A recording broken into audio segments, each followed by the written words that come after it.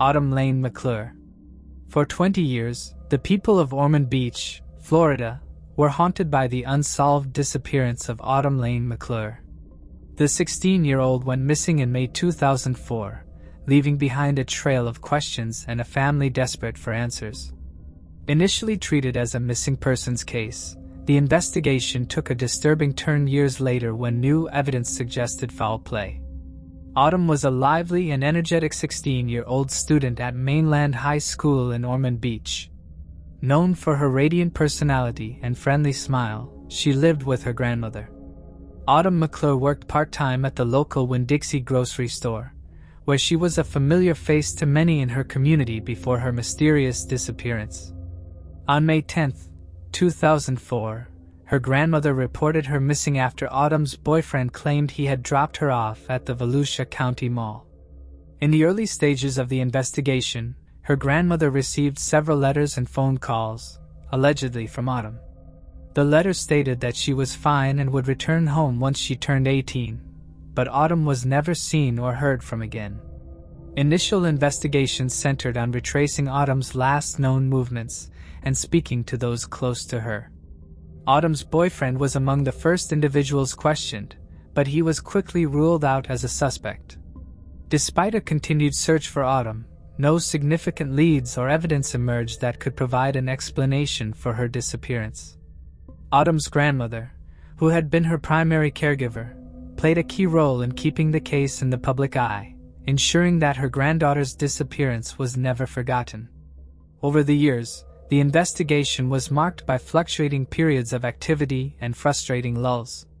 However, investigators remained committed, periodically re-interviewing witnesses, gathering DNA from family members, and pursuing any new leads that emerged. One lead came in 2016 when Autumn's former boyfriend, previously thought to have dropped her at the mall, confessed to investigators that he had actually dropped her off at the Seabreeze Bridge. She was then picked up from there by her grocery store coworker, Jessica Freeman. Detectives learned that Autumn had been staying with Jessica and her boyfriend, Brian Donnelly, who at the time was 31 years old. The couple admitted that Autumn had stayed with them for a brief time because she was allegedly having problems at home with her grandmother. They provided little information that could help investigators locate Autumn, claiming ignorance. Interviews with Jessica in 2018, who was living in Nevada at the time, yielded no new information. She continued to deny any knowledge of Autumn's fate. It was not until several years later that the case saw a significant breakthrough. In 2021, authorities received a crucial tip that would break the case wide open. Chris Miller, a relative of Jessica and Brian, came forward, blaming that either or both of them were involved in a teenage girl's demise in Volusia County. This tip reopened the case with renewed determination. It led to a controlled call set up by the police. Jessica then admitted that she saw Brian Donnelly end Autumn's life. Donnelly passed away during a medical procedure on May 26, 2022 without facing charges. In the wake of his passing, detectives re-interviewed Jessica, who was granted immunity by prosecutors. After securing her immunity deal, she confessed that Autumn had been living with herself and Donnelly in the Shady Oaks mobile home park. Autumn was involved in an inappropriate and intimate relationship with them before her disappearance. Jessica also told investigators that she had seen Donnelly choking Autumn in their trailer's bathroom, but by the time she intervened, Autumn was already lifeless. He then threatened Jessica, saying that she would face the same consequences if she went to the police. Authorities said they believed the motive was Autumn's plan to go back home, and Donnelly was afraid if she returned home and disclosed their relationship, he would face charges. Jessica also provided investigators with crucial information on the location where Autumn's body would be buried. She pinpointed the place to the 1300 block of Hand Avenue in Ormond Beach. She recalled how Brian Donnelly had revisited the property in late 2021 or early 2022. He had seemed satisfied to find that a new home was being constructed over the area where he had allegedly hidden Autumn's body. In 2023, authorities were able to cooperate with the new owner of a trailer home on the property to conduct an excavation. Utilizing ground-penetrating radar, investigators found irregularities in the soil beneath where the trailer once stood. 20 years after her disappearance, in 2024, the meticulous search allowed investigators to recover 99.9% of Autumn's remains. The discovery of her remains has offered a small sense of peace for her twin brother and the rest of her living family members, who have endured years of uncertainty and pain. While the recovery of her remains and Jessica's confession does provide long-awaited answers, it also gives the family a chance to finally mourn and honor Autumn's memory properly.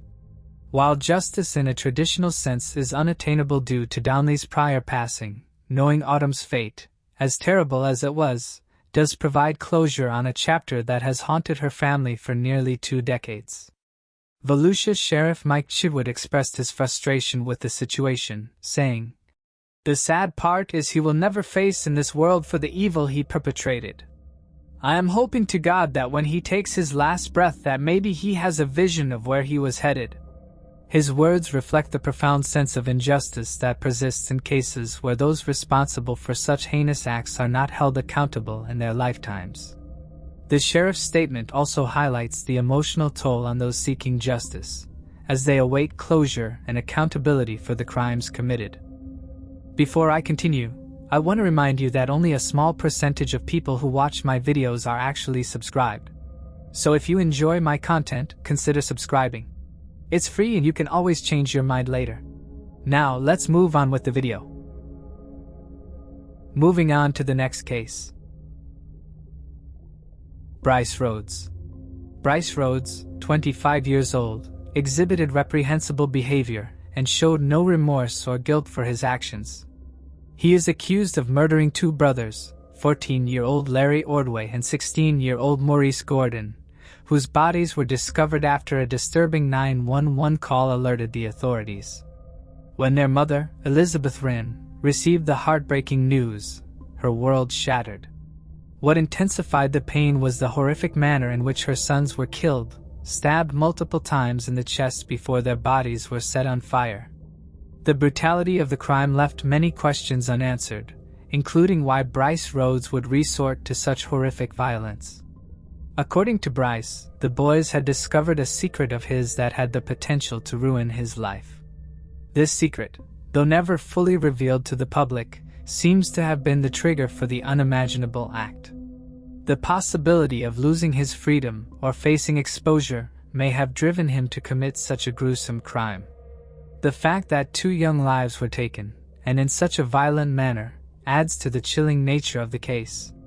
It raises the question of whether the secret Bryce feared was truly worth the lives of the 2 boys.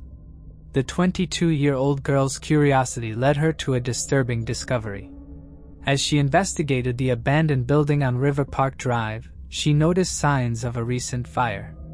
The building, which had appeared intact the day before, was now charred and damaged, suggesting that something violent had occurred. Her decision to investigate further would later be recognized as a key turning point in a chilling case that would unfold. Upon further investigation, it became clear that the fire was connected to a much larger and more horrifying series of events. It would soon be revealed that the fire had been deliberately set, and it was linked to the gruesome murders of Larry Ordway and Maurice Gordon.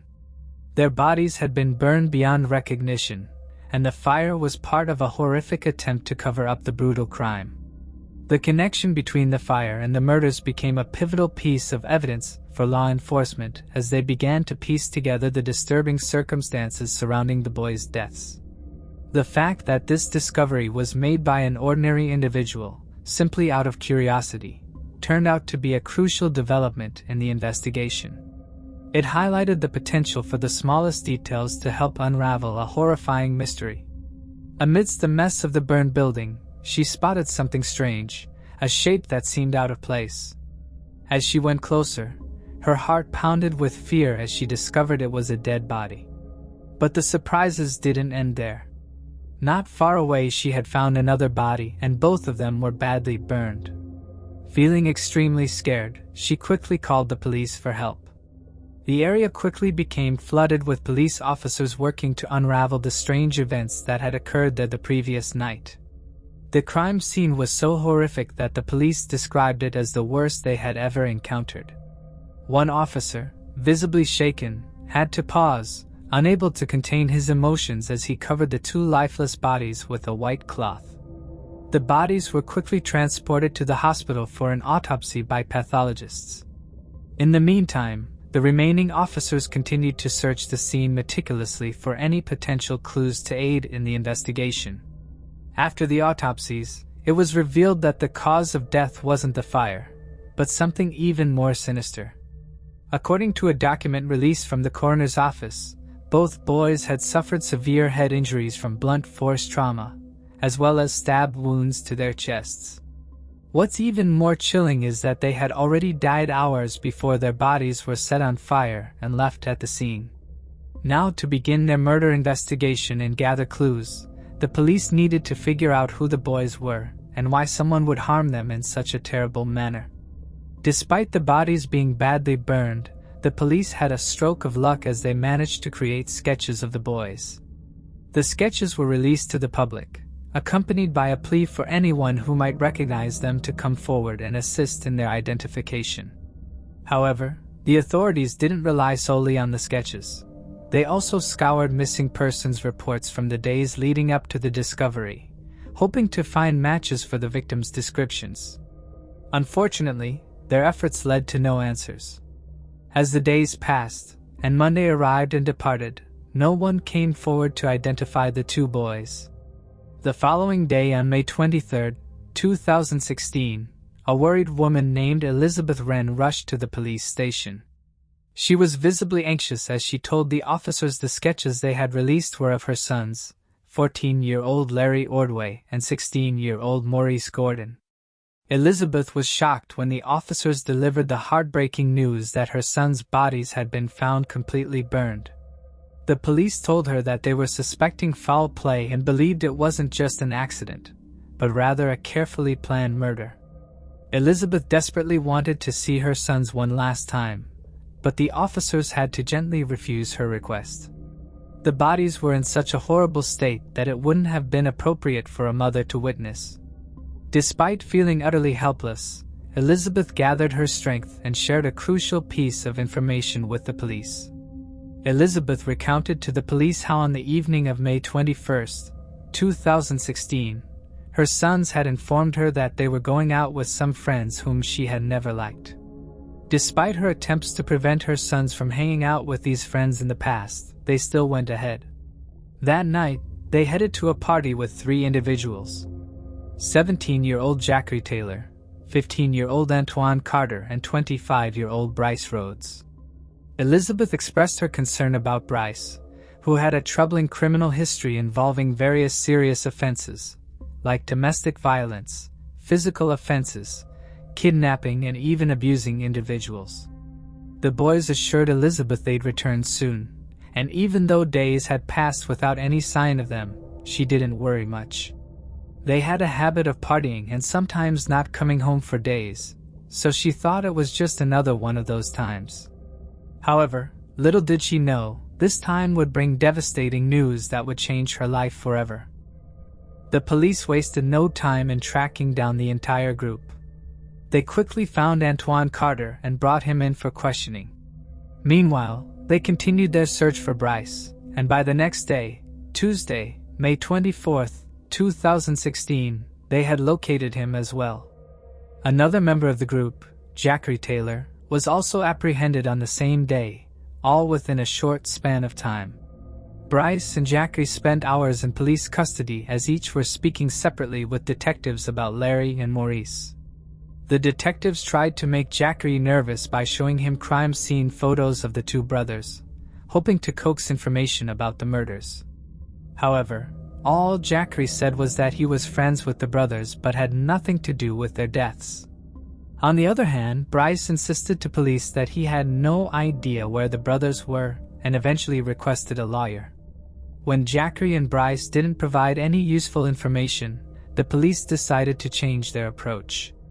During separate interviews with Nguyen, they noticed a difference in his demeanor. That's when Nguyen finally opened up about what exactly happened on the evening of May 21st. He explained that Bryce had called him and Jackery to his apartment that evening.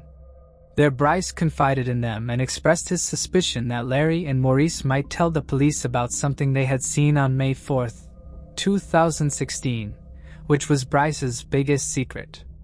Bryce managed to persuade Jackery and Nguyen to assist him with a plan that involved something terrible, killing the brothers.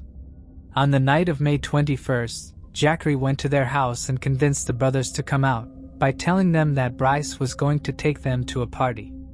Larry and Maurice were a bit unsure at first, but eventually they agreed to go along. As they had left the house, they assured their mother Elizabeth that they would be back later that night. The group had driven to Bryce's house, which he shared with his mother, who happened to be out of town that weekend. As the boys settled in, they began hanging out and having a good time, just like any other party. But Larry and Maurice had no idea that there was something sinister brewing behind the scenes. Suddenly, out of nowhere, an argument broke out among the group and ruined the fun atmosphere of the party. Nguyen told the police that Jackery accused the brothers that they had stolen money from Bryce. When Jackery confronted Maurice about the theft, he became furious. At that moment, Maurice felt threatened and could sense the danger, so he grabbed a knife to save him and his brother, which escalated the whole situation. Nguyen stated that when Maurice pulled out the knife, Bryce quickly stepped in and took it away. Then they both managed to overpower the brothers and tied them up with belts. They separated Larry from Maurice so that both brothers wouldn't be able to fight back and left him in the bathroom, while Bryce brought Maurice to his knees in the living room. Maurice pleaded for their lives, but Bryce demanded that he beg for forgiveness. It was a tense moment as Jackery and Nguyen watched Maurice tearfully beg for forgiveness, hoping to save himself and his brother from whatever was about to happen next.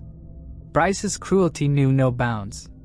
After laying a blanket on the floor under Maurice, he had covered his head with stockings and shoved a rag into his mouth. Then, in a shocking act of violence, Bryce began mercilessly beating Maurice and stabbing him over and over again in the chest.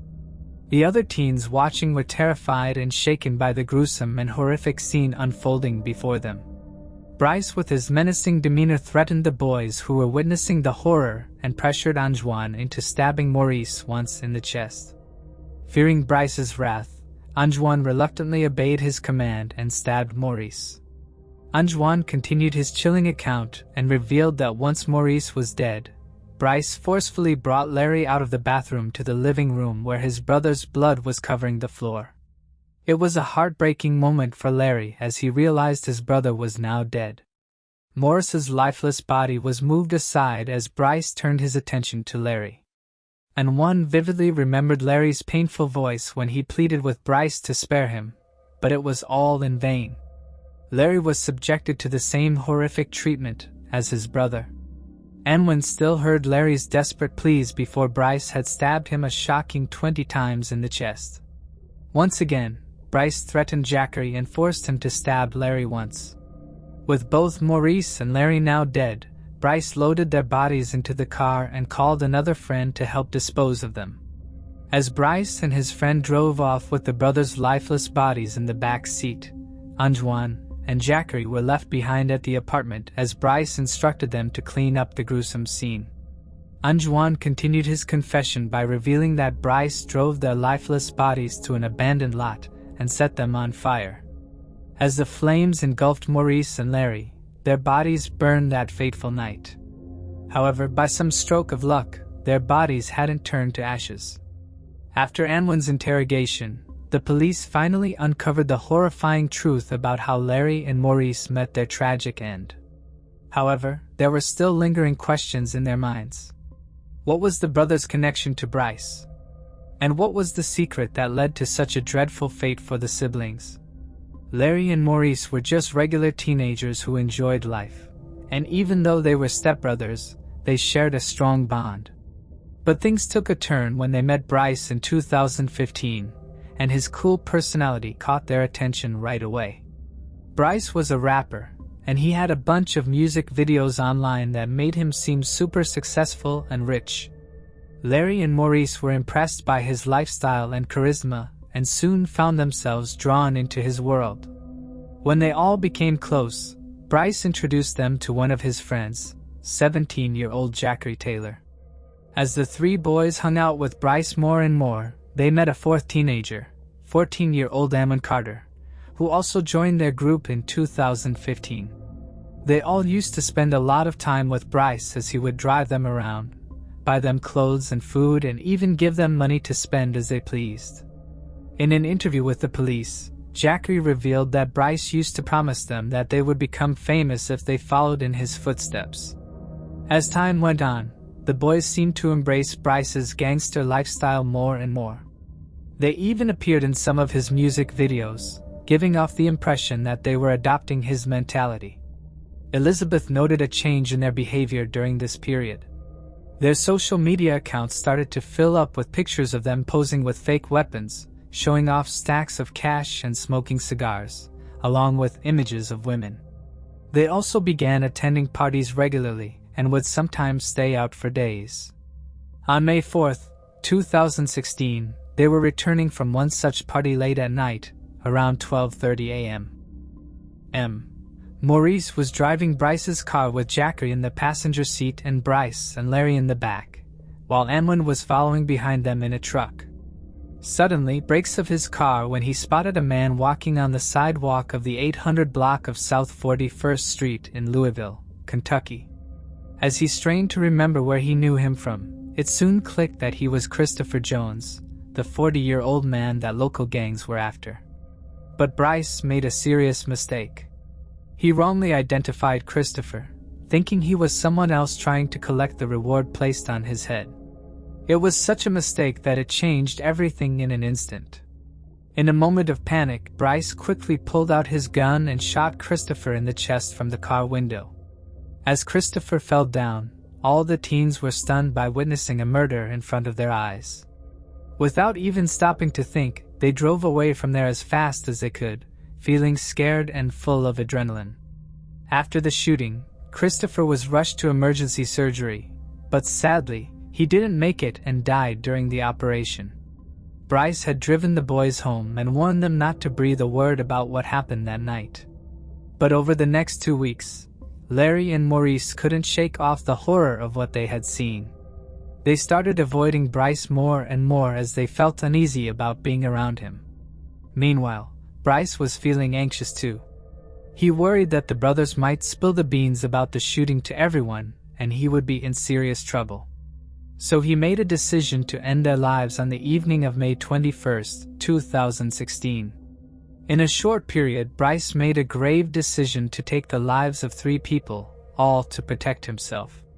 But now the consequences of his actions are closing in on him.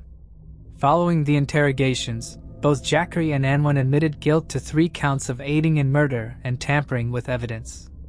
Because they were under 18 years old, they were sentenced to serve 10 years in juvenile detention centers, with the remainder to be served in adult prisons once they turned 18.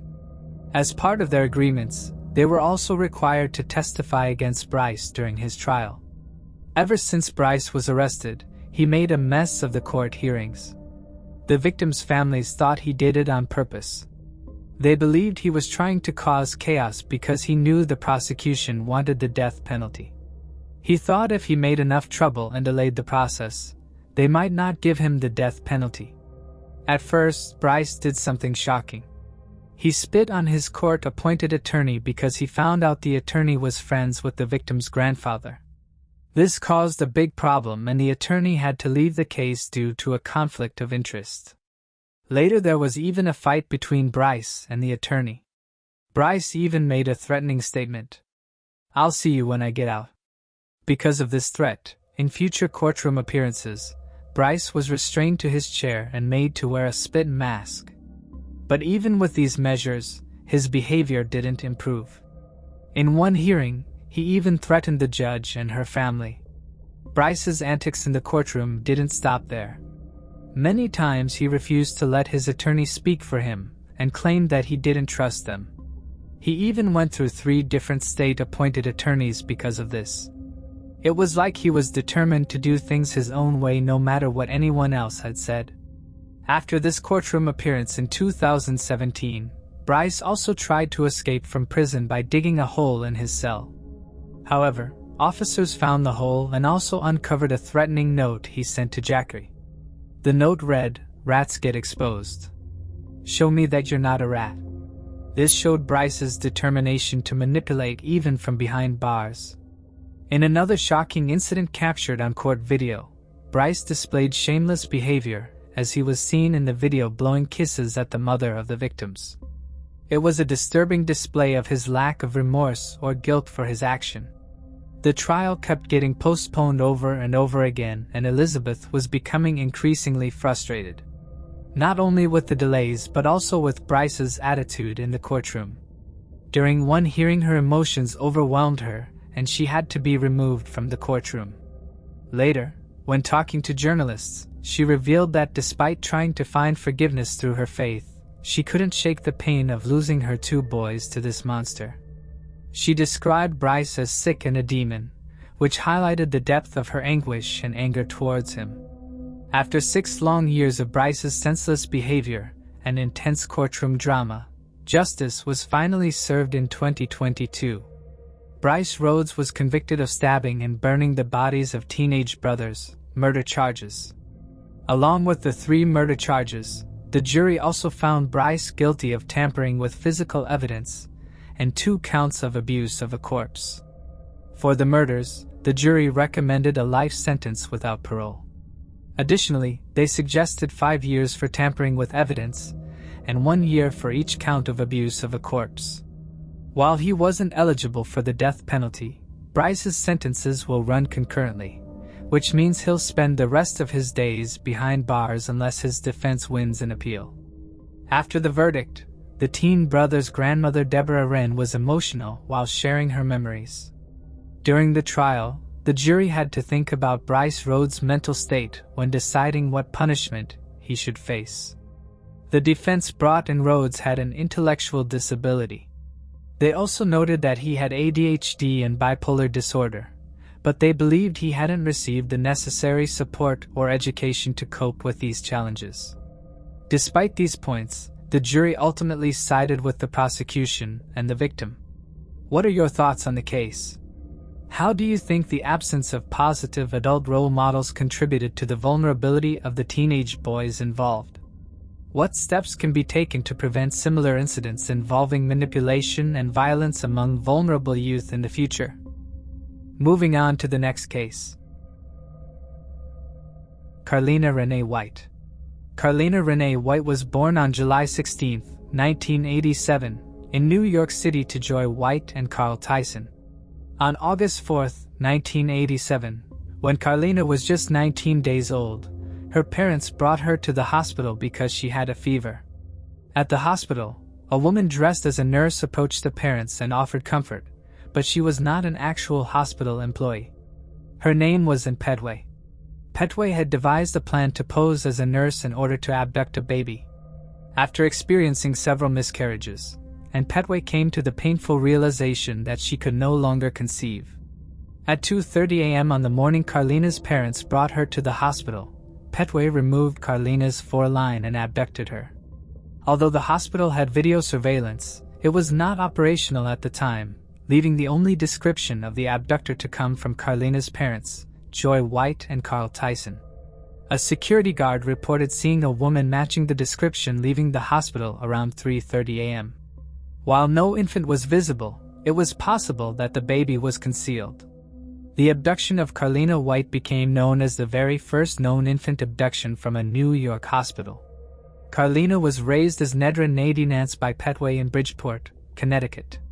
This was about 45 miles from where her parents lived. Carina attended Thomas Hooker School and graduated from Warren Harding High School. Petway and Carina later moved to Atlanta, Georgia. Carina did grow suspicious in her teens that Petway was not her biological mother because she was not able to provide a birth certificate. In 2005, Carina was pregnant. She asked Petway to give her the birth certificate so that she could apply for health insurance. Petway then obtained a forged Connecticut birth certificate. When Carina attempted to use it, the officials told her that it was a forged document.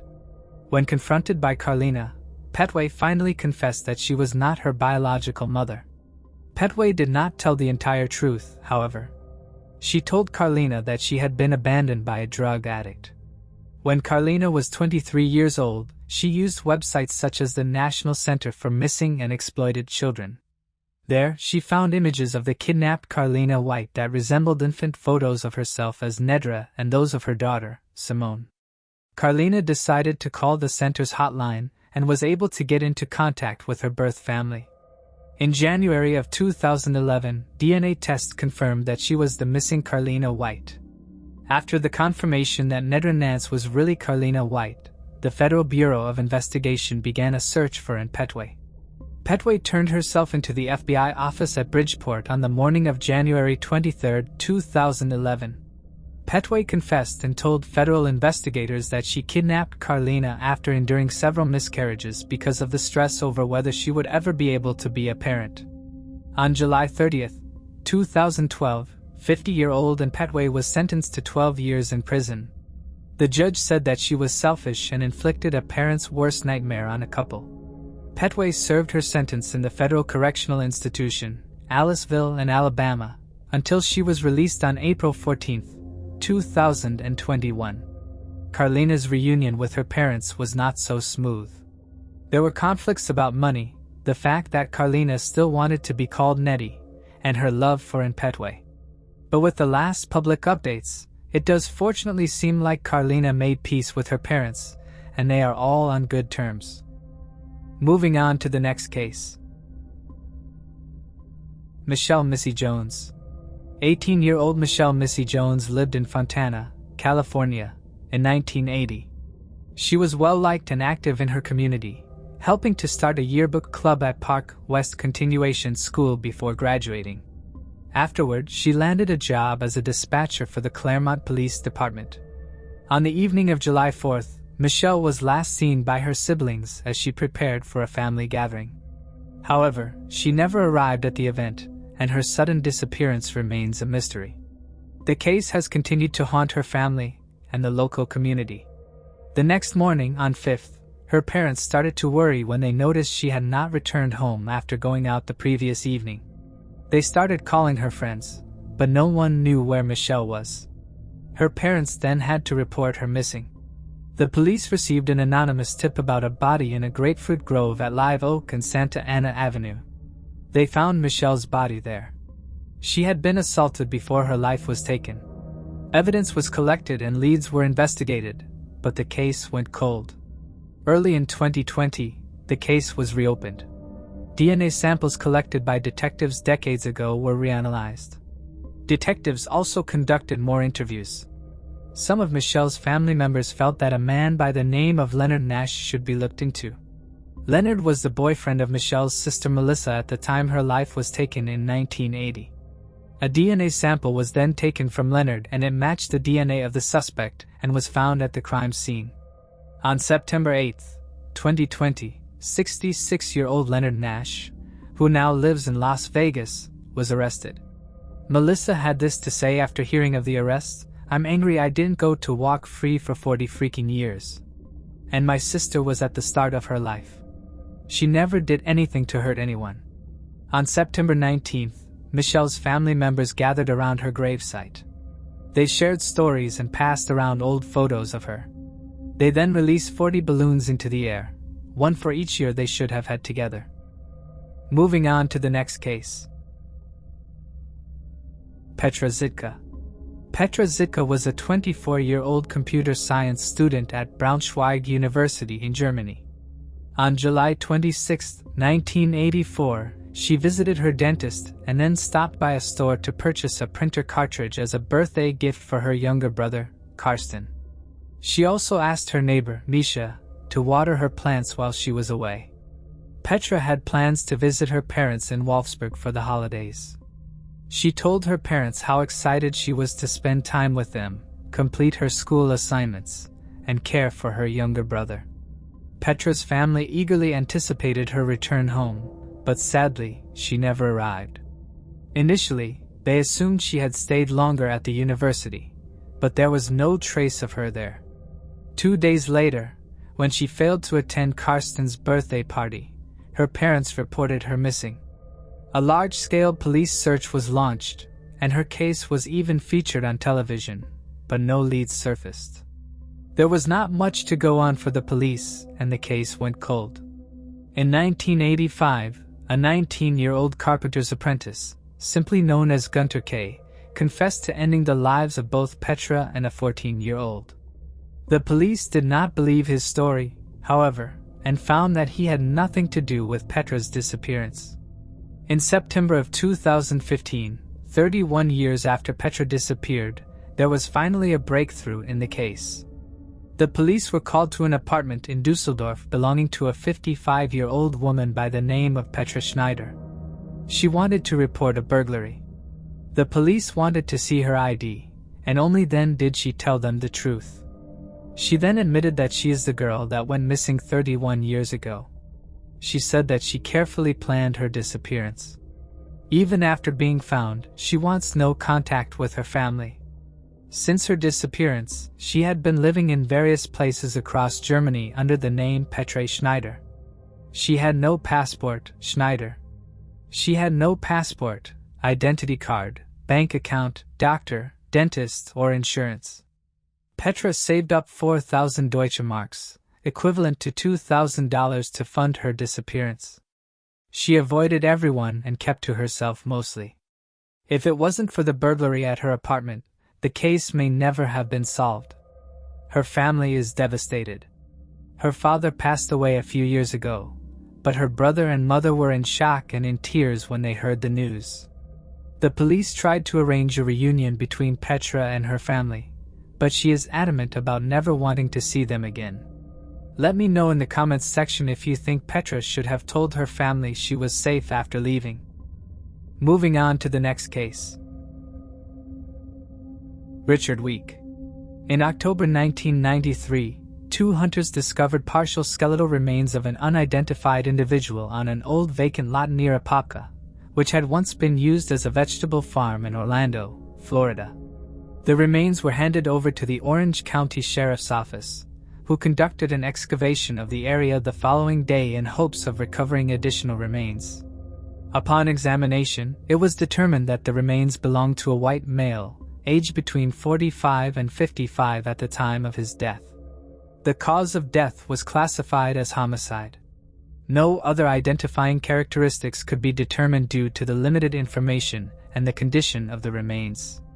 Details of the case were entered into the National Missing and Unidentified Persons System. Despite the efforts of law enforcement, the man's identity remained unknown for over 3 decades. In 2023, the Orange County Sheriff's Office submitted forensic evidence to Othram.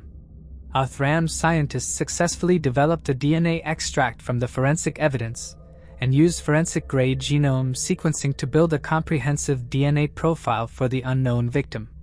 Once the profile was successfully built, Othram's in-house forensic genetic genealogy team produced new investigative leads that were provided to the Orange County Sheriff's Office.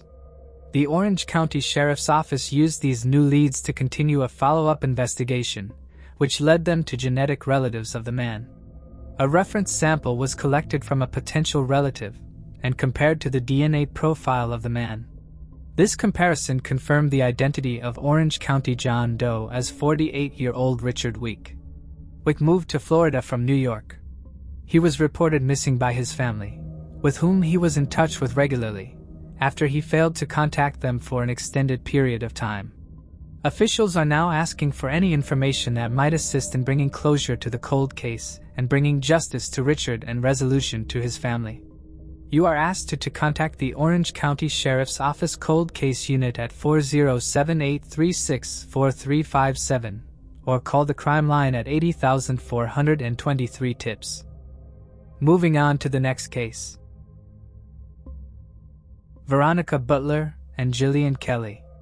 In late March 2024, the normally quiet town of Hugoton, Kansas was shaken by the mysterious disappearance of two mothers, Veronica Butler and Jillian Kelly. What began as an ordinary trip took a sinister turn when their car was found abandoned on a remote road, leaving behind more questions than answers. With minimal evidence but growing suspicions, law enforcement launched an investigation that crossed state lines. As the case shifted towards suspected foul play, arrests were made, one of which involved an individual closely connected to the personal life of one of the missing women. Veronica Butler, born in 1996 in Oklahoma, grew up primarily in Nguyen.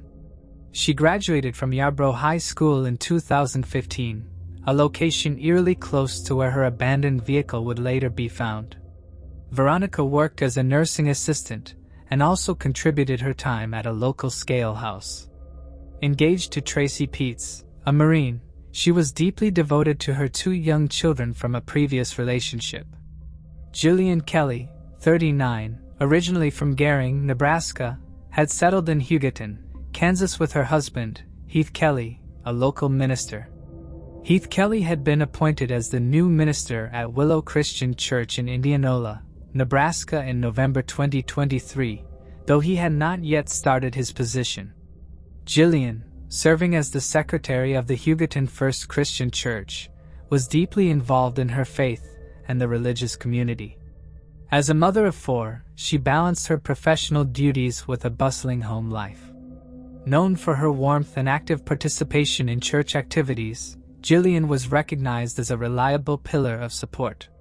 She mentored her peers and was always willing to lend a hand or a listening ear to those in need. Veronica Butler and Jillian Kelly were more acquaintances than close friends, though their lives intersected through their shared involvement in the First Christian Church in Hugoton. While they weren't extremely close, Jillian had been appointed as one of the court-ordered supervisors for the visitations between Veronica and her children. At the time, Veronica's children were residing with a grandparent in Eva, Oklahoma. On March 30, 2024, Veronica Butler and Jillian Kelly embarked on what was intended to be a routine trip from Yucatan, Kansas to Eva, Oklahoma. The purpose of the journey was for Veronica to pick up her 2 children, with plans to celebrate her daughter's 6th birthday. Veronica's son, who was 8 years old, was also part of the trip. This 45-minute drive was one Veronica, as a dedicated mother, frequently made. It was a day that began like any other with both women preparing for the drive. They left early, planning to return the same day as they had done on numerous occasions. This time, unbeknownst to the 2 moms, the routine trip would take an unexpected and tragic turn. As night fell and neither woman made it to their destination or returned home, their family and friends began to worry. This led to a search that would soon escalate into a full investigation by the Oklahoma State Bureau of Investigation, OSBI. The last confirmed sighting of Veronica Butler and Jillian Kelly was when they left Yucatan. Their phone records showed that their devices were still active and transmitting signals until around 9:42 a.m. After that time, both phones ceased transmitting and were no longer detected by the networks. Later that same day, their car was discovered abandoned on a dirt path, about 1,000 feet off Oklahoma State Highway 95 and Road L, south of Elkhart, Kansas. This location was not far from Yarborough School, where Veronica had graduated. The school was closed on Monday, April 1st out of an abundance of caution and reopened but remained on lockdown Tuesday, given the unknown nature of the missing persons incident.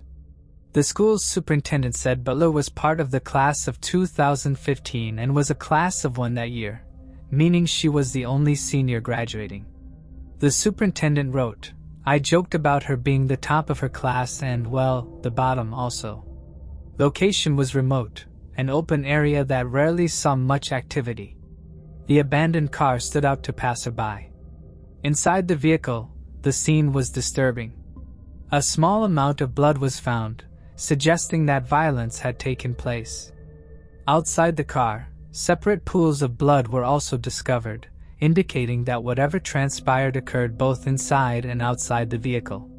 The doors of the car were left open, implying that the occupants may have been forced out abruptly or had fled in haste. Veronica's glasses were also found in the roadway near a broken hammer. A pistol magazine was found inside Jillian's purse at the scene. No pistol was found. The area surrounding the car was vast and open and offered no immediate clues or witnesses. This isolation only heightened concerns about what might have happened to Veronica and Jillian. From the very beginning, authorities deemed the disappearance suspicious and ramped up their efforts. Search teams scoured fields and forests, while investigators canvassed the surrounding area in search of any clues that could illuminate the women's final known movements.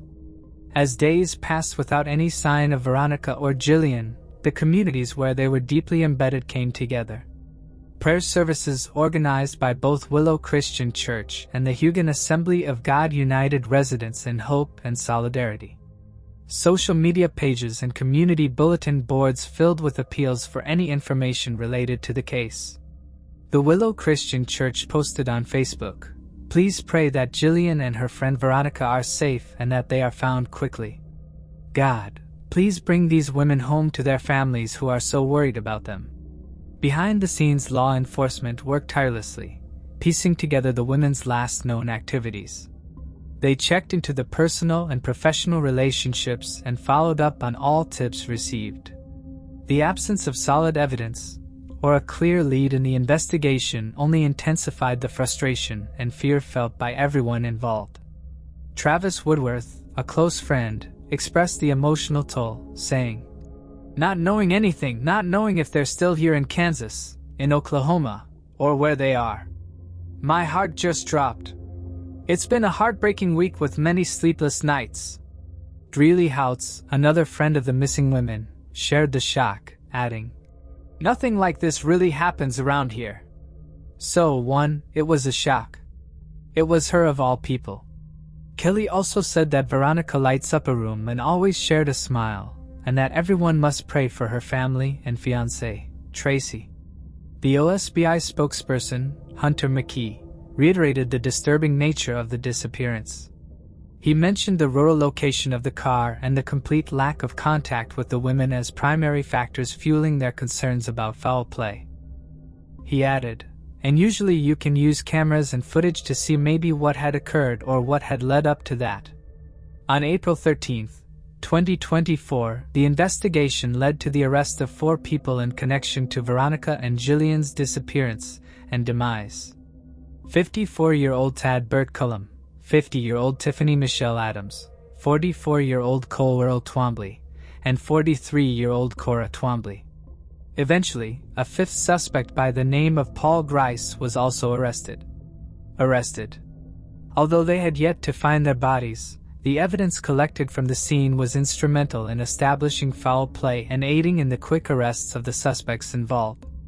Hunter McKee said that the evidence that was discovered inside of that abandoned vehicle and around it were able to help our investigators determine that there was foul play involved.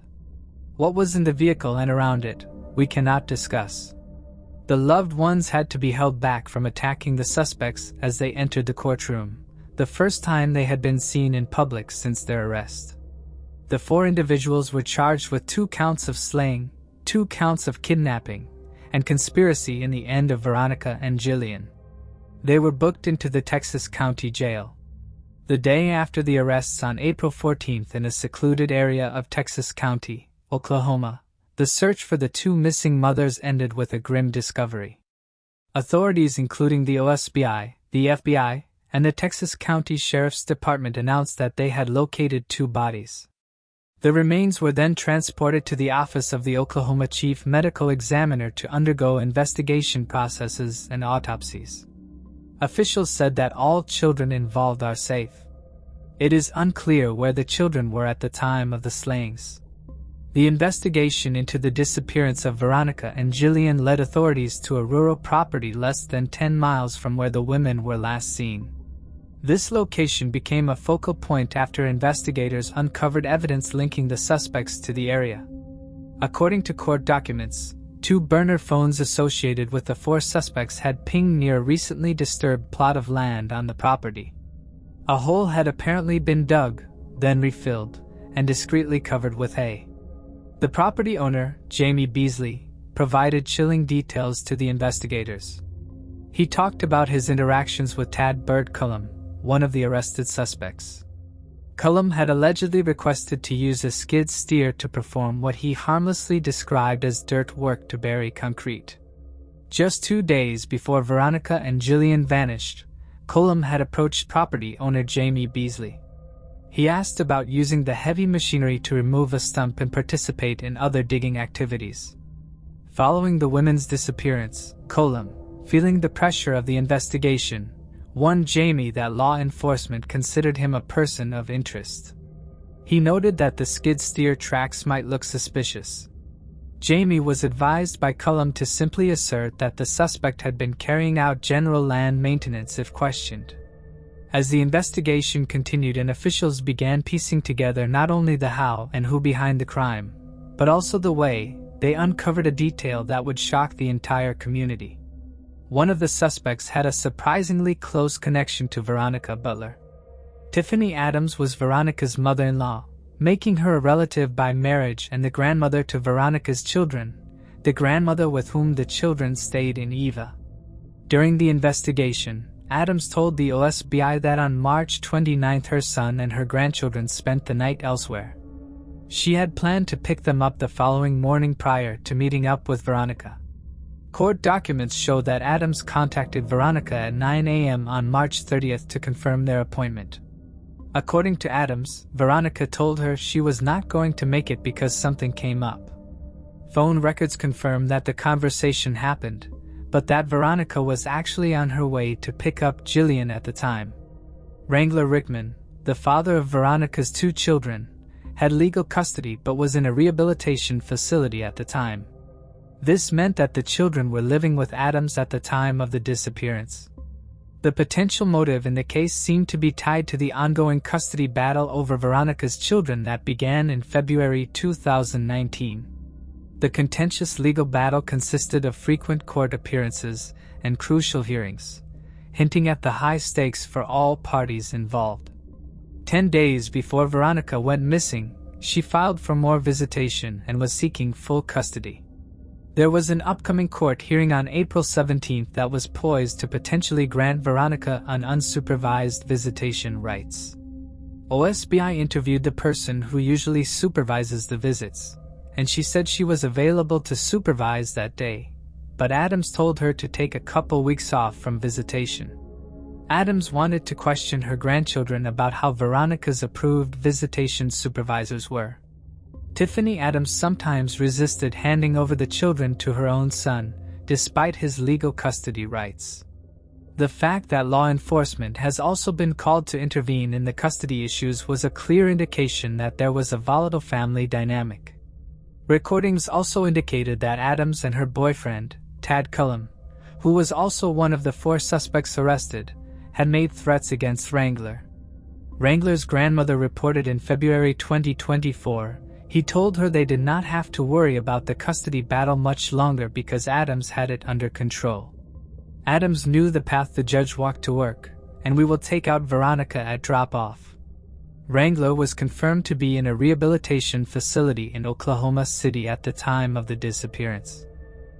After obtaining a search warrant for Adams' phone on April 1, OSBI agents discovered searches related to tasers, gun shops, prepaid phones, and methods to lure someone from their home.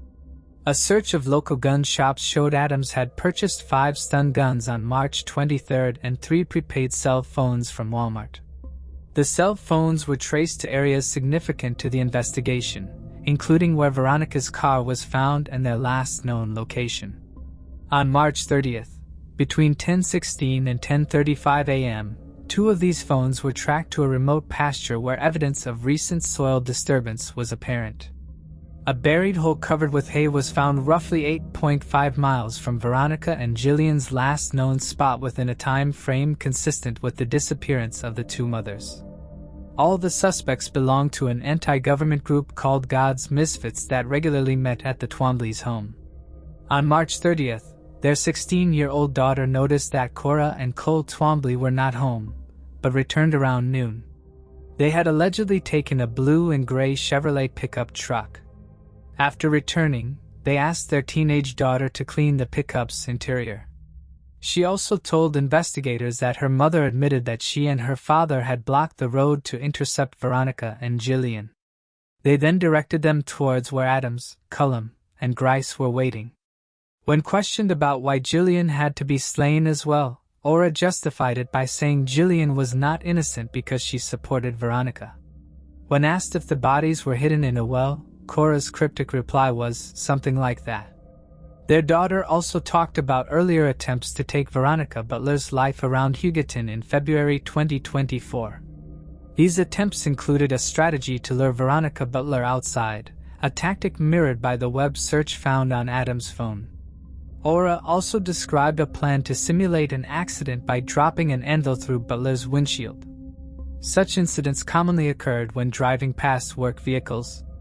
Prosecutors say there had been many attempts to take Veronica's life. Other court documents show the years of turmoil between Veronica and Adams. Efforts to secure a protection order did not get a judge's approval. Kaysen spoke with Clinton Butler, Veronica's father. When asked if he felt the justice system failed his daughter, he responded 100%. A celebration of life service was held for Jillian on April 28 and for Veronica on May 3. Rice, 31, made his first court appearance in Texas County, Oklahoma on May 1, 2024. It is unclear why the police did not arrest Grice when the others were arrested. His arrest came 9 days later. He admitted that he was a part of the planning, slaying, and burial of Veronica and Jillian. During the hearing, he was denied bail. According to the motion, there were 3 reasons involved in the decision. Proof of guilt is evident, violent offenses are believed to have happened, and he is facing a maximum sentence of life or life without parole. He will get a public defender since he said he cannot afford to hire his own. According to Adams' affidavit, she also did provide a recorded statement to law enforcement indicating her responsibility for the slaying of the deceased. Veronica and Jillian were more than victims in a sensational case. They were individuals with hopes, dreams, and loved ones. This case serves as a reminder of the devastating impact that crime has on victims and their families, going far beyond the headlines and courtrooms. For the public and the loved ones of the victims, the wait for the trial and its outcome can be an agonizing period filled with uncertainty. As the legal process unfolds, they must grapple with the slow pace of judicial proceedings. It can often feel frustratingly sluggish compared to the immediate impact and emotional upheaval caused by the crime. The hope for all is that justice for Veronica Butler and Jillian Kelly will be served. There is an effort in Kansas to make sure the names of Veronica and Jillian are not forgotten. Hamlin and Beth Beard, co-owners of Maine Revelation, a small business in Yucatan, have launched a t-shirt campaign to support the families of Veronica and Jillian. The t-shirts feature Jillian's favorite Bible verse on the back, and all proceeds will go directly to the victims' families. Rice is expected to return to court on May 15th, alongside the other 4 individuals who have been arrested and charged in connection with the case. Moving on to the next case. Wanda Lee Brewer. In September 1979, a hunter discovered skeletal remains along Highway 175 between mile markers 0.80 and 0.83 in Lake County, California, just northwest of Sacramento. Investigators responded to the scene and determined the remains belonged to a female whose ancestry could not be definitively identified. The woman was estimated to be between 25 and 35 years old at the time of her death, which was believed to have occurred between 1976 and 1979.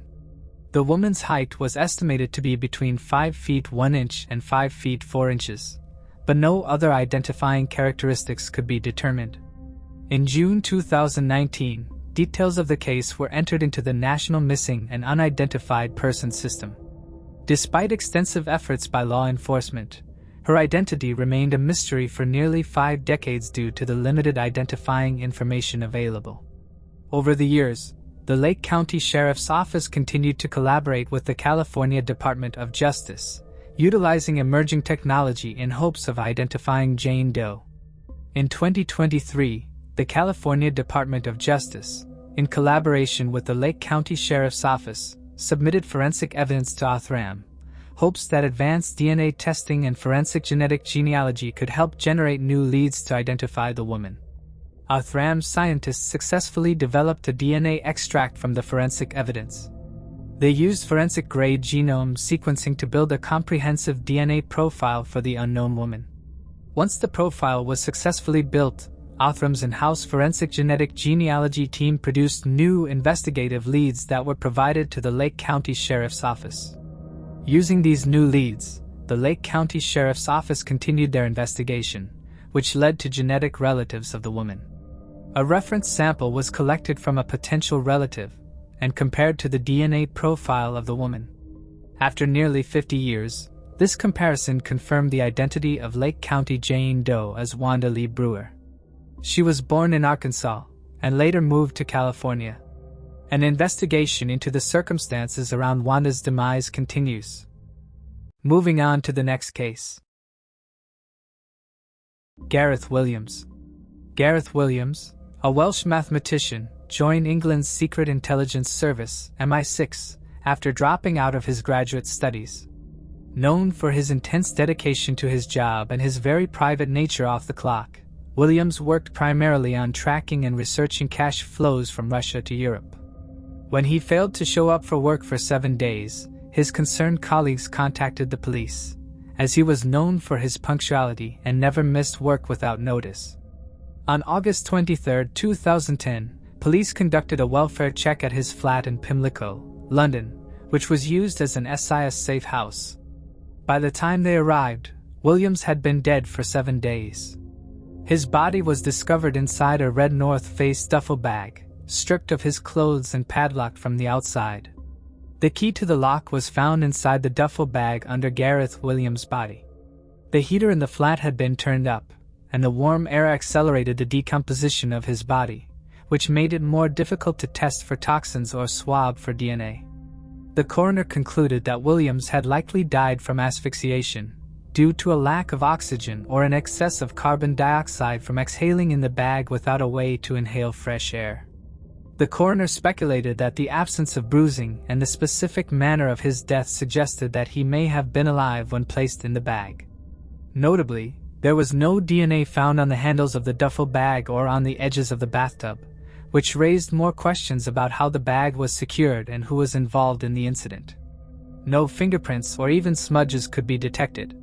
This further indicated a clean-up after the fact. Williams was last seen alive on August 15th, but not reported missing until August 23rd.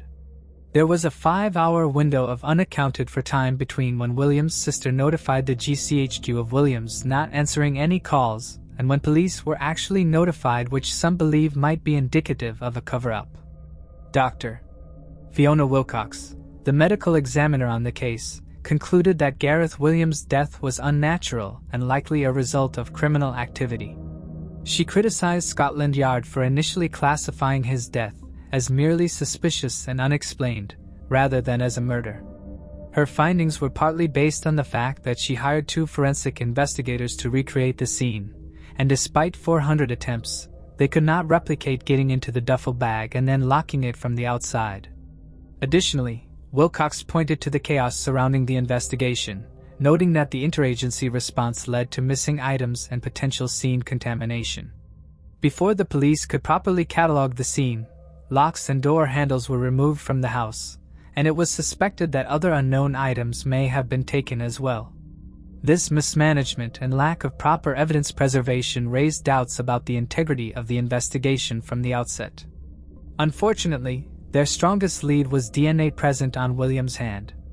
For many months the DNA was investigated as the lab had coded it as being unidentifiable, but later it would be found that this supposed key piece of evidence was simply contamination from the crime scene investigation team that first responded to the body. As that was the only DNA sample found, the realization would be a blow to the investigation as no other leads existed. To outside observers it would seem obvious that Williams' death was not an accident at all, but some background evidence focused on by critics of the investigation attempt to throw into question the highly private spy's sexual proclivities. Williams' old landlady testified that her husband and she were awoken by Williams' screams one night, and after rushing to his bedroom, the landlady found William tied to the bed and unable to escape. He apologized profusely and said that he had tied himself up just to see if he could escape and that he would never try something like that again. Whether this act of tying oneself up was sexual in nature or the research of a spy about to be operationally deployed is unknown. The self-asphyxiation angle is furthered by rumors of Williams visiting websites that featured bondage, and some critics of Williams say that predilection could have led to an interest in erotic confinement, which could have led to Williams attempting to tie himself up on the bed as the landlady found, which could have led him to trying to confine himself into a bag. A far-fetched theory indeed. However, this angle is vehemently ruled out by the medical examiner, who insists that this is not a case of autoerotic containment or asphyxiation. Dr. Wilcox, the coroner, however, does not believe that any sort of autoerotic asphyxiation was involved, and that since Williams was, quote, a scrupulous risk assessor, any attempts to get himself into the bag would have been combined with his possessing of a knife for escape. Another angle focuses on multiple Russian embassy cars parked in the vicinity of Williams' house just days prior to his death. As Williams' work was primarily centered around Russian criminal activity and money laundering, he was understandably a target. Additionally, the method of killing is consistent with Russian intelligence modus operandi, poisoning with an unknown biochemical agent. Boris Karpychkov, an ex-KGB agent that served for more than 10 years and ranked as a KGB major, and who is now in the UK's version of witness protection, has a new identity and tells the real story behind Williams' death. While it most certainly wasn't caused by Williams' sexual proclivities, it did involve the KGB blackmailing him with scandalous photos in order for him to become a double agent. Allegedly, Williams was befriended by a fellow GCHQ colleague named Orion, who was actually a double agent for the Russians. Orion introduced Williams to a third party with whom Williams supposedly had a friendly connection. This Lucas wined and dined Williams, but later spiked his drink and took him to a separate location where he was filmed next to a man and woman who were supposedly in a scandalous position, the specifics which are unknown. Once Williams had come around, the compromising footage was then used as blackmail for Williams to also become a double agent, but this attempt was unsuccessful and the two parted ways. But before leaving, Williams made it clear that any more attempts to blackmail him would result in Orion being reported to MI6 as a Russian double agent. On August 16th, Lucas came back to the flat and somehow drugged Williams in order to kill him. This would prevent any further threats to the valuable Russian mole in GCHQ, who to this day is only known as Orion. Outrageous and fear-inducing assassinations used to deter other detractors to the Russian cause are a common way to die for anyone associated with the Russian KGB. Alexander Litvinenko, a Russian agent who received political asylum in the UK, was killed in London just 4 years earlier using a rare radioactive isotope. Inspector Sutton postulates that, quote, if the motive for Gareth's death was around his job, then poison becomes much more likely. The former KGB agent Karpychkov speculates that having Williams' body displayed in such a scandalous way was meant to send a message to future people refusing to become double agents. Despite the overwhelming evidence pointing to foul play, and likely due to pressure to close the case, London police concluded in November 2012 that Gareth Williams had likely gotten into the duffel bag by himself and simply couldn't get out. This theory, which was met with skepticism by many, suggested that Williams somehow climbed into the bag and locked himself in, but then was unable to escape, leading to his tragic death. Critics of this conclusion argued that it did not align with the forensic evidence or the circumstances of the case, and many felt that the investigation had been mishandled, leaving critical questions unanswered. Before I continue, I want to remind you that only a small percentage of people who watch my videos are actually subscribed. So if you enjoy my content, consider subscribing. It's free and you can always change your mind later. Now let's move on with the video. Moving on to the next case. Gary Mathias. In 1978, 5 friends who shared a passion for basketball embarked on a trip to a nearby town to watch a game featuring one of their favorite teams. What was meant to be a joyful outing quickly turned into a nightmare when, for reasons still unknown, they ended up on a remote, steep mountain road where their car became stuck. The group abandoned the vehicle, and in the months that followed, 4 of the men were found dead in various locations throughout the area. Decades later, the enigma of what happened to the Yuba County Five continues to baffle authorities and captivate online sleuths. Gary Mathias began showing signs of mental illness while still in high school and was even hospitalized around the age of 16. After leaving school, he joined the U.S. Army but struggled with drug abuse throughout his time in service. Eventually, he was diagnosed with paranoid schizophrenia and received a psychiatric discharge from the military.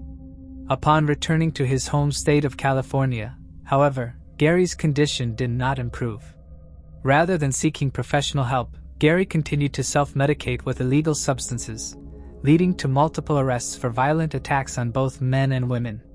In 1974, he managed to escape from a mental hospital while wearing pajamas and hitchhiked roughly 100 miles back to his home. In another escape, he walked 540 miles from Portland, Oregon, to Marysville, California. Eventually, Gary decided to seek proper treatment and began taking medication for his schizophrenia. This led to a noticeable improvement in his behavior.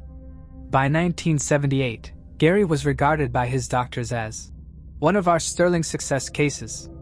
He was able to maintain a job at his stepfather's gardening business, which supplemented his disability payments from the Army. For the 2 years leading up to his disappearance, his behavior was reportedly excellent by all accounts. In the months prior to vanishing, Gary formed friendships with 4 other men. The group, often affectionately referred to by their families as the Boys, all lived with their parents in Yuba City and Marysville, California.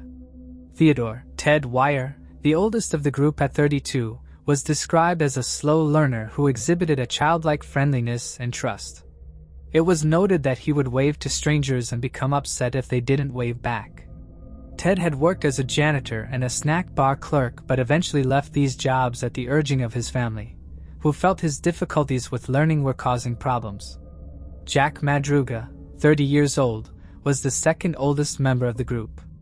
A high school graduate and an Army veteran, he too was informally labeled as a slow learner. He had recently been let go from his job as a busboy. 29-year-old William Bill Sterling and 24-year-old Jackie Hewitt were both described as having learning disabilities. Jackie was closest to Ted, noted as being a shadow to his friend, and he was known to hate making phone calls. Ted would often answer or make calls on his behalf. Bill was known to be deeply religious and spent many hours reading at the library. The group's favorite pastime was watching or playing sports, with basketball being a particular favorite. They played together on a team called the Gateway Gators, which was supported by a local program for individuals with intellectual disabilities. The day after the men vanished, the Gateway Gators were scheduled to participate in a week-long tournament sponsored by the Special Olympics. The winners would receive a free vacation to Los Angeles, and the group was thrilled about the event, having spent weeks planning and preparing for it. On the evening of February 24, 1978, just one day before the tournament, the group decided to have some fun by watching a basketball game at California State University, as one of their favorite teams was playing. All 5 men climbed into Jack's prized turquoise and white 1969 Mercury Montague. Although only Jack and Gary had driver's licenses, Jack, who was very protective of his car, refused to let anyone else drive it. Just before 10 p.m., the men got back into the car after the basketball game ended. Before making the journey home, they decided to stop at Bear's Market in downtown Chico. The woman working the till that night remembered the group because they came in just as she was about to begin closing up, much to her irritation. The men bought various snacks, 2 Pepsis, and some milk before leaving and getting back into their car. They drove south of Chico and were never seen again. The following morning, the families of the 5 men reported them missing. The police in Yuba County launched a search in and around Chico but were unable to find any trace of the men or their vehicle. It wasn't until February 28 that the first clue emerged, when a forest ranger spotted the Mercury Montague parked along Oroville-Quincy Road. Although he had seen the car on the 25th, He hadn't realized it was linked to the missing men until he later came across a bulletin about the case. At that point, he alerted investigators to his discovery. Inside the car, police found nothing particularly useful. There were wrappers and empty cans and cartons from the items the men had purchased from Bear's Market, programs from the game they'd attended, and a copy of several maps, including one of California. One of the most peculiar things detectives noted, though, was the vehicle's location. It was 70 miles from Chico and nowhere near any routes available at the time that would take them to Marysville or Yuba City. Furthermore, the track that it was on was described as a long, winding, mountainous dirt road, and nobody, including the men's family, could understand why they'd climbed such a road, especially given that they were not prepared for the harsh winter weather. Each man had gone out in a light jacket. They'd made no mention of stopping by anywhere else after the game, and it was unlike them to do so given that they had plans to attend their basketball tournaments the following day. Jack Madruga's parents noted that their son was not fond of cold weather and had never gone up into the mountains. Similarly, Bill's father pointed out that his son was not interested in the outdoors. He'd once taken him on a fishing trip, but he did not seem to enjoy it. The car was around 4,400 feet in elevation around where the snow line was at that time of year. The remainder of the road was closed for the winter. While the car had gotten stuck in snow drifts and there was evidence that the men had attempted to spin the wheels to get it out, investigators believed that the snow wasn't so deep that the 5 men couldn't have pushed it free. They also noted that the keys were missing and initially suspected that the vehicle had in some way failed. But after hot wiring the Montague, they discovered that the car was running perfectly and there was still fuel left in the tank. This led to a lot of confusion about why the men had abandoned their vehicle. By all accounts, there was no reason they couldn't have freed the car and returned to the road. A further look at the vehicle once it had been towed back to the station revealed that the undercarriage had no dents, gouges, or mud scrapes despite having been driven a considerable distance up a bumpy mountainous dirt road. It is described as a low, heavy car, which would have been even weightier with 5 adult men inside. Investigators theorized that the car had been driven very carefully or by someone familiar with the road. However, Jack's parents noted that he would not be familiar with the terrain. And as mentioned earlier, he did not let others drive his car. One other oddity about the vehicle is that it had been left unlocked and with the window rolled down. Jack's loved one stated that it was unlike him to leave the car in such an unsecured state. Further search efforts after this point were abandoned due to the worsening weather. Though no more evidence was collected at this time, the police were inundated with reported sightings of the men in various parts of the state and beyond. Some alleged sightings put them in Ontario, Canada, and others in Tampa, Florida. There was even a supposed sighting of them in a Sacramento cinema in the company of an older man. None of these sightings were ever proven at the time. Police even spoke with psychics at this point who claimed they'd been kidnapped and taken to Arizona or Nevada, while another alleged that they'd been murdered in Oroville in a 2-story red brick house or possibly a red-stained wood house with a gravel driveway and the number 4723 or 4753. One investigator on the case, Yuba County Lieutenant Lance Ayers, even drove around looking for the house for 2 days, but was unable to find it. One witness who is deemed credible by investigators is Joseph Sharms, who was 55 at the time of the disappearance. He told authorities that on the night of February 24th, he had been in the vicinity of where the Montego had been abandoned. According to Joseph, he had a cabin and had driven up intending to check in on the property. At 5:30 p.m. and about 150 feet up the road, however, his vehicle became stuck. In the process of trying to free it, he realized he was experiencing the early symptoms of a heart attack. He returned to his car and kept the engine running to provide heat. 6 hours passed before Joseph saw headlights behind him. At this point, he was lying in his car and experiencing severe pain. The car behind him had a group of people around it, one of whom was a woman with a baby. He recalled shouting to them for help, but they ignored him, turning their headlights off and going quiet. Joseph later saw 2 more lights behind him, this time flashlights, and called out again. But once more, he was ignored and the lights were turned off, giving way to darkness. A short time later, Joseph recalled that a pickup truck parked behind him for a brief time before continuing down the road. However, he told investigators that he couldn't be completely sure of this sighting because at that time he was delirious from the pain he was suffering. By morning, his car had run out of fuel and his symptoms had dulled down somewhat. He decided then to walk 8 miles down the road to a lodge where he was driven back home. He passed by the Montego left behind by the Yuba County 5. He remembered hearing voices coming from this direction during the night. It has been confirmed that Joseph suffered a mild heart attack on the night of 24th. If Joseph was correct when he said he heard voices and saw flashlights in the direction of the Montego, it is possible these voices and flashlights belonged to the missing men. However, Ted's mother noted that ignoring someone who was asking for help was not something her son would likely do. He and Bill once helped someone they knew get to hospital after overdosing on Valium. Ted wasn't afraid to aid someone in need. One other witness who had been deemed credible by investigators is a woman who worked at a store in Brownsville, a small town 30 miles from where the Montego was later found. On March 3rd, a week after the 5 men went missing, the witness saw flyers pertaining to the case. She recognized the photographs of the men included and told detectives that 4 of the 5 had stopped at the store the day after they went missing. Notably, they'd been inside a red pickup truck. A secondary witness, the store owner, corroborated this account. The witness identified Bill and owner, meanwhile said that Jackie was actually one of the men who entered the store alongside Ted. The pair purchased burritos, chocolate milk, and soft drinks. While those who knew the men considered that their purchases lined up with the kind of products they were known to buy, Ted's brother told the LA Times that it was completely out of character for him to be driving around Brownsville in an unidentified vehicle, especially when they were due at a basketball game that all been very much looking forward to.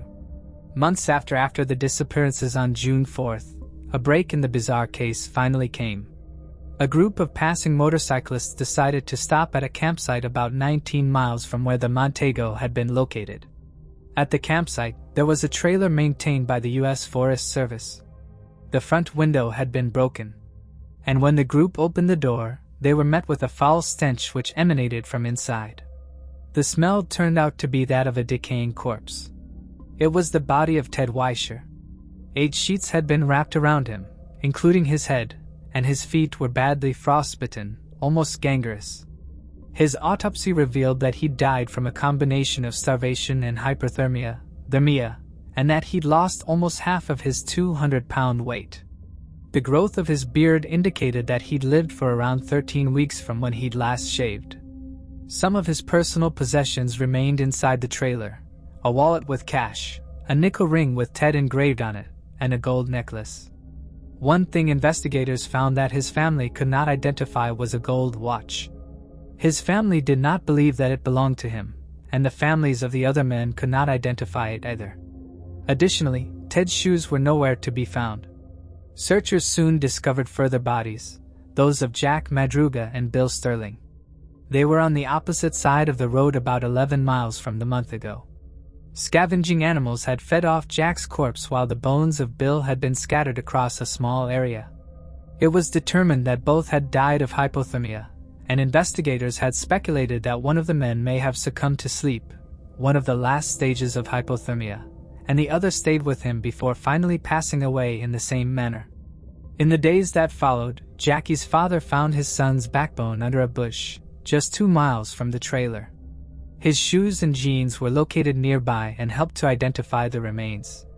His skull was discovered a further day later, 300 feet from the bush.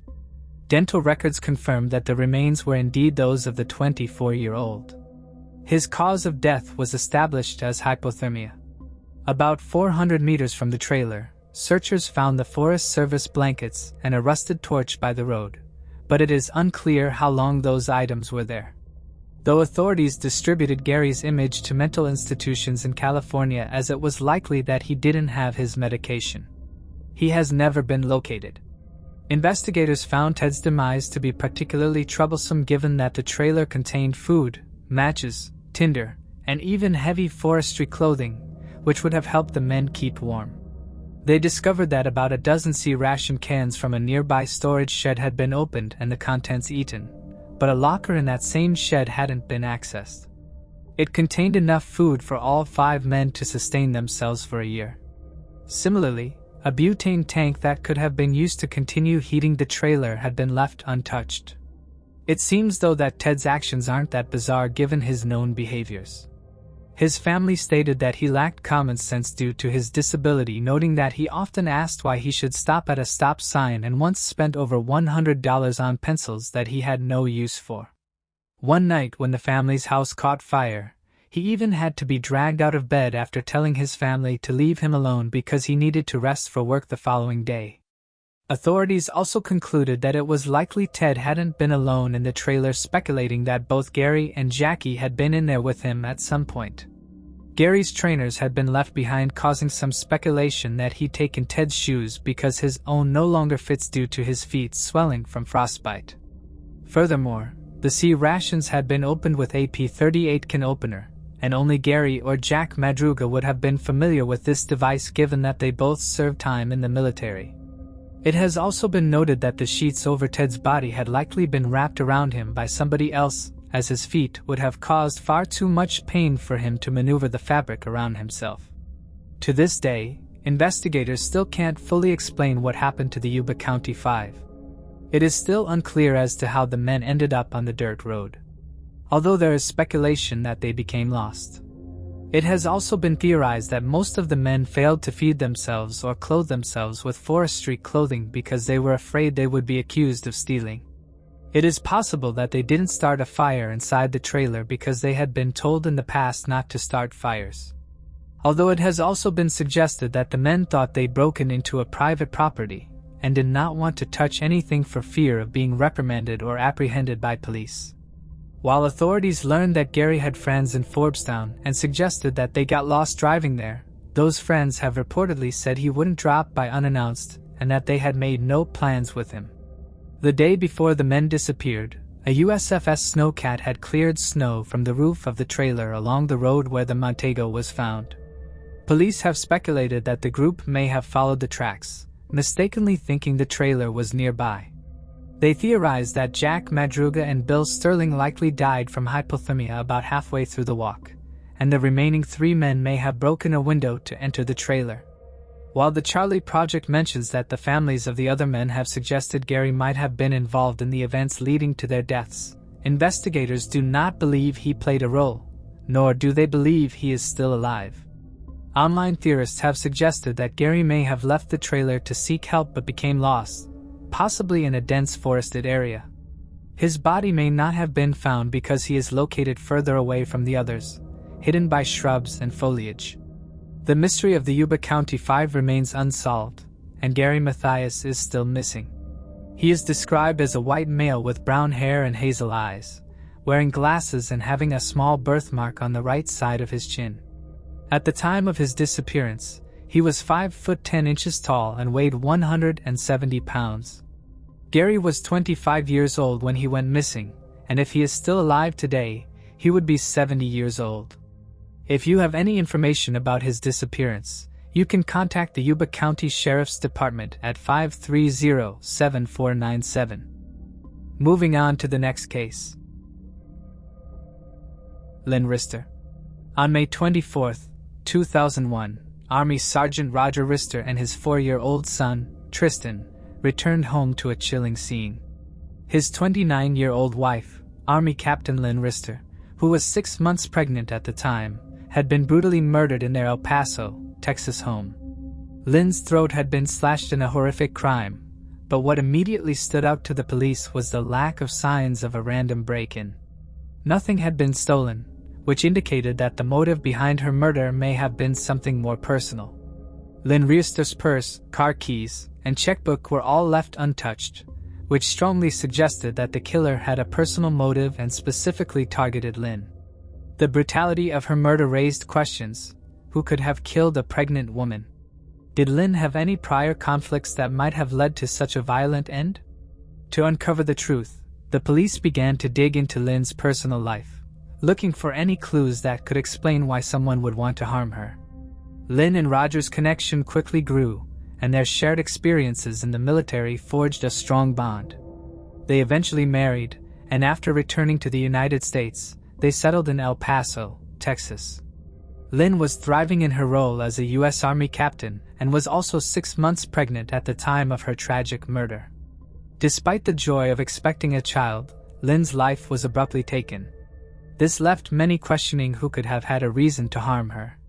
Despite the challenges of being separated by their military duties, Lynn and Roger found ways to maintain a strong connection. They made sure to prioritize their family when they could, and their love for their son Tristan was always at the forefront of their lives. However, the pressure of balancing their personal and professional lives, along with the stress of military service, made their situation more complicated as time went on. In March 2000, when their son Tristan was only 3 years old, Lynn was deployed to Saudi Arabia to oversee the Army's air defense, which added strain to their family life. For months after Lynn's return from her deployment, Roger made a surprising request. He asked her to let his younger brother, 25-year-old Rodney Reister, move in with them. Rodney, who had a history of nonviolent offenses, was nearing the end of his probation in Florida. Roger wanted him close by to help him get back on his feet and find a job. During this period, Lynn discovered she was pregnant with their second child. With one young son and another on the way, she wanted a calmer lifestyle and requested a transfer to Minnesota to pursue a career as a teacher. Tragically, Lynn's life was abruptly cut short before she could begin this new chapter. The investigation into her death took a chilling turn when the autopsy results came in, revealing horrifying details about the brutality of the crime. Lynn had fought back fearlessly. Her hands bore witness to a desperate struggle with 6 defensive wounds. Her head had been struck 6 times and 6 stab wounds to her neck had nearly severed it. But there was one interesting detail. Police found a palm print on Lynn's arm. This potential clue was the only lead that could help police unmask the killer. As investigators began their search for suspects, their first focus naturally fell on Roger. They carefully scrutinized his alibi for the day of the murder. Roger maintained that he had left for work at 4:30 a.m., taking their son with him since Lynn had a doctor's appointment. He stated that he had been trying to contact her throughout the day but was unable to reach her. Additionally, Roger mentioned that his truck had broken down that morning, prompting him to call his brother, Rodney, who was living with his girlfriend, to help with the repairs. Investigators weren't ready to rule Roger out completely, but there was no question his alibi seemed strong. This made them consider if someone else at the house might be involved, particularly Rodney, who had been at the Reister home the very morning when Lynn was murdered.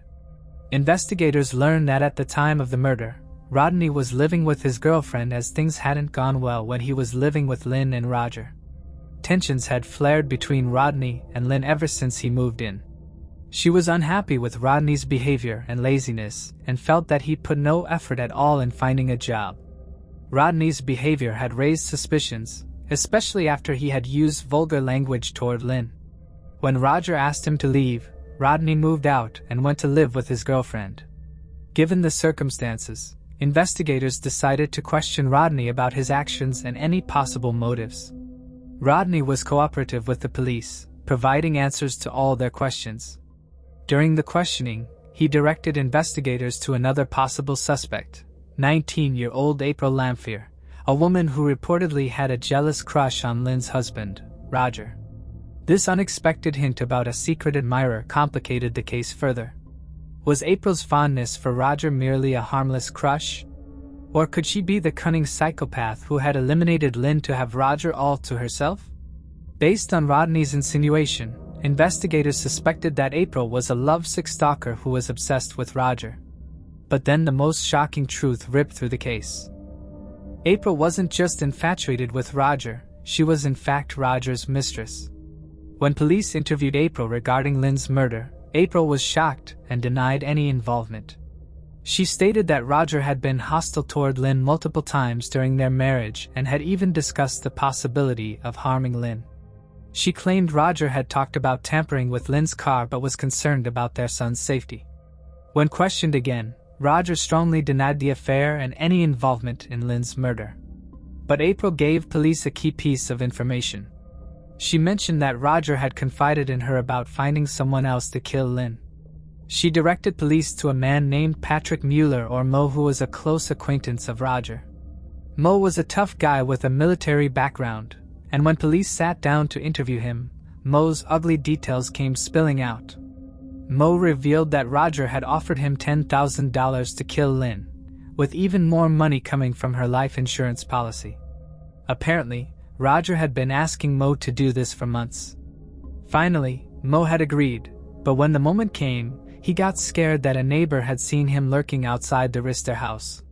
He then left without going inside. With multiple suspects, including Roger, the police began looking for physical evidence, hoping to trace the killer with the palm print found on Lynn's arm. Who was this elusive killer? Could April have killed Lynn out of jealousy with a possible accomplice? Had Mo actually entered the house and attacked Lynn due to Roger's persuasion? Or was it Roger who had wanted to eliminate his wife all along? At last, investigators received a match for the palm print, and this evidence was gonna flip the whole case around, leaving police questioning everything they believed so far. The palm print found on Lynn's arm belonged neither to April nor Mo, but to a shocking source.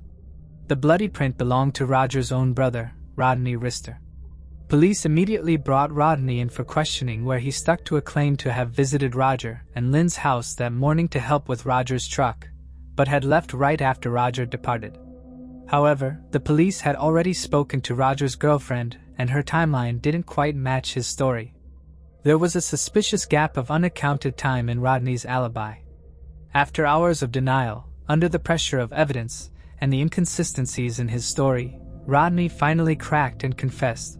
But his confession wasn't what anyone expected. Rodney wasn't the mastermind behind the murder. He was just a pawn in his brother's twisted plan. Rodney claimed that Roger was driven by a series of selfish motives. The solution in Roger's twisted mind was to eliminate the problem, Lynn. Rodney's chilling account painted Roger as the architect of the murder.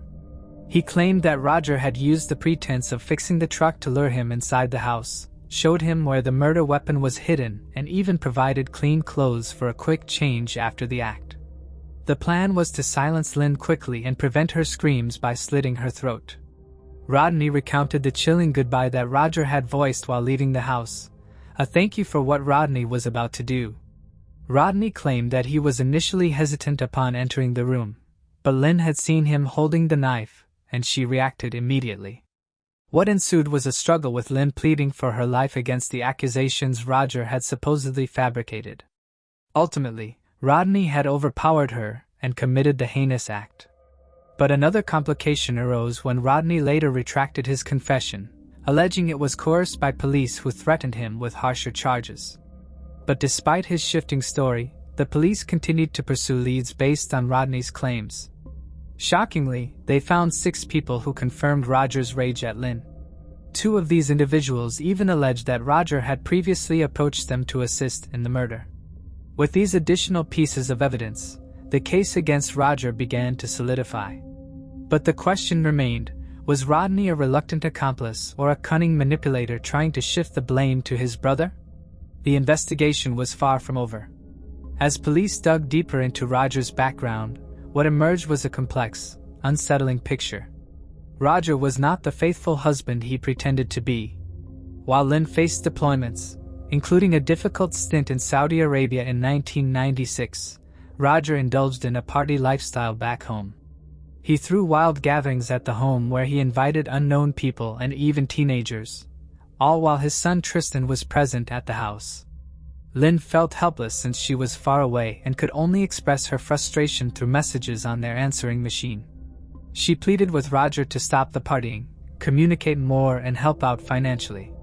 Lynn tried hard to maintain their relationship for Tristan's sake. She and Roger even went on dates and tried to start fresh. Then came the devastating discovery of Roger's affair with April, which had begun in August 2000 while Lynn was still in Saudi Arabia. Even after Lynn's return, the secret affair continued. Roger would spend time at April's place and even invite her to their own home when Lynn was at work. While April played a part in the destruction of their relationship, Roger was far from innocent. He actively betrayed Lynn's trust while she was deployed overseas and created the emotional distance that allowed the affair to take root. Even after being caught, he continued to lie and manipulate her. Lynn, on the other hand, addressed the issues head-on through counseling and tried to rebuild a loving relationship, but in the end, her efforts were tragically in vain. The case against Roger morphed into a suffocating web of suspicion with each new piece of evidence. Police spoke to some of Roger's old friends that he had partied with while Lynn was away. One such friend, Sarah Woods, testified at Roger's trial. Back in May 2001, at a nightclub, Roger had confided a shocking plan to Sarah. He wanted to hire someone to kill Lynn. Another friend, Brian Broxton, shared a similar story. The day before Lynn was killed, Roger had asked him if he knew anyone who would kill someone for money. Brian had been planning to report it, but before he could, the police arrived with the tragic news of Lynn's murder. Despite the mounting evidence, Roger denied everything. He claimed that he loved Lynn and their son and that he had been working on their relationship and planning a happy future with their second child to complete the family. But the evidence was no match for his protests. On May 29, 2001, both Roger and his brother, Rodney, were arrested by police. Rodney faced a possible death penalty with a high bond while Roger's bond was lower. Even with the arrests, some people were in disbelief. A friend of Lynn's named Bridget said Lynn had never mentioned any problems with Roger, and the police confirmed there were no past reports of domestic violence. It seemed like there wasn't much evidence against Roger other than the disturbing things he'd said to his friends. The investigation revealed a dark side to Roger's story. At just 27 years old, he was charged not only with Lynn's murder but also for soliciting to murder. Roger's younger brother, Rodney, went on trial first. He faced the death penalty for murder, but during the trial, the judge heard arguments that Rodney had acted out of loyalty to his brother, not for money. In the end, Rodney wasn't sentenced to death, but he was found guilty of murder and given a life sentence in prison. Roger's trial came next. At first, he faced murder charges too, but because his brother Rodney wouldn't testify against him, those charges were dropped. Despite Roger's continued claims of innocence, the jury found him guilty of attempting to have Lynn killed, based on testimonies from his friends who confirmed his involvement in the plan. The sentencing, which imposed 4 concurrent life sentences with the possibility of parole in 2031, marked the legal conclusion of the case, though Roger's persistent assertions of being wrongfully convicted cast a lingering shadow. His conviction closed a painful chapter for Lynn's family, but it left many questions unresolved for those still grappling with the motivations behind the crime. Lynn Reister's memorial service was a poignant moment, marking the loss of a woman who had dedicated her life to service and her family. The image of her being laid to rest in her army uniform with the baby blanket beside her is a heartbreaking symbol of the future that was stolen from her. Her son, Tristan, had to carry on without the mother who loved him so deeply. The story of Lynn's tragic death, filled with shocking revelations and unanswered questions, continues to stir emotions and leave many wondering about the true nature of the events that led to her untimely demise. The revelation that Lynn's husband might have been the mastermind behind her murder is deeply unsettling, especially with the suggestion that he could have manipulated his own brother to commit the crime.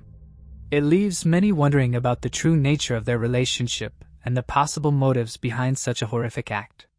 Do you believe the investigation uncovered all the necessary details, or could there be other layers to this case yet to be explored? Let us know your thoughts below. Moving on to the next case. Yakov Glusman. In the early hours of April 7, 1996, Officer Freeman noticed a man discarding large black trash bags near the riverbank on Madison Street, New York. When Freeman approached, the man froze in place. 2 nearby cars with trunks full of garbage bags immediately drew the officer's suspicion. Upon inspection, Freeman made a horrifying discovery. The bags contained blood-stained tools, soaked clothing, and most disturbingly, a dismembered body cut into 66 pieces in an incredibly gruesome manner. The man disposing of the bags identified himself as 40-year-old Vladimir Zelinin.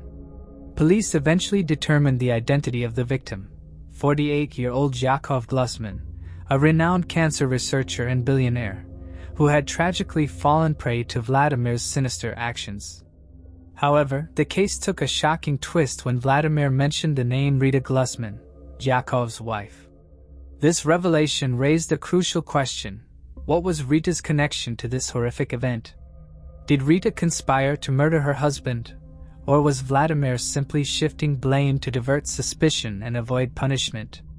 To grasp the full picture, we must rewind and learn more about the man at the heart of this tragedy, Yakov Glusman. Who was he, and what part did he play in this devastating chain of events? Born on January 2, 1948, Yakov Glusman was a renowned scientist celebrated worldwide for his groundbreaking contributions to cancer research. Yakov and Rita Glusman had known each other since childhood in Ukraine, which was then part of the Soviet Union. Rita, born in Chernigtsinsk, Ukraine, in 1948, was the eldest daughter of Paula and Leip Shapiro, both Holocaust survivors.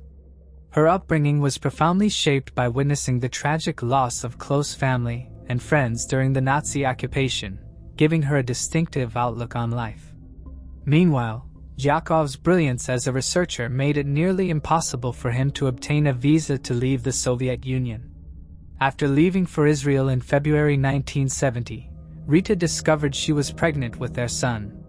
Meanwhile, Yakov sacrificed his academic career in the Soviet Union by taking a simple job as a carpenter to make it easier for them to emigrate.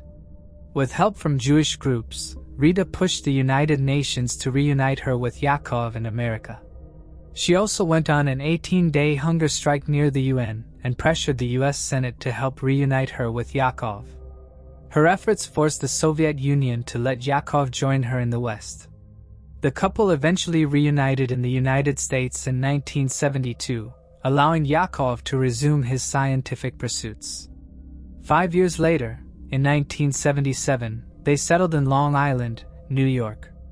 By 1987, Yakov had founded Harbor Laboratory, a pharmaceutical company in New York, while Rita, with Yakov's assistance, launched her own technology company, ECI Technologies. That same year, Yakov advanced his career further by becoming the director of molecular biology at Lytle Laboratories in Rockland County. While managing ECI Technologies, Rita had to take the tough decision of relocating to Long Island as Yakov worked in Rockland. But as time went on, the family became more successful and moved into a spacious residence in the rich area of Upper Saddle River, New Jersey. If Rita and Yakov truly had a happy marriage, then Zalanon's claims don't add up. Could he be fabricating this entire story to hide a more sinister motive, like eliminating Yakov for financial gain? Before we jump to conclusions, to get a full picture, let's rewind to the time when Jacob's spa was found. On Easter Sunday, April 7, 1996, Officer Freeman stumbled upon a disturbing scene at the river's edge in a parking lot. The first thing he noticed was two cars with their trunks wide open. Nearby stood Vladimir Zelenin, wearing a t-shirt and a single glove on his right hand, as he hurled large black trash bags into the river. As Freeman cautiously approached, he observed blood splatters on Zelenin's pants and shoes, along with the surgical glove, which was also stained with blood.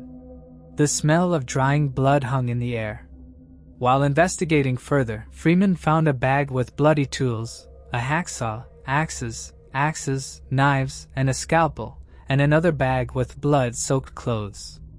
Shockingly, the trunks of the two cars revealed 8 more bags, and they contained the tragically dismembered remains of Yakov Glusman. His body was cut into 66 pieces, a gruesome act that even involved removing his nose and lips. Officer Freeman stood with Vladimir Zelenin with blood-stained pants. He was Russian and could barely communicate in English. Shockingly, he revealed that Rita Guzman was Vladimir's cousin and that she played a crucial role in helping him immigrate to the United States just 11 months prior. The chilling revelation unfolded as Vladimir confessed that it was actually Rita who forced him into the unthinkable act of taking Yakov's life. The following day, when authorities in Bergen County arrived at Rita's home, she had already left along with her passport. This raised concerns among prosecutors that she might have fled overseas. However, as Zalanin was detained in Bergen County, Rita was supposedly heading for Long Island. It was evident that she was aware that the authorities would be searching for her. During her journey, she briefly stopped in Ville, stealing a set of New York license plates from a parked car to make her vehicle less conspicuous with its New Jersey tags. Even though investigators in both jurisdictions had not officially declared Rita as a suspect in her husband's death, there was little doubt that she had orchestrated the killing and now was running away from the police. A public alert was issued emphasizing their intention to speak with her. Rita stayed out of sight for 6 days following her husband's death.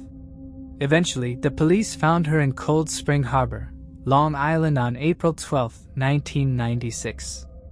The discovery took place during a routine cleaning round at the Hawk's Nest cabin when a cleaning lady spotted Rita breaking into a guest cabin. This cabin was owned by a former company where her husband had worked. The woman had mistaken Rita for a thief and promptly alerted the police about the situation. Upon being confronted, Rita tried to escape by scrambling out of a back window onto the laboratory grounds, but after a while, local police managed to find her and placed her under arrest. Notably, her car had a stolen license plate, and inside the vehicle, authorities found various travel brochures including some from Switzerland and Australia. Additionally, Rita was carrying a passport and flight information for trips to Switzerland. The police were shocked to see Rita Glusman after her arrest. She was not the woman who walked in luxurious clothes anymore. She had changed her look entirely, which led to the police getting more suspicious. But there was one problem which didn't let the police charge her for the murder of her husband. But the investigation took a turn when cracks began to appear in the seemingly perfect facade of their marriage. During their move from Long Island to New Jersey, hidden tensions emerged between the couple. Despite being a mutual decision, it became apparent that relocating to New Jersey caused financial stress for Rita, especially for her company ECI Technology. But there was one inconsistency. Rita had claimed that the move left them poverty-stricken, but she was seen wearing mean coats, driving a BMW, and living a pretty luxurious life. In contrast, Yakov Glusman used to drive a 1983 Nissan and dressed in normal jeans. In the summer of 1995, Yakov Glusman moved out of the New Jersey house and rented a second-floor apartment in Pearl River, a few blocks from work. By September of that year, Yakov Glusman had started a romantic relationship with a woman he had previously met while visiting his family in Israel. In 1994, the relationship between Yakov and Rita had irreparably deteriorated. Yakov was advancing his career as a cancer researcher, while Rita's technology company was facing financial ruin. By the fall of 1994, during a telephone conversation with his father, Jacob had admitted that his 25-year marriage to Rita was falling apart. Shortly after, in December 1995, Yakov Glusman filed for divorce. Despite his generous divorce offer, Rita declined it. During their divorce proceedings, the ECI Technology company became a focal point. Rita wanted sole ownership of the company while Yakov insisted on properly reviewing its financials before he agreed to any terms. Hearing this, Rita was devastated. When Yakov initiated the divorce, he cited marital cruelty as the reason. 4 months later, in 1996, tragedy struck as the couple's 25-year-old son lost his life while serving in the Israeli army, which added more strength to their already fragile relationship. Rita found herself growing desperate, and some observed her behavior becoming erratic despite receiving $90,000 from Yakov when he moved out a year earlier in 1995. She struggled to curb her desires for luxury. In an attempt to halt the divorce, Rita Glusman hired a private investigator to find any damaging information against Yakov. She resorted to illegal actions like wiretapping Yakov's phone and even threatened to poison his girlfriend with the AIDS virus. When these schemes failed to prevent the divorce, Rita Glusman began plotting to take his life. She faced another setback when she got caught stealing small items from a pharmacy in New Jersey, which led to her arrest on shoplifting charges. Her business continued to decline, and the divorce proceedings became more bitter as both sides exchanged accusations. Rita had already made a firm decision and was ready to involve her cousin, Zalanin. Her plan, though simple, was incredibly brutal. In the months leading up to Easter, Rita obtained a key to her ex-husband's apartment. She convinced him to give it to her during one of their arguments and had it duplicated. Knowing her ex-husband's routine, she was aware that he often spent Saturday evenings at the lab and usually returned home around 11:30 p.m. Being aware that Rita ensured they had all the tools they would need, a hacksaw, a scalpel, a knife, along with numerous cleaning products. On the night of April 6, 1996, just hours before Yakov was supposed to return home, Rita and Zelenin drove from Bergen County and a late Model 4 Taurus registered to her company. They parked in a dimly lit area not very far from Yakov's apartment and silently waited in the living room. At 11:30 p.m., Yakov pulled his Nissan Maxima into his parking spot and entered his apartment. That's when Zelenin delivered the initial blow with an axe. In the darkness, he couldn't precisely see where he hit Yakov, but the scientists collapsed to the floor. Rita, filled with rage and vicious force, then attacked her husband. At one point, her axe slipped, striking Zelenin on the right hand, which caused continuous bleeding. Rita insisted they had no time to spare and would look into Zelenin's wound later. Grabbing a knife from the bag, she plunged into her ex-husband's chest to ensure he was not alive. They dragged his bloody corpse into the bathroom, proceeding to dismember the body. Rita insisted on making sure no piece of the man was large enough to be identified. They cut off his fingertips to prevent fingerprint identification, and even removed his nose and lips to make sure anybody who might discover the body could never recognize him. While Zeleny continued butchering the body, Rita went on a cleaning frenzy, attempting to remove any evidence of the crime. Only one neighbor, Kathy Armstrong, residing a floor below Yakov, heard something thumping and banging around 3 a.m. on April 7, 1996. Little did she know, they were disposing of what remained of Yakov, his body parts and bloody clothing stuffed into 9 plastic garbage bags. The tools used for the gruesome task were crammed into another bag. Subsequently, the bags were loaded into the trunks of the 2 cars. Zelenin would then return to East Rutherford, dispose of Guzman's remains in the Passaic River, and then get rid of the car before sunrise. However, a hitch occurred. They were off schedule. While loading one of the cars, Dale Neen accidentally triggered its theft alarm. It was just a brief while in the night, and if anyone in the apartment complex heard the alarm, they didn't bother to investigate. Despite this, Rita panicked, jumped into the Tours and instructed Selena to speed away. They circled the neighborhood for some time before cautiously returning to the apartment complex, making sure the coast was clear and resuming their somber task. Moreover, dismembering Yakov and cleaning his apartment took longer than Rita had anticipated. The schedule was further disrupted by the need to address the wound on Zelenin's hand, a consequence of Rita's violent actions against her husband. While traveling south, Zelenin and Rita made a stop at CVS Pharmacy in the town of Fairlawn. Rita purchased $32 worth of bandage, and this was recorded by a surveillance camera. After investigators examined the crime scene at Yakov Guzman's Pearl River apartment, it became clear that what initially appeared as a straightforward murder case was anything but that. While the investigators discovered some weird traces of forensic evidence, they had not yet undergone testing. The uncertainty remained even after testing, as there was no guarantee that the evidence would straight out point to Rita as the culprit. Even if they managed to find a stray fingerprint belonging to Rita, the police were aware that a skilled defense attorney could dismiss it, connecting it to one of the couple's periodic arguments. At this stage, the police lacked concrete evidence and relied solely on Zelenin's confession.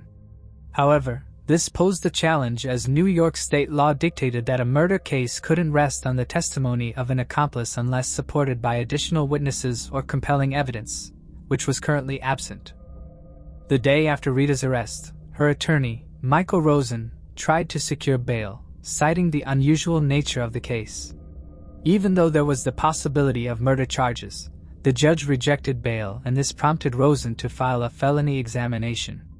Prosecutors had 48 hours to prove Rita was dangerous, and there was a risk of her fleeing again for her to be held without bail. Rosen succeeded, as the police were unable to provide sufficient evidence, and Rita left for jail after paying $250,000 bond. But then, a call from an FBI agent changed everything. In a surprising turn, Rosen was directed to bring Rita to the U.S. Federal Court building in White Plains. This was unexpected, and Rosen was confused about why the federal government was getting involved. As Rosen and Rita arrived, the reason became clear. While Michael Rosen had been focused on securing bail for Rita, local authorities had collaborated with federal prosecutors and planned a unique approach to charge her for her involvement in her husband's death. In a concise 4-page complaint, federal prosecutors used the 1994 Domestic Violence Statute, officially named the Violence Against Women Act. It was a bold move. This law allowed federal intervention when someone crosses state lines to commit domestic violence, a tactic never against a woman until now. However, it provided the authorities with the leverage needed to prosecute Rita. Notably, it granted them the freedom to use Zalanin's testimony. Later, Zalanin explained in court how the whole incident took place and how they dismembered Yakov.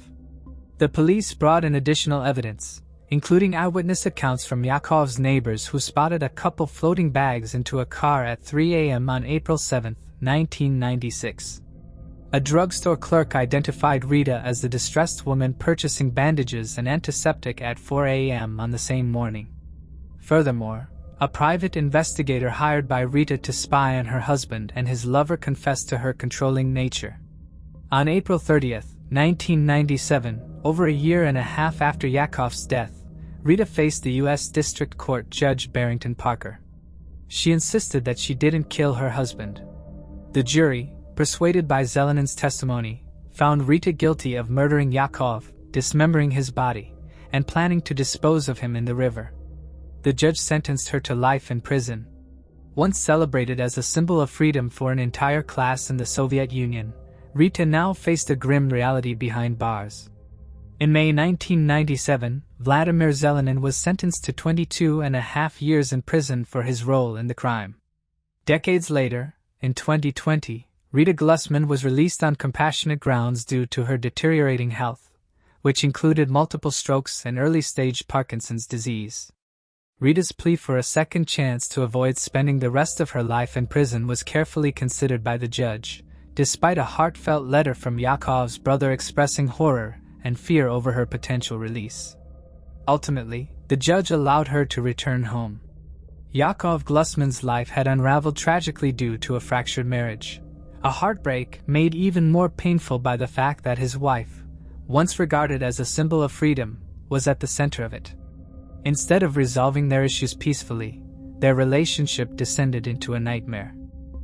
Moving on to the next case. Marie Empress. Marie Empress, born Mary and Lisa Taylor in Birmingham, England in 1884, began her career on the British vaudeville stage in 1900. She gained widespread recognition as an actress in early motion pictures, often playing the role of the vampire woman. At one point, she was regarded as the most beautiful woman in the world and also one of the best male impersonators in the business. On October 16, 1919, Marie embarked on an 11-day transatlantic journey from Liverpool to New York. It stopped in Halifax and then continued to New York. When it arrived in New York, Marie Empress was nowhere to be seen. Her belongings were still in her stateroom and none of the passengers or crew saw her leave the ship. The ship was searched entirely 3 times, but she was nowhere to be found. A stewardess came forward and said she had brought dinner to Empress's stateroom on their last evening at sea and returned to clear the dishes at 6:30 p.m. Marie had told her to come back later at 9:30 p.m. with sandwiches. When the stewardess returned, Empress wasn't there, so the stewardess left the sandwiches for her. When she checked the room in the morning, the sandwiches had not been touched and the bed had not been slept in. The stewardess said Marie was entirely dressed in black during the voyage, including a little hat with a big veil. Other witnesses said she was in a good mood throughout the journey, saying she had boarded the ship, quote, as lively as a cricket, and was looking forward with enthusiasm to another season among her American friends. In her room, a copy of a telegram that she had sent to a New York hotel was found, which said, quote, arrive Monday. Please have room for me. Her room only had one porthole, which was 13 inches wide, far too small for a woman of Marie's build to pass through it. It was also found to be locked from the inside, so it isn't possible that she jumped off through the porthole. She would have had to walk through numerous quarters and salons full of other passengers to get to the deck, and the actress was of striking personality to have gone unnoticed, but no one had seen her. She would have also had to pass by various stewards and officers, and it seems unlikely that she slipped unnoticed to the deck and threw herself over. For some time, the press labeled the disappearance as a publicity stunt, and said that she would return eventually. In the past, she had done this several times. She kept strange company and disappeared for months at a time from public view, making it a possible explanation. However, she never claimed her trunk, which after resting unclaimed for a month in New York, was sent back to Liverpool. Besides her disappearance, her life was cloaked in mystery as well. She had many names throughout her life, but none were real. She never once provided the name of a family member as a point of contact on a ship's manifest despite having crossed the Atlantic more than a dozen times. As it turns out, Marie was born Mary and Louisa Taylor in Birmingham, England in 1884. In 1902, she married a dentist, becoming Mary and Lisa Horton, but the couple separated soon after. Besides this, not much is known about her personal life. Her movies have all been lost, and although she performed several songs, none seem to have been recorded. Only a few old photos and newspaper clippings remain to remember Marie Empress by. She was declared legally dead in 1921, with the cause of death listed as having jumped overboard, presumed drowned. Her mysterious disappearance continues to intrigue, as no further details about her final moments were ever conclusively determined. Before I continue, I want to remind you that only a small percentage of people who watch my videos are actually subscribed. So if you enjoy my content, consider subscribing. It's free and you can always change your mind later. Now let's move on with the video. Moving on to the next case. Nguyen the Van. Nguyen the Van, a 16-year-old student living in Hanoi, Vietnam, in 1992, was known for her beauty, which often attracted the attention of many boys. Unfortunately, this caused her to neglect her studies, spending most of her time socializing with friends. One evening, after arriving home past curfew, her mother refused to let her inside. That night, Nguyen vanished without a trace. Nguyen's mother, Vu Thi, deeply regretted her decision that night. Reflecting on her actions, she said, "At the time, I thought my daughter was corrupted. Today, I realize it was not so serious." After being turned away from home, Nguyen went to a karaoke bar with her friends, where she encountered a woman named Tan. Tan persuaded Nguyen and her friends to accompany her to a bar near the Vietnam-China border. They spent the night drinking and singing. The next morning, Nguyen woke up and was shocked to learn that she and her friends were held captive in a house in China. The woman forced Nguyen and her 3 friends to marry Chinese men of around 70-80 years old. When Nguyen refused, she was punished. Eventually, Nguyen was introduced to 5 men for her to marry. One of them was 40 years old. She married the man that was 40, as she was scared about what they were going to do to her if she refused them at all. A year later, she had a child with her husband and learned that the house they lived in was situated in the Guangdong province. Nguyen tried to run away twice and both times she failed.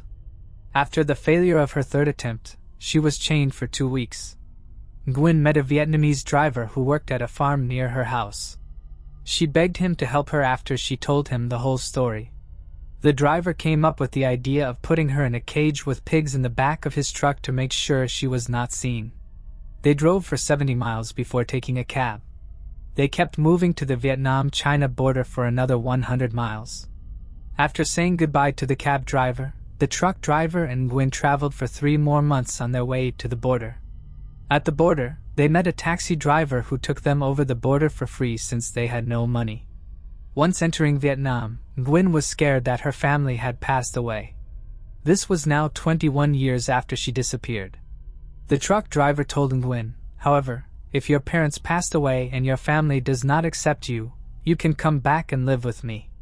With that reassurance, Nguyen went to look for her family. She asked many people for help, since Hanoi changed so much since she had left. In a surprise twist, the sixth person she asked was her very own uncle. They did not recognize each other until Nguyen told him she was Miss S.'s daughter. Her uncle dropped the bundle of vegetables he was carrying and ran to his sister's house. At first, she did not believe him until she saw her long-lost daughter with her own eyes. Data from Vietnam's Ministry of Public Security shows that since 2010, there have been over 3,000 cases of human trafficking involving almost 7,000 victims, mostly women and children from poor and rural areas. A majority were sold to men seeking wives in China, Malaysia and South Korea, or just to simply bear children. China rescued more than 1,100 women trafficked into the country, many of them sold as brides. In a joint operation with Cambodia, Laos, Myanmar, Thailand and Vietnam between July-December of 2018. Moving on to the next case. Pamela Cahanes. Pamela Cahanes grew up in Stillwater, Minnesota. In 1984, at the age of 25, she enlisted in the Navy. She left her family behind and traveled to Orlando, Florida, to begin training at the Orlando Naval Training Center. Unfortunately, Pamela never got the chance to see her dreams come true. Just 2 days after her graduation in August 1984, her lifeless body was found in front of a vacant home in Sanford, Florida. She had been assaulted and strangled. Investigators were able to collect DNA belonging to an unknown man from her body. In 20,021,005, investigators unsuccessfully attempted to find a DNA match to Pamela's attacker. In 2015, investigators finally got a break. DNA from Pamela's clothing was submitted to a private forensic genealogy service. Investigators were able to access DNA profiles of individuals who submitted their DNA to genealogy websites. They found a match to a distant relative of Pamela's attacker. Investigators began to build a family tree and eventually led them to Thomas Lewis Garner. He worked as a dental hygienist in Jacksonville, Florida. Thomas was a classmate of Pamela back in 1984. Investigators had to make sure they had the right guy. They collected a cigarette that he had smoked. The samples matched the DNA found on skin collected from underneath Pamela's fingernails. He was arrested in March of 2019. A motive for the crime has not been made public yet. Pamela's surviving family members were very happy to hear the great news when investigators told them about her arrest. Moving on to the next case. Shannon Gilbert. Shannon Gilbert, born on October 25, 1986, in Lancaster, Pennsylvania, was just 23 years old when strange events began to unfold in May 2010. Growing up with her 3 younger sisters, Sherry, Sarah, and Stevie, life was difficult from the start. In 1999, Shannon's mother, Mari, moved her daughters to New York after separating from their father due to his heroin addiction. Following the separation, Shannon and her sisters never saw their father again. Shannon had a fiery personality as a child, though her behavior proved challenging for her mother at times. Shannon struggled with intense mood swings and developed unhealthy habits, including binging and purging. These were signs that she needed professional help, but her mother, feeling overwhelmed, decided to place her in foster care instead of seeking the right therapy for her. Being sent to foster care had a profound impact on Shannon as a child. She often tried to sneak back home, but each time, she was sent to whatever foster home she was placed in at that moment. Her mother, Mari, never fully explained the situation, so she often claimed it was Shannon's choice to be independent and leave the family. However, things took a turn when Shannon was diagnosed with bipolar disorder at the age of 12. This came at a time when Shannon desperately needed love and support from her family, but instead, she felt isolated. During this difficult period, she turned to drugs and alcohol, choosing them over the prescribed medication for her condition. Despite these challenges, Shannon was incredibly bright and managed to graduate early at just 16 years old. Afterward, Shannon worked various jobs to support herself through nursing school, with her grandmother generously letting her stay at her place during that time. However, after a year, Shannon found nursing school uninteresting and decided to leave in 2009, pursuing her dream of becoming a singer instead. In 2010, while living in New Jersey, she entered the world of escorting to earn quick cash, as part of her strategy to accumulate money fast and eventually make it big. It was during this time that she met Alex Diaz, who became not only her driver but also her boyfriend. During this time, Shannon became deeply entangled in a dangerous cycle of substance abuse, struggling with addictions to cocaine, ecstasy, and alcohol. Along with this, she faced several unwanted pregnancies, opting to terminate them as she tried to maintain her work. Her relationship with Alex, initially her driver and boyfriend, deteriorated as their drug habits worsened, leading to frequent and intense arguments. In one particularly violent encounter, Alex hit Shannon in the face, severely breaking her jaw. The injury was serious enough to require emergency surgery, where a titanium plate was inserted to repair the damage. Despite the turmoil in her relationship with Alex, Shannon chose to stay with him, even as she shifted her focus away from working with the escort agency. Instead, she started placing her own ads on Craigslist, aiming to cut out the middleman and increase her earnings. Shannon also took proactive steps toward her dream of becoming a singer, enrolling in online courses and attending singing classes and auditions in Manhattan whenever she could. Despite the challenges she faced, Shannon remained close to her family, making sure to stay in touch and using any extra money she had to buy thoughtful gifts for her loved ones. Shannon's mother, Mari, continuously urged her to stop escorting and return home, expressing deep concern for her daughter's safety and well-being. Despite these worries, Shannon reassured her that she wasn't working as much, though the truth was that she wasn't earning as much as she claimed. She lied about her financial situation, not wanting her family, particularly her boyfriend Alex, to worry about her struggles.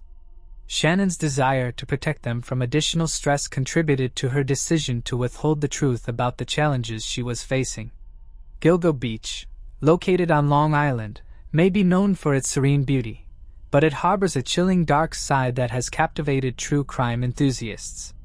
This once tranquil coastal community is now forever associated with a series of unsolved murders and mysterious disappearances, casting a shadow over its picturesque surroundings. The tight-knit neighborhood, once a peaceful retreat, now grapples with its connection to these unresolved cases, leaving both locals and investigators desperately seeking the truth behind the chilling events that have shaken the area. The mystery surrounding Gilgo Beach and the hidden truths behind the murders have haunted authorities and captivated the public for years. The case remains a source of fascination and fear as investigators continue to search for answers. Meanwhile, Shannon's life took a dark turn in 2010 when she met Joseph Brewer, leading her to Oak Beach. Shannon, seeking to make money to support her ambitions, had placed an ad that caught the attention of Brewer. What happened next remains a key part of the chilling puzzle surrounding Shannon's disappearance. The night of May 1, 2010, marked a pivotal moment in her life, setting the stage for a series of events that would unfold with devastating consequences. Her meeting with Brewer, within the quiet confines of Oak Beach, became part of a broader, unsettling mystery linked to Gilgo Beach and its grim history.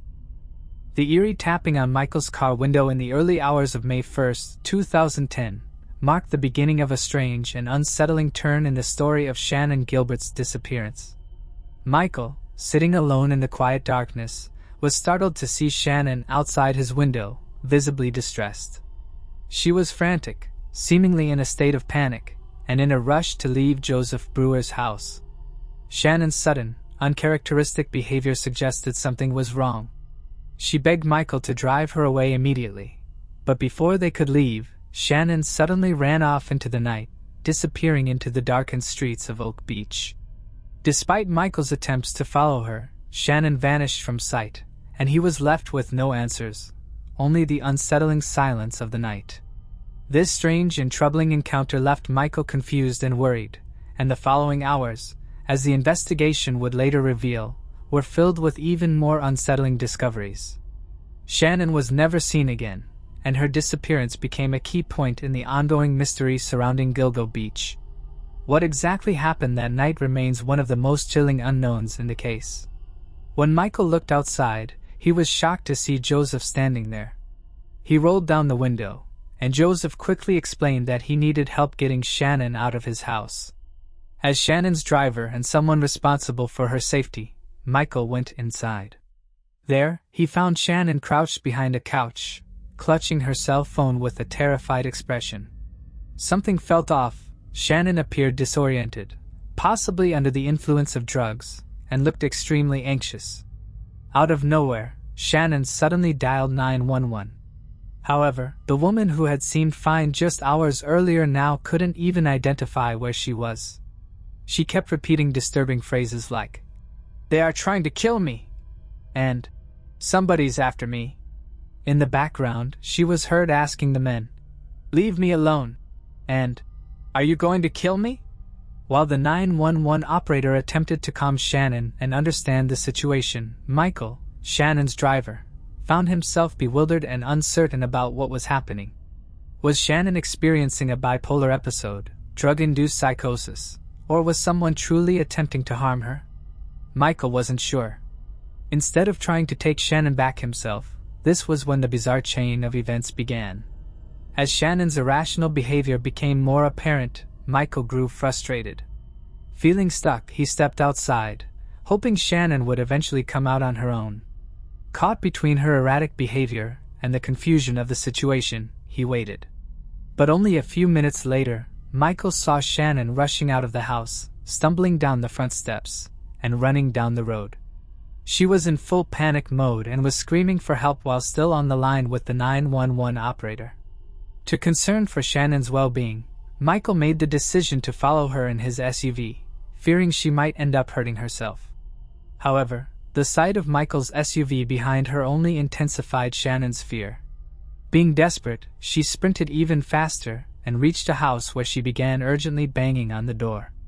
The resident who opened the door was a 75-year-old man named Gustav Collette, and he tried to inquire if Shannon was okay, but she struggled to utter any coherent words.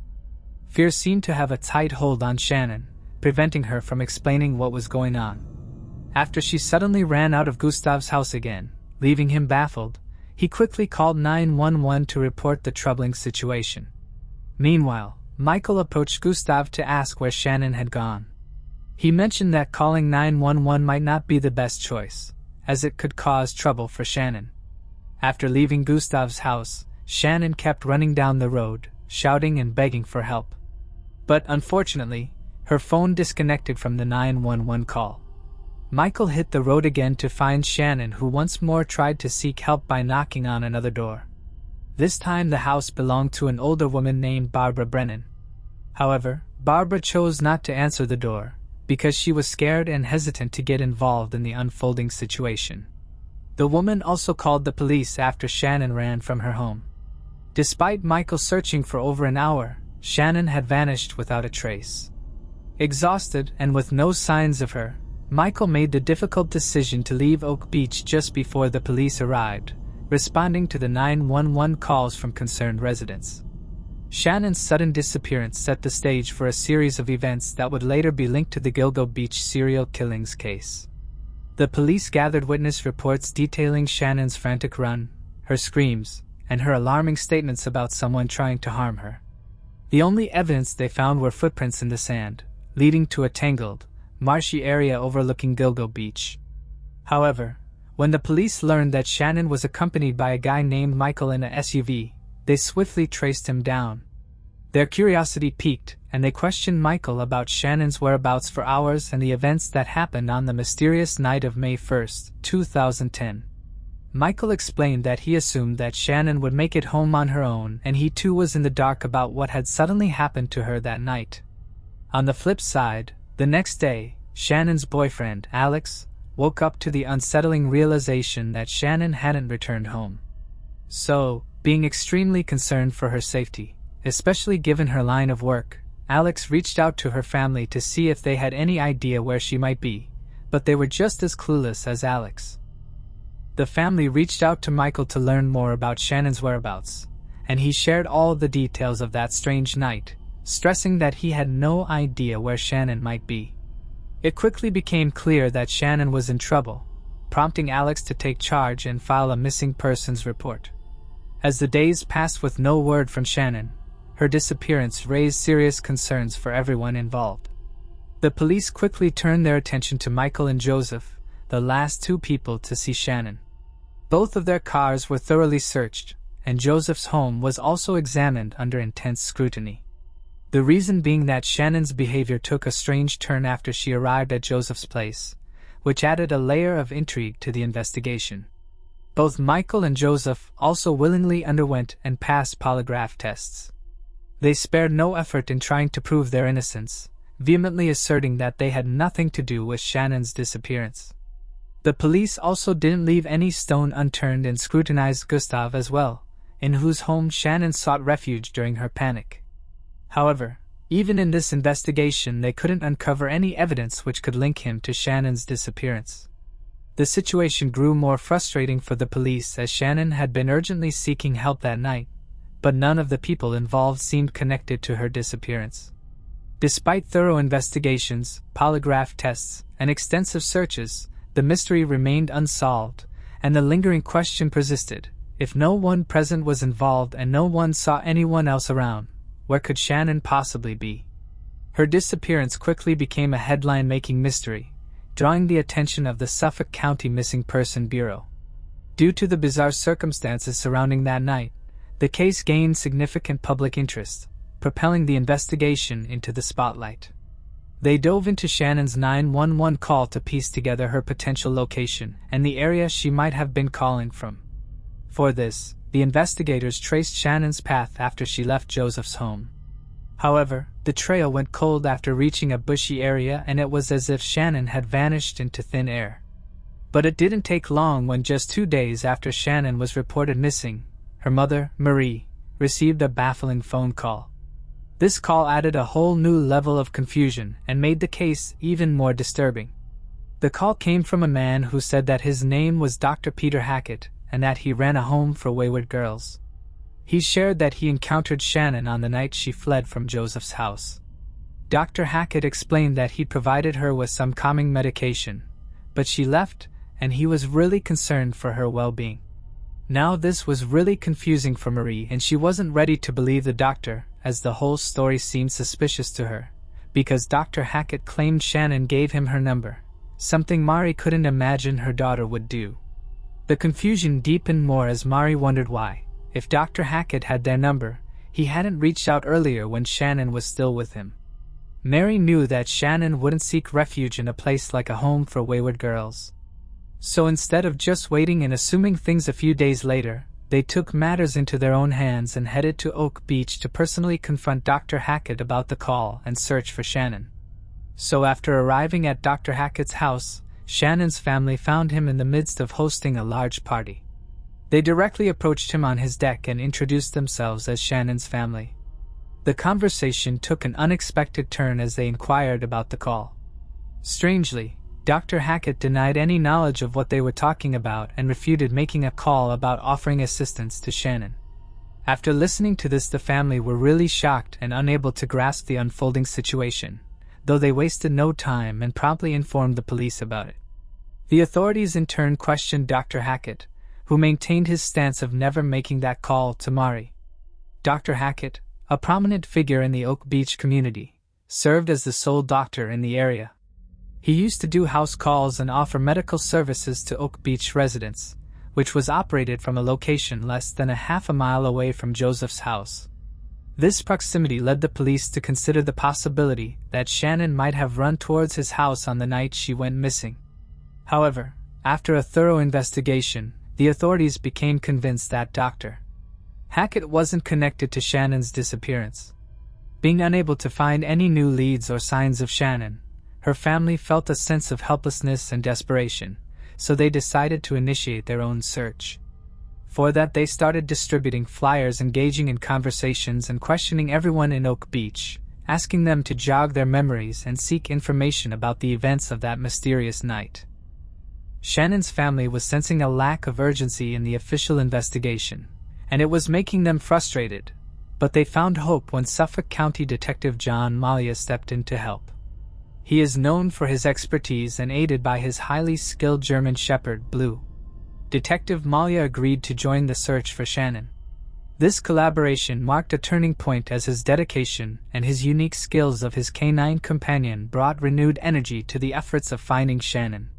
Considering the possibility of finding crucial evidence, Detective John, accompanied by his loyal canine partner, Blue, ventured into the overgrown terrain of Oak Beach, where Shannon was last seen. As they navigated the thick vegetation and marshy areas, the duo faced many challenges, including an encounter with poison ivy. But despite their diligent efforts, the search yielded no results, which left John feeling more desperate. So he felt the need for a fresh perspective and decided to take a break and delve deeper into the details of Shannon's case, in hopes to uncover any overlooked clues that could lead to her whereabouts. Finally, after 11 months, they returned back to the search area for another attempt. On December 11, 2010, during a routine training exercise with his faithful dog Blue, Detective John caught a scent on the parkway where Shannon vanished. Filled with hope, he believed they were on the verge of finding her, who he already assumed was dead. Navigating through the dense vegetation, that's where everything took a dramatic turn and the scent led them into a crucial discovery. The anticipation and determination of that day marked a pivotal moment in the search for Shannon, because she wasn't the only one who was actually missing. The investigation took a shocking twist when they found skeletal remains of a woman wrapped in almost a completely deteriorated burlap bag. The investigators initially thought it was Shannon. However, it turned out not to be her.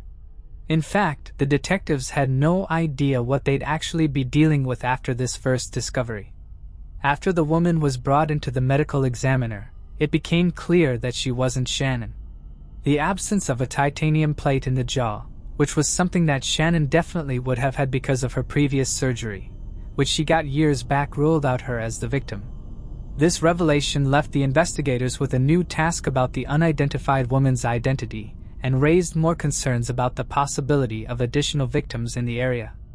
The discovery of the first body triggered a cascade of questions for the detectives, and in their pursuit of answers, Detective John and his dog Blue returned to search the area again. Shockingly, the sequence of finding the remains didn't end there, because just 500 feet from the initial discovery they found a second body, wrapped in yet another disintegrated burlap sack. Now this really fueled an intensified search, and within hours 2 more bodies were uncovered. Interestingly, all the discovered bodies were under 5 feet tall, like clothing and jewelry, and were wrapped in burlap. Even the medical examiner's findings pointed to a grim pattern. All the women appeared to have been strangled. So, keeping all the similarities in mind, the Suffolk County Police Department made a grave announcement on December 14, 2010. They declared to the public that they believed a serial killer was at large, which casted a shadow of fear and urgency over the investigation. In just a few days, all the victims were identified, so let's take a look at all the victims and the similarities they shared with Shannon. The first victim was a 25-year-old woman named Maureen Barnes. She was born on July 14, 1982, and faced challenges at a very young age when she became a mother at just 17 years old. By the time she was 25, she had 2 children and started living in Connecticut. Maureen faced a lot of financial struggles despite working as a car dealer at a casino and later as a telemarketer. These jobs couldn't adequately support her and her 2 children. Much like Shannon, Maureen also turned to escort work and started posting ads on websites like Craigslist and Backpage to make ends meet. On July 9, 2007, Maureen suddenly informed a friend that she was meeting a client near a hostel in Manhattan, New York, where they both were staying. However, after this, Maureen never turned back and there was no communication or news of her. Being concerned for Maureen, her friend anxiously awaited her return, giving her until July 14, 2007 to come back on her own, but she never did. Finally, her friend reported Maureen missing, which led to the NYPD involvement in the investigation. During their search, authorities found that between July 6 and July 9, Maureen had 16 interactions with a phone number, which was traced back to a burner phone. On July 9, Maureen's phone signal was detected near Midtown Manhattan. Surprisingly, there was no further activity until July 12 when 2 outbound calls were made close to the Long Island Expressway, suggesting an attempt to check her voicemail. Now shifting to the second victim, Melissa Bartholomew, who was 24 years old. She was born on April 14, 1985 and grew up in Buffalo, New York. And after high school, she also obtained a cosmetology license. Similar to Shannon, Melissa was also fiercely independent. But when faced with financial struggles, she also decided to venture into escort work and started advertising on websites like Craigslist and Adult Friend Finder. So on July 3, 2009, Melissa received a call from a potential client, and this same number reached out to her again on July 6, 9th, 10th. Being extremely concerned about these calls, she also reported them to the police. But despite their efforts, the investigators discovered that the calls were made from a burner phone, which made it challenging for them to trace and identify the caller. Sadly, on July 10, 2009, tragedy unfolded as Melissa was last seen outside her Bronx apartment after she had informed her friends that she was heading to Manhattan to meet with a client. So after taking a cab for it, Melissa was believed to have been picked up by the client and taken to Long Island. However, when her family didn't hear from her the next day, their attempts to report her missing were initially brushed off, as Melissa was considered an adult and had been missing for less than 24 hours. But after a few days, Melissa's family finally persuaded the NYPD to treat her disappearance seriously, and they opened a missing persons file on Melissa. Almost a week later, Melissa's 15-year-old sister, Amanda, was suddenly filled with excitement when she saw a phone call coming from Melissa's phone number. However, when Amanda answered the call, a man started taunting her, insane, disgusting things. So the family quickly reported this to the investigators, which led them to suspect the man might be involved in law enforcement because he was constantly hanging up before they could even trace the call. However, the investigators were able to trace a few calls from a burner phone to crowded areas like Times Square and a location north of Gilgo Beach called Massapequa. But the challenge arose when they discovered that the number was registered under a phony name, which made it difficult for the police to determine the caller's true identity. Amanda also revealed that the caller knew her name, recognized her appearance, and also inquired if she too was involved in escort work, just like her sister. The caller continued to make disturbing statements claiming that he had killed Melissa and was observing her body decay. This ordeal was profoundly distressing for the family, but despite their anguish, they felt powerless to do anything to locate Melissa.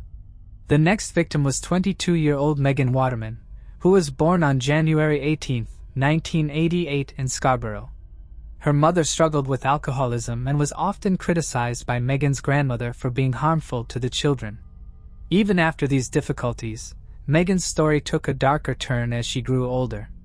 Megan's grandmother also sought custody of the children due to the concerns about her mother, but it led Megan and her little brother to be placed in foster care. In this new environment, Megan was diagnosed with ADHD at a very young age and occasionally got into trouble at school, notably for engaging in fights. However, Megan's challenges didn't end there, because at the age of 17, she became pregnant by a man who was in his 30s, and it led her to make the decision to drop out of school after giving birth in 2006. Following this, Megan also entered a relationship with a gang member named Akeem, with whom she started engaging in substance use during their time together. But Akeem ended up forcing Megan to begin working as an escort, and she too began posting ads on Craigslist and Backpage. She also had been arrested on one occasion for soliciting during a sting operation and was known to frequently work out of various hotels. Now on June 5, 2010, Megan's phone received a call from a burner phone, which was newly activated that day. Normally, a teen would accompany Megan on jobs to ensure her safety. But this time, she insisted that she needed to go alone. The reason was that the client had offered her $1,500 to stay the entire night, which made it a tempting opportunity for her. Megan had been in contact with the burner phone around 1:30 a.m. and was last seen departing from the Holiday Inn Express in New York. Strangely, after she left, there was no more activity from her phone, except for a ping in the Massapequa area, which added a mysterious element to her disappearance. Worried about Megan's sudden silence, Akim began reaching out to her friends and family on June 7, 2010 in hopes for any information about her whereabouts. However, due to his involvement in criminal activities, Akim hesitated to report her missing immediately. Now by June 9, with still no word from Megan and not any attempts to even contact her daughter, her family finally reported her as missing. Unfortunately, even after the initial report, there were still no significant efforts made to search for Megan. And over time, the case was closed without a resolution. The fourth victim was 27-year-old Amber Costello, who was born in October 1983 to an upper-middle-class family in Charlotte, North Carolina. In contrast to the other victims, Amber and her sister Kim had a relatively normal childhood with a close-knit family. However, everything took a dark turn when at the age of 5, Amber suffered a severe and horrific attack by a neighbor, which altered the course of her life. Amber's parents were also extremely devastated by the attack on their daughter, and in a fit of rage, her father confronted the neighbor with a gun and threatened him. It's still unclear if the neighbor faced legal consequences for his actions or not, but the traumatic event took a toll on Amber's mother, which led to severe panic attacks. Overwhelmed by guilt, she ended up in a mental treatment hospital, and the whole family faced immense challenges in coping with the aftermath of this tragic incident. Her father turned to heavy drinking and faced multiple DUI charges over the years.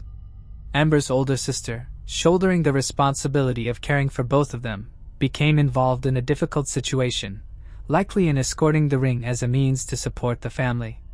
Seeing her sister doing this job, Amber, when became a teenager too, followed her sister's footsteps and joined the escorting ring as well.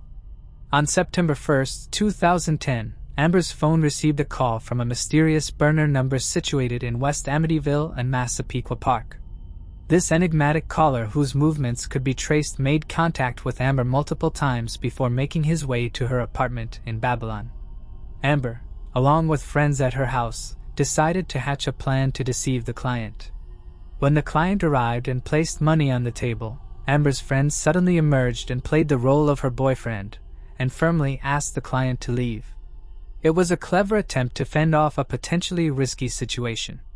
But as he left, the client sent a text to Amber and expressed his discontent, asking if he now had a credit for the next encounter, referring to the money he had left behind. This client becomes a crucial figure in the case, so keep him in mind as we delve deeper into the story. The following day, Amber informed her friend that she was meeting her client, who insisted she leave her cell phone behind. Sadly, this choice turned out to be the worst decision of Amber's life, as it marked the last time anyone saw her alive. Surprisingly, even after this, no one reported her missing, possibly due to fears of getting entangled in drug or other illegal activities prevalent in the area. Now, these 4 victims became known as the Gilgo Beach Four, and they all shared eerie similarities.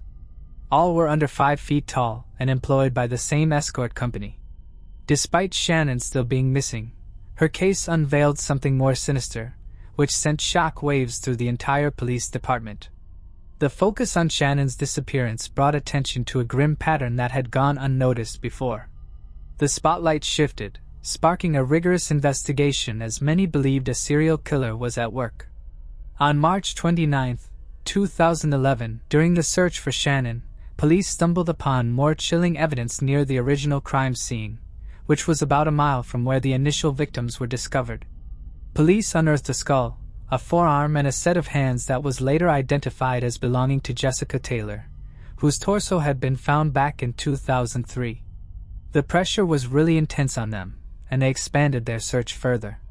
That's when on April 4, 2011, searchers discovered 3 additional sets of human remains along Ocean Parkway, nestled between Oak Beach and Gilgo Beach.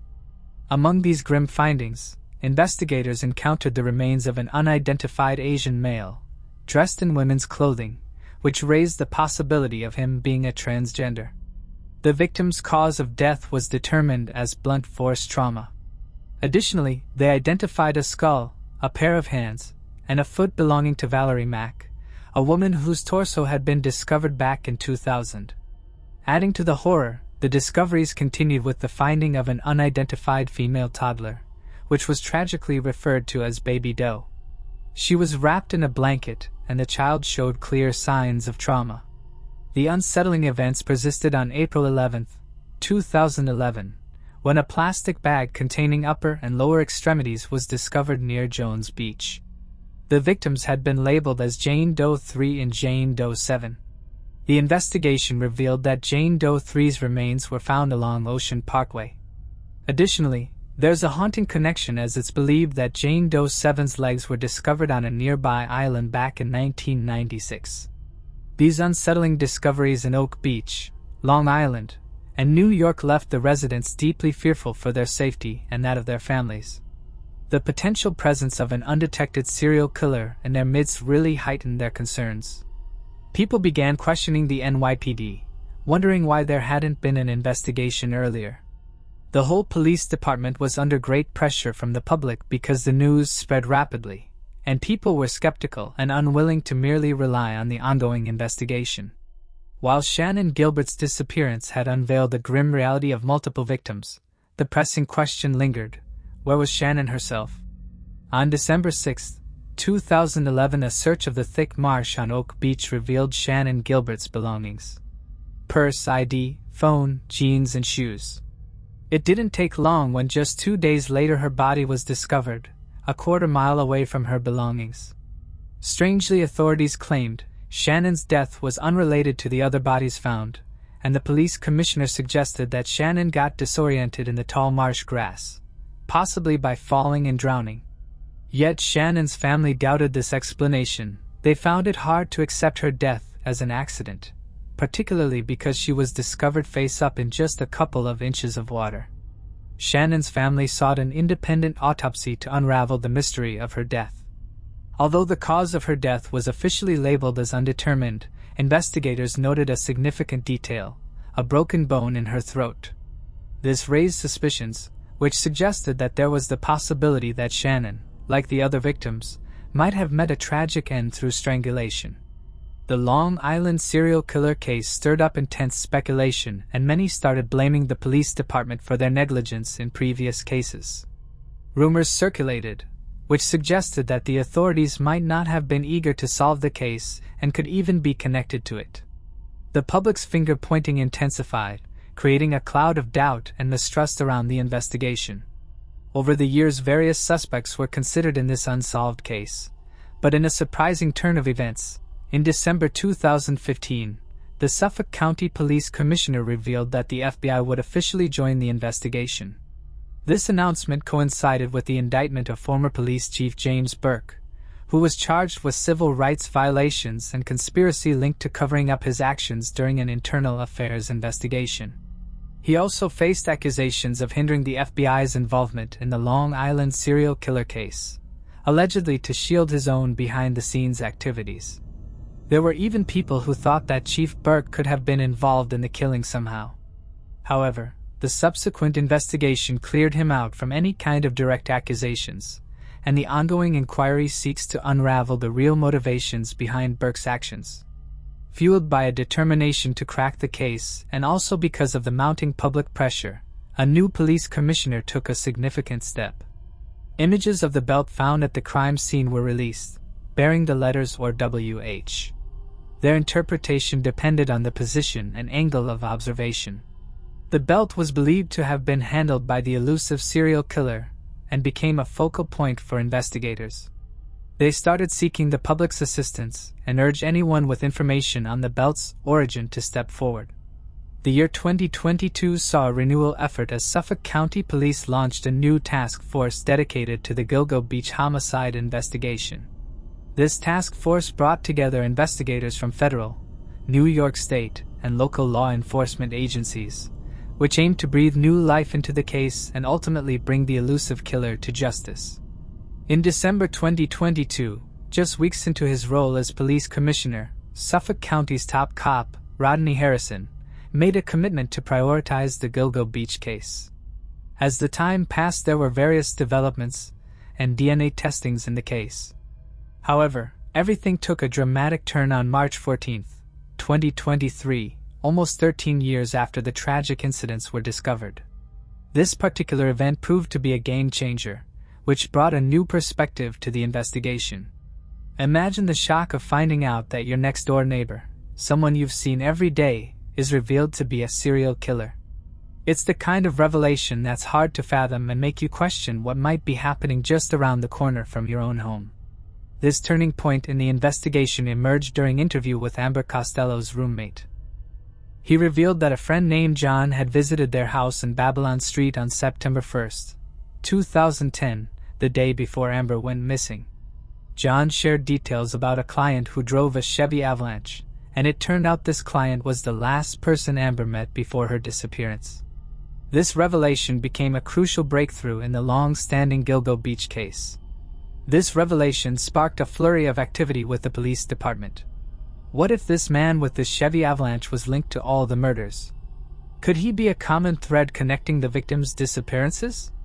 An intensive search for the owner of the Chevy Avalanche started, and it was after about 6 weeks when finally the police had their prime suspect. The man they were talking about is Rex Heuermann, a 6'4" architect and a father. Rex was residing just 20 minutes away from Gilgo Beach in Massapequa Park, the very town where Megan's phone was last connected to the cell tower. Additionally, Rex worked at his architectural firm in Midtown Manhattan, only blocks away from where Maureen disappeared. In the same area, where threatening calls to Melissa's little sister were reported, Rex resided in a rundown house. He lived a seemingly ordinary life. Rex had a daughter and stepson with his second wife, Asa, who hailed from Iceland and would often visit her family during the summers. Police suspected that it was during these trips, including those to Iceland, Rex had committed the murders. John Parisi, who grew up with Rex, mentioned that Rex had experienced bullying as a child and lacked confidence. Despite his size and strength, Rex never fought back against anyone. Rex also appeared in a YouTube video in 2023 and was interviewed by Antonio Mira, where Rex shared his experiences. Antonio expressed surprise, knowing that when he met Rex, he never thought he could be someone capable of committing such crimes. But how did the police finally find Rex? How did the man who was never on radar become the prime suspect? The breakthrough in identifying Rex occurred when the police delved into Amber's phone records from 2010. They uncovered a persistent caller, a specific client who incessantly used a burner phone.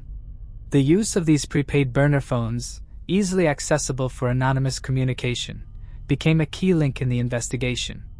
Authorities noted that Maureen, Melissa and Megan had all been in contact with burner numbers before their disappearance in 2012. So, they decided to collaborate with the FBI and traced most of these calls to cell towers in a concentrated area of Massapequa Park and prompted an intensified search for the individuals connected to these calls. The task force also confirmed that Rex indeed used those burner phones and he had 2 different burner numbers in 2023. So they closely monitored one of those accounts and also documented 3 email accounts with fake names like John Springfield, Thomas Hawk, and Hunter 1903, and all linked to Rex burner's numbers. Rex also used one of these burner phones to send selfies, soliciting and arranging personal activities. It was one of those accounts that linked to Rex and was used for thousands of searches related to adult contact, sadistic torture videos, and child content. The searches also included disturbing depictions of women being abused and killed. But while the investigators were closely monitoring Rats, he too attempted to turn the tables by spying on them. He delved into searches about the task force, the Gilgo victims, and extended his focus to their relatives, sisters, and children. Rex aimed to locate and gather information about these individuals as part of his disturbing activities. While circumstantial evidence was piling up, investigators sought more concrete proof. They had physical evidence from the Gilgo 4, notably a male hair, discovered in the burlap that had restrained and transported Megan Waterman's body. The question now was whether they could establish a link between this evidence and Rex. But for that they wanted Rex's DNA without his knowledge. In order to obtain his DNA discreetly, investigators placed him under surveillance and started observing his activities closely. The breakthrough finally came when Rex casually disposed of a pizza box in a trash can in Midtown Manhattan. Detectives quickly seized this opportunity and collected the discarded pizza box without his knowledge. It took no time when Detective Carney swiftly confirmed that Rex's DNA that was discovered on the pizza crust matched the DNA profile found with Megan's body. This unique DNA profile was exceptionally rare and appeared in only 0.04% of the population, solidifying the connection between Rex and the crime. With the conclusive DNA evidence, search histories and details from the burner phones, investigators were now certain they had found their serial killer responsible for the Gilgo Beach murders, Rex Heuermann. In plain clothes, officers finally apprehended Rex around the corner from his office on July 13, 2023. The community was left in shock when the next day the police descended on Rex's house to search for further evidence, which unveiled a sense of urgency and tension in the neighborhood. The police discovered a soundproof room in the basement of Rex's residence, which led them to suspect that at least one victim may have met their demise within its confines. In a thorough search of Rex's property, police also employed ground-penetrating sonar and cadaver dogs to investigate the backyard for any potential remains, but their efforts yielded no further discoveries. It is still unclear what was the purpose of the basement compartment in Rex's residence. Authorities are uncertain whether it served as a potential chamber for sinister activities, or merely housed Rex's extensive collection of 300 firearms. This concealed room was no ordinary space. It resembled a formidable vault, complete with a substantial and secure safe door. Rex had gone to great lengths reinforcing the walls with layers of new concrete, which created a structure that was possibly 2 or 3 feet thick. As the search persisted for hours, which turned the entire house into a chaotic mess, unsuitable for anyone to live, one surprising individual decided to remain amidst the upheaval. It was none other than Rex's wife, Asa. However, grappling with the disbelief that she had been living with a serial killer for so long, Asa took a significant step. Asa filed for divorce from Rex, and in the wake of these traumatic events, she and her children have had to adjust to a dramatically different life. Financial difficulties have become a significant concern, compounding the struggles they now face. The media's constant presence continues to shadow their every move, with whispers and discussions about the disturbing events that have unfolded in their lives. On July 14, 2023, the tension in the courtroom was palpable as Rex made his first appearance, where he firmly pleaded not guilty to all charges, setting the stage for the next chapter in this intense legal battle. Rex's wife, Asa, has shown her unwavering support throughout this ordeal, standing by his side despite the growing accusations. Meanwhile, Rex, in a rare moment of vulnerability, has denied his involvement, breaking down in tears and repeatedly insisting, "I didn't do that." As he remains behind bars awaiting trial, the case continues to captivate the public's attention, with new revelations and details slowly emerging. Investigators have stressed that this is just the beginning of uncovering the truth, and we will continue to monitor and report on every new development. This case promises to be complex, and we're dedicated to keeping up with the ongoing investigation, ensuring that all important updates are shared. The case surrounding Rex Heuermann is certainly chilling, and many aspects raise important questions. If the allegations are true, the motive behind his actions remains a mystery, but it could be related to deeply rooted psychological issues, such as a need for control or power, which often plays a role in serial crimes. The complexity of the case, combined with the patterns of the crimes, suggests that Heuermann might not have acted alone, and the possibility of accomplices or connections to other individuals involved in the crimes can't be ruled out. The extensive investigations into his background, his behavior, and any links to the victims are crucial for understanding the full scope of the case. However, without more definitive evidence, it's difficult to say for certain what role other people may have played, if any. The case continues to evolve, and more details will likely emerge as the investigation progresses. Moving on to the next case. John Lely. Daniel Belling and his wife, John Lely, lived in Clare Hall, Dublin, with their 2 children. Daniel worked as an IT consultant for firms like Apple, while John established her own wedding planning business catering to the Chinese community in the city. On February 9, 2017, the family embarked on an 11-day Mediterranean cruise aboard the MSC Magnifica. The ship set sail from the Italian port of Civitavecchia, visiting Genoa, Malta, Greece, and Cyprus. During the trip, Zhang mysteriously disappeared and was never seen again, leaving a cloud of uncertainty surrounding her disappearance. At the end of the trip, the crew members conducted a head count and realized Zhang Leili was missing. Upon checking her cabin, they found all her possessions still on board, including her wallet, ID, and shoes. Further investigation revealed that there was no record of Zhang disembarking the ship at any of the stops. The cruise ship immediately alerted authorities, and police arrested Daniel Belling at Rome's Ciampino airport as he was about to board a Ryanair flight to Dublin. He was arrested on suspicions of his wife's murder. During his court proceedings, he told the judge his wife left the ship of her own volition in the Greek port of Katakalin. He said that he had quarreled the night before and she wanted to, quote, quit the trip. He wanted to, quote, quit the trip. He said that his wife had told them that she was tired of the cruise, that she was not enjoying it, and that she wanted to get off. When the ship stopped at Katakalin, she had chosen to remain on board while her husband had gotten off with their 2 children for a day of sightseeing. When Daniel returned to the ship with their children that evening, he discovered that his wife, Zhang, was missing. He explained that he hadn't immediately reported her disappearance because, in the past, she had acted similarly, walking off during a family outing. However, Daniel did notify the cleaning personnel that there were now only 3 people staying in the room instead of 4. He suggested that his wife had most likely returned to China, though he acknowledged there was a small possibility that something had happened to her in Greece. Despite this, he firmly believed she was in China. The police questioned the cruise ship staff and a souvenir shop owner told authorities that she remembered the couple was in her store that morning. She said Daniel was agitated and yelled at his wife over her shoes. The shop owner said that Daniel had handed his wife a pair of Jim's shoes and said, "Put these on instead of your sandals and shut up." A waitress told police that she had seen Zing on the evening of February 10th when she, her husband and their children had dined together at their assigned table, number 704, in the Four Winds restaurant.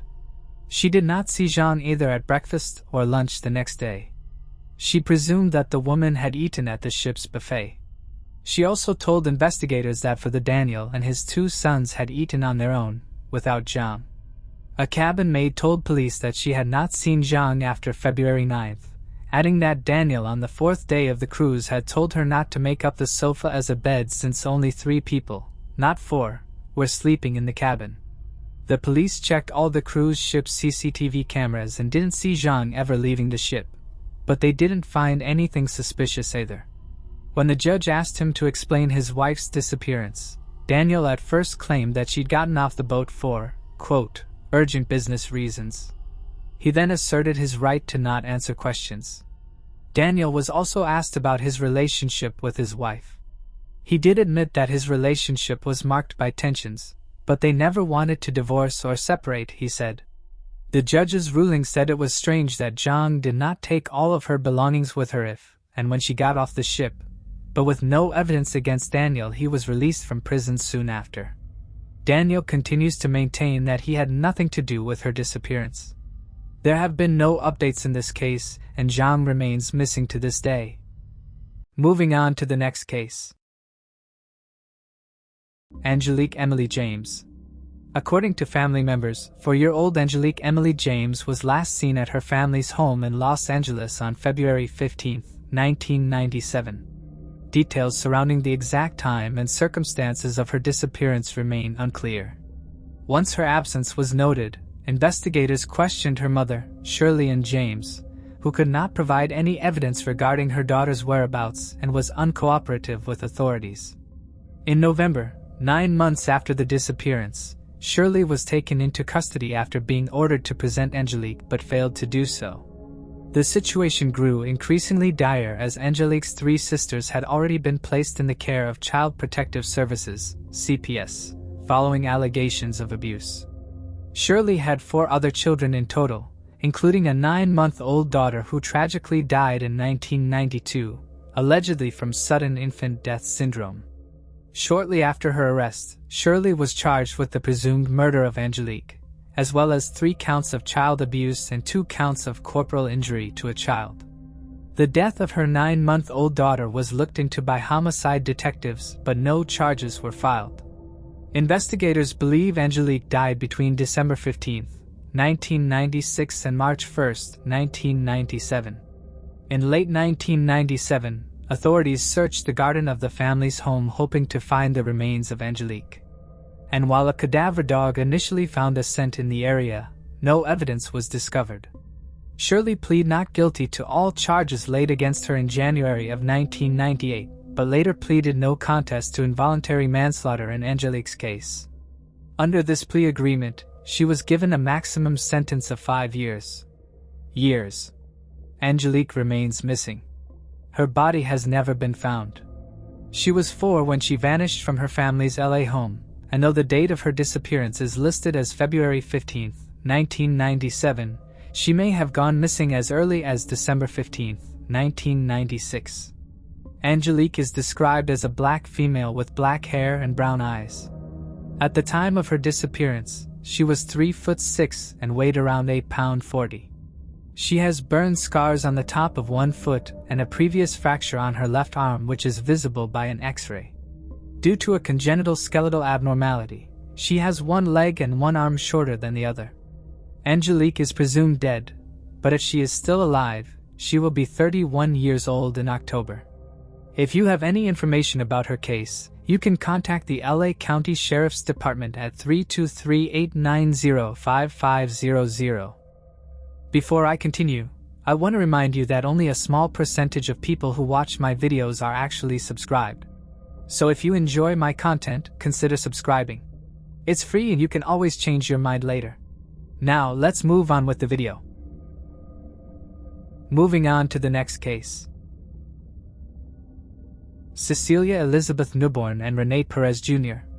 32-year-old Cecilia Elizabeth Newborn was last seen on September 20, 1994, by her husband, Alfredo Newborn. The couple had been dating for 2 years before getting married, and shortly after their wedding, Cecilia became pregnant.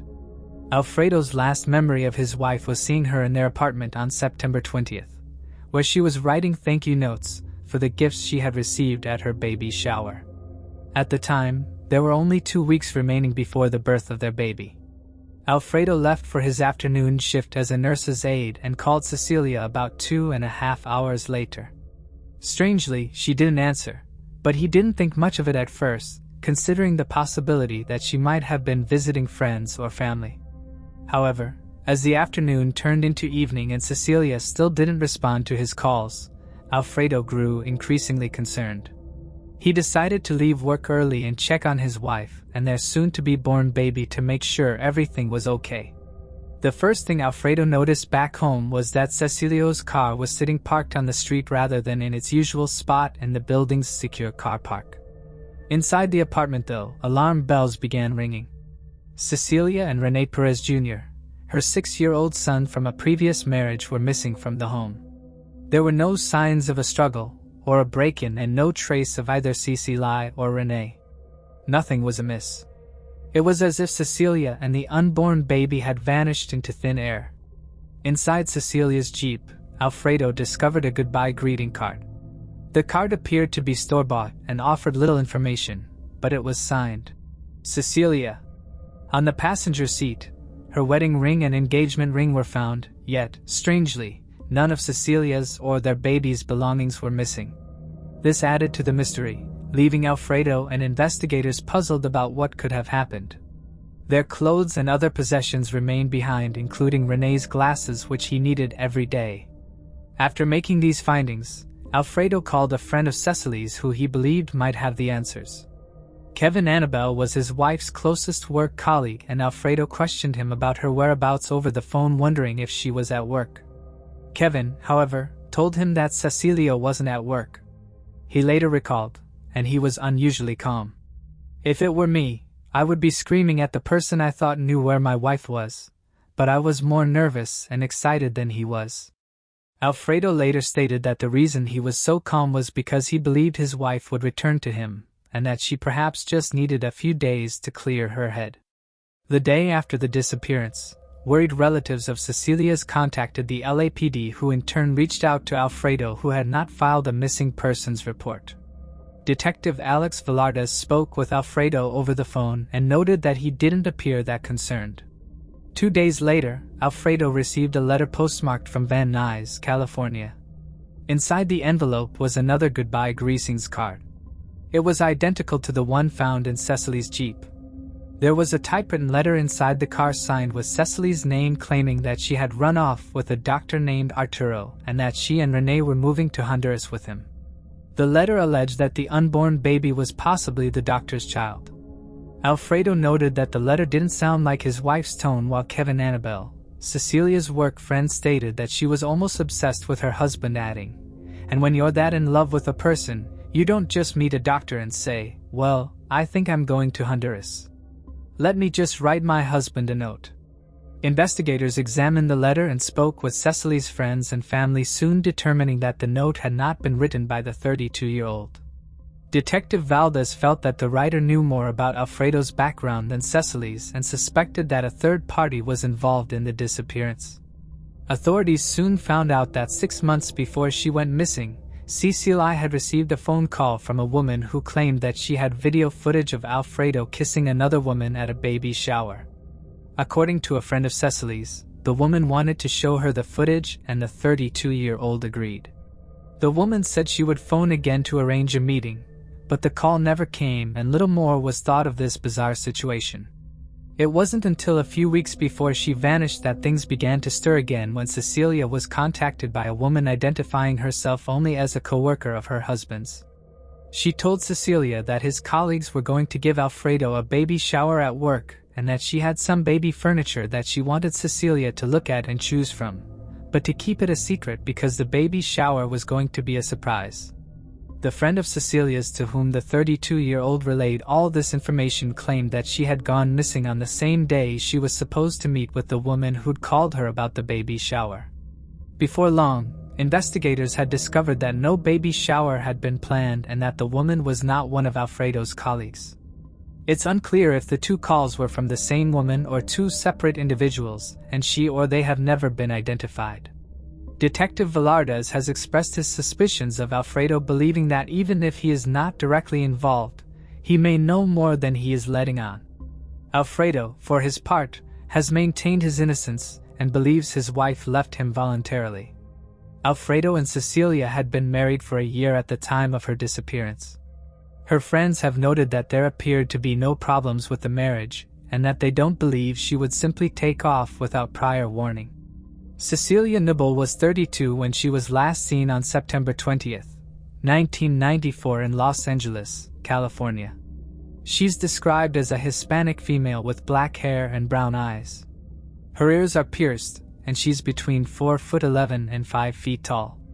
At the time of her disappearance, she was 8 months pregnant. Her maiden name is Amaya and she was born in El Salvador.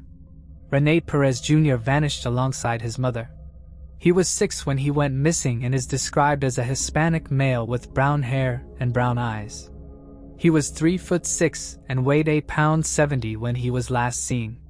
His top teeth were missing at the time and he wears glasses, but they were left behind when he disappeared. If he is still alive, he will be 35 years old. If Cecilia is still alive, she would be 61 years old. Anyone with information about the disappearance of Cecilia Newborn and her son, Renee Perez Jr., is urged to contact the LAPD Missing Persons Unit at 213-996-1800. Moving on to the next case. Gabriel Nagi. Gabriel Nagi, a dedicated father and respected member of his family, led a fulfilling life in Sydney, Australia, with his wife Pamela and their children Stephen and Jennifer. Immigrating to Australia as a young boy, he had a strong connection to his family and his community. Gabriel worked as a shop fitter, assisting businesses in constructing retail spaces around the city. Despite his content and stable life, something began to tear his family apart, leading to an unforeseen and tragic outcome. Gabriel had aspirations of becoming an accountant, and was taking courses to reach that goal. On January 21, 1987, he went into the city to take care of some errands and called his wife, Pamela, to let her know he would be home for lunch. Pamela prepared a meal for him and waited, but Gabriel never arrived.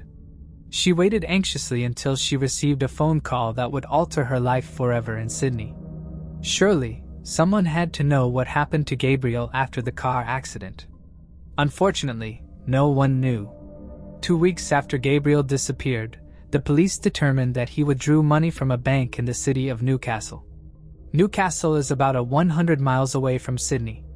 His family was hopeful about the new lead and believed this would help them find Gabriel. The lead turned into a dead end, however, and the case went cold for 2 more decades. There was a senior constable by the name of Georgia Robinson. She promised herself that she would solve this case. In her last attempt at finding Gabriel, she did just that in 2012. She looked through some files when she came across something interesting. The Medicare system in Australia showed documents that a person named Gabriel Nagi recently underwent eye surgery. The records also showed that the man went by another name, Ron Saunders. Constable Robinson called this man. He told her that the last 2 decades of his life was fuzzy to say the least. He spent most of his time homeless, just wandering from city to city. That was until a pastor by the name of Barry Hale came across Gabriel. The pastor gave Gabriel a job at the church as a caretaker. Gabriel got the name Ron Saunders from a sign for the Queensland Saunders Beach while he was wandering around. His memories slowly came back, so when he got the eye surgery, he gave the name of Gabriel Nagi as well. Robinson flew to where Gabriel was currently living and showed him pictures of his family. More and more of his memories started to come back. The car accident Gabriel was in left him with a serious head injury. He then fell into a fugue state, which led him to forget everything about his life. Gabriel described the situation as unreal. He still didn't fully remember his family. He vowed to keep in touch, but he couldn't bring himself to move back in with his family. This is a photograph of Pamela and their daughter, Jennifer, with the photo album they showed Gabriel. And here is a picture of Gabriel and Jennifer when they first saw each other again in 2012. Moving on to the next case. Jill Dando. During the latter half of the 1990s, Jill Dando, an English television presenter and journalist, was one of the BBC's most recognizable personalities. She hosted several TV shows, including Crime Watch, a documentary series that recreated dramatic reconstructions of unsolved murders. Ironically, Dando would herself become the victim of an unsolved murder and would later be featured on the very show she once narrated. On the morning of April 26, 1999, Jill Dando left her fiancé's home. Traveling by car, she went shopping and then to her own house in Fulham. She approached the front door, and she was shot dead.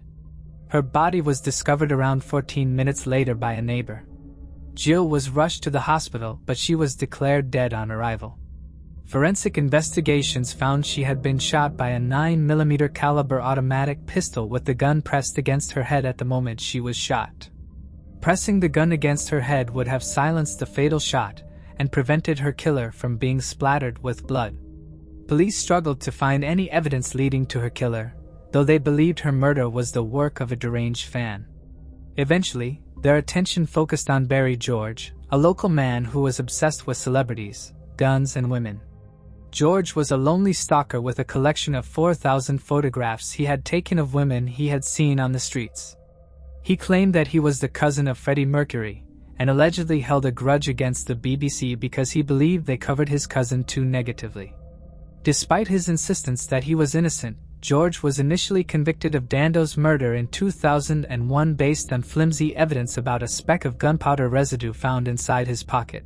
But on August 1, 2008, after a second appeal, George was exonerated and released from prison.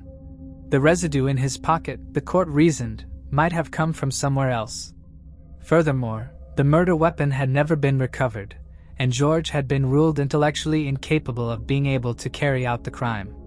To date, the crime still hasn't been solved. It led to widespread speculation. One theory was that Dando was targeted as part of a revenge crime for a story she had investigated herself on Crime Watch. Others believe she'd been the victim of a professional assassin, hired by someone who wanted her dead. Another suggested she'd been killed by the Serbian mafia. This was the time of the Kosovo War, and Dando had presented a charity appeal on behalf of the Kosovo refugees. She later received a letter from a Serbian source condemning this action.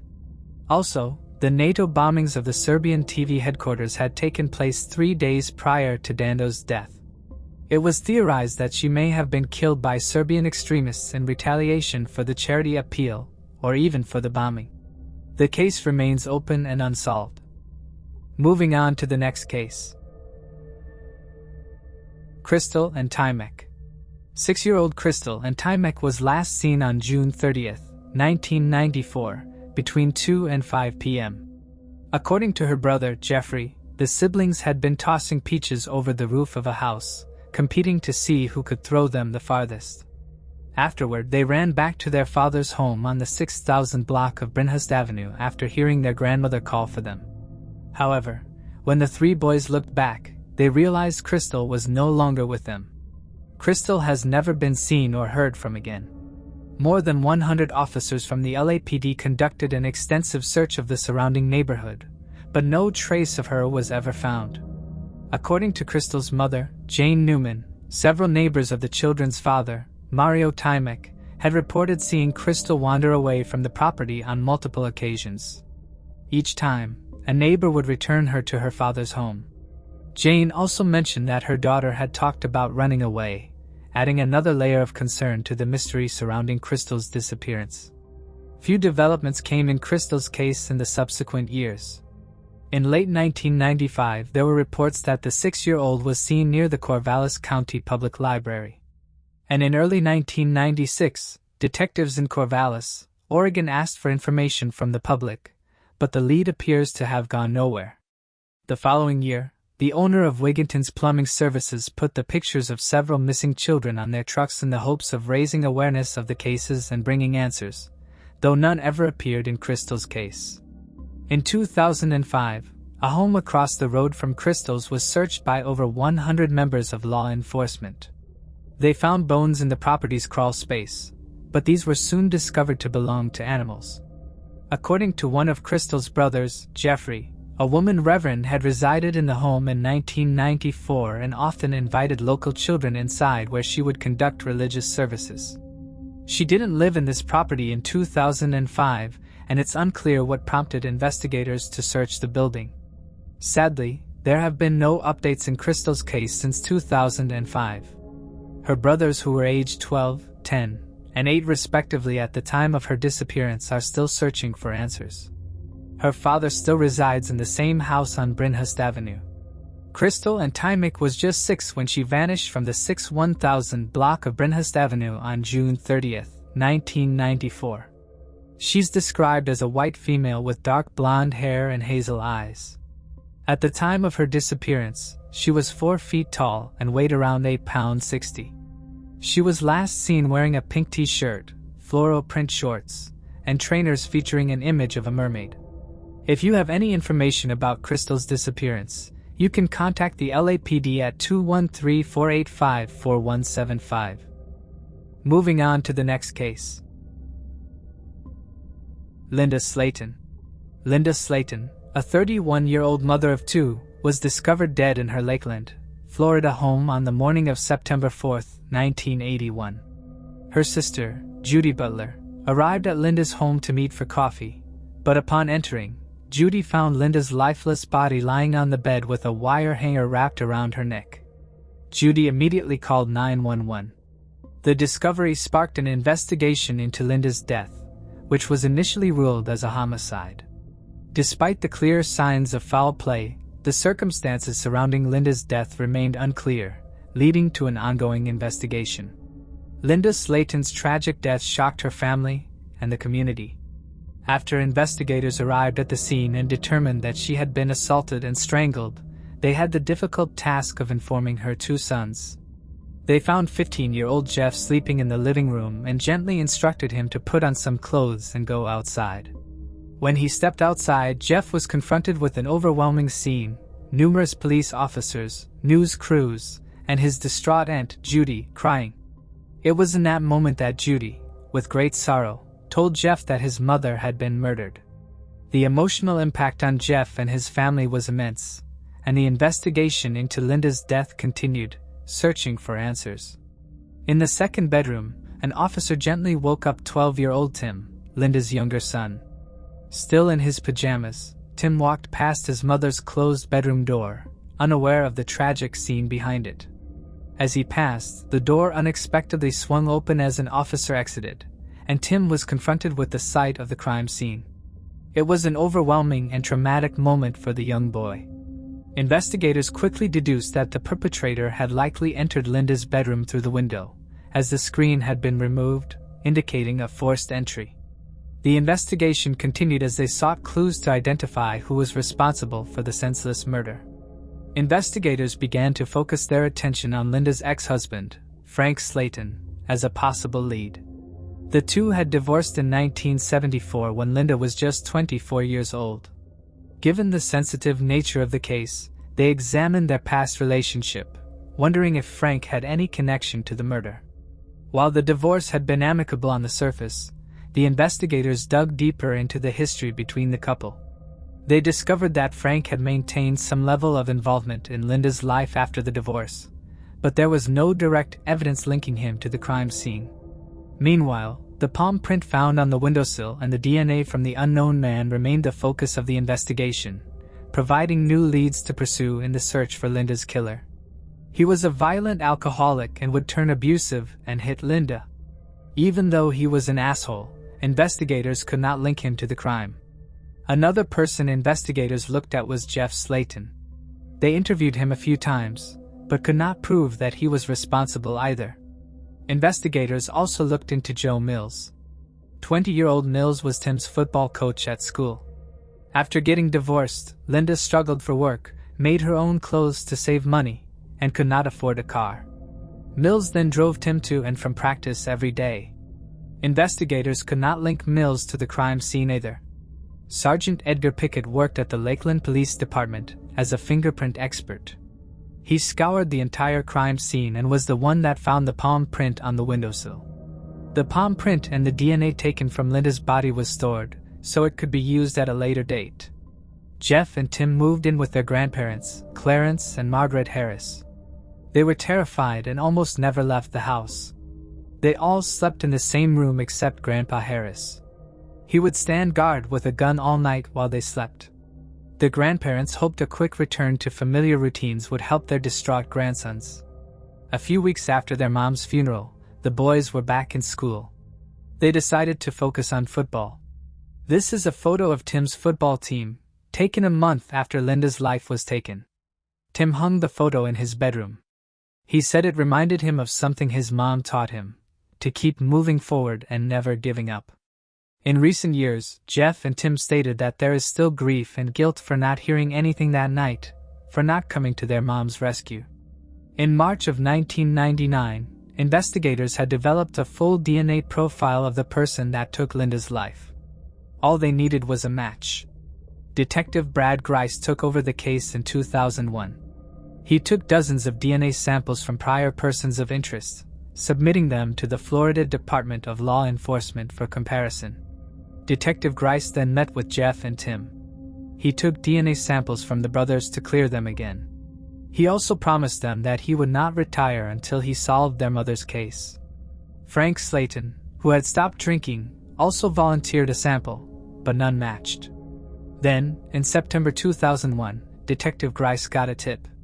Nearly a year after Linda's life was taken, a 24-year-old man named Jimmy Ulmer pulled a 10-year-old girl through her bedroom window and nearly took her life. Ulmer was convicted of that and sentenced to 80 years in prison. The savage assault seemed eerily similar to Linda's case. Furthermore, Detective Grice discovered that around the time Linda's life was ended, Jimmy Ulmer had been staying with a friend who happened to live in the very same apartment complex as Linda. Detective Grice, along with Jeff and Tim, felt confident that they had their man. Ulmer passed away in prison in 1996, but Grice got a DNA sample from his mother. When his DNA did not match the DNA from the crime scene, it was a massive disappointment. It felt like they were back to square one. By 2005, Detective Grice was headed up to a new cold case unit and got the FBI to run the DNA profile continuously through all federal data banks. But the years continued to pass without a match. In 2015, Detective Grice had medical problems which forced him to retire, meaning he unfortunately couldn't keep his promise. All hope was not lost, however, as in 2018, groundbreaking DNA technology began to electrify the law enforcement community. Genetic genealogist Cece Moore decided to take on Linda's case. She is a renowned expert in the field of investigative genetic genealogy. Cece has been responsible for solving so many cold cases, many of which have been covered on this channel. Moore uploaded the DNA profile to a public genealogy website called GeneMatch. She then meticulously constructed, branch by branch, the culprit's family tree. She made these connections by poring over birth certificates, marriage license, obituaries, and social media to fill in the family tree with names. Moore explained that she uncovered 3 branches of the perpetrator's family tree that ultimately narrowed to the one person most likely responsible. She said that the 3 genetic networks converged into one family tree that pointed at one immediate family. The man was the only son in that family, so it had to be him that was the DNA contributor. After hundreds of leads and dead ends, after dozens of suspects were investigated and cleared, Moore identified the man in one weekend. The man is Joseph Clinton Mills, Coach Joe, who drove Tim to and from practice. Authorities wanted to be Moore's final 2019 report confirmed that Joseph Mills, then 58, was living in Kathleen, Florida, about a half an hour from the crime scene. Detectives Tammy Hathcock and Russell Hurley were the next generation of Lakeland investigators who worked on Linda's case. The detectives then combed over the happened to Linda. Detectives found that Mills was convicted in 1984 of grand theft for forging a will. He never went to jail, but he was fingerprinted and had a palm print taken as well. In August of 2019, investigators compared those prints to the palm prints Sergeant Pickett lifted off Linda's windowsill nearly 38 years before. It was a match. High-tech genetic genealogy had identified Mills as the likely culprit, and an old-fashioned palm print helped confirm his identity. Detectives Hathcock and Hurley still needed to compare a fresh DNA sample from Mills to the decades-old DNA recovered from the crime scene. They covertly took Mills' trash back to the police department. They discovered a piece of used medical adhesive tape and sent it off to the Florida Department of Law Enforcement Crime Lab for testing. 11 days later, the tests came back and it was confirmed that Joseph Mills took the life of Linda Slayton. Only then could her sons Jeff and Tim be informed that the monster had finally been caught. Tim said he had looked up to Coach Joe and was now sickened that he had this photo of him all these years. Even more sickening was that Mills continued driving Tim to and from practice after he took Linda's life. On December 12, 2019, detectives arrested Joseph Mills. Here is a picture of Detective Tammy Hathcock reading him his rights. He showed no emotion and didn't ask why he was being arrested, almost as if he already knew. After the arrest, Tim and Jeff went to meet Sergeant Edgar Pickett, now 94 years old, to personally thank him for collecting the palm print all those years back. In 2022, Mills pleaded guilty to all charges. At his sentencing, Linda's family wanted to know why. Jeff yelled at him in court, "Why? I just want to know why, Joe. Why'd you take my mama from me? I loved my mama. We was happy." Mills' response infuriated everyone. "I am a good person. I'm not that person that they're painting me out to be." Finally, in February of 2022, Mills was sentenced to life in prison without the possibility of parole. Cece Moore said, "We owe a huge debt of gratitude to those original crime scene investigators. Because at the time this crime was committed, they didn't even know DNA was going to be used in criminal investigations. And so the fact they collected that, and then it was stored responsibly and carefully all these years by that department is so important. If that hadn't happened, we couldn't have done our work." Jeff and Tim say they're determined to move on the best they can, to live life well for their mom and for their families. The brothers also know they never would have survived their ordeal without each other. It's clear that Jeff and Tim have maintained a deep bond and connection to their mother despite the tragic circumstances surrounding her death. If you need more information or further details about the case, feel free to ask. Moving on to the next case. Marcel Chandler. In 1999, 24-year-old Marcel Chandler lived in Mobile, Alabama. He worked as a waiter at an Applebee's restaurant on Airport Boulevard and was known for his friendly nature, always going out of his way to greet others.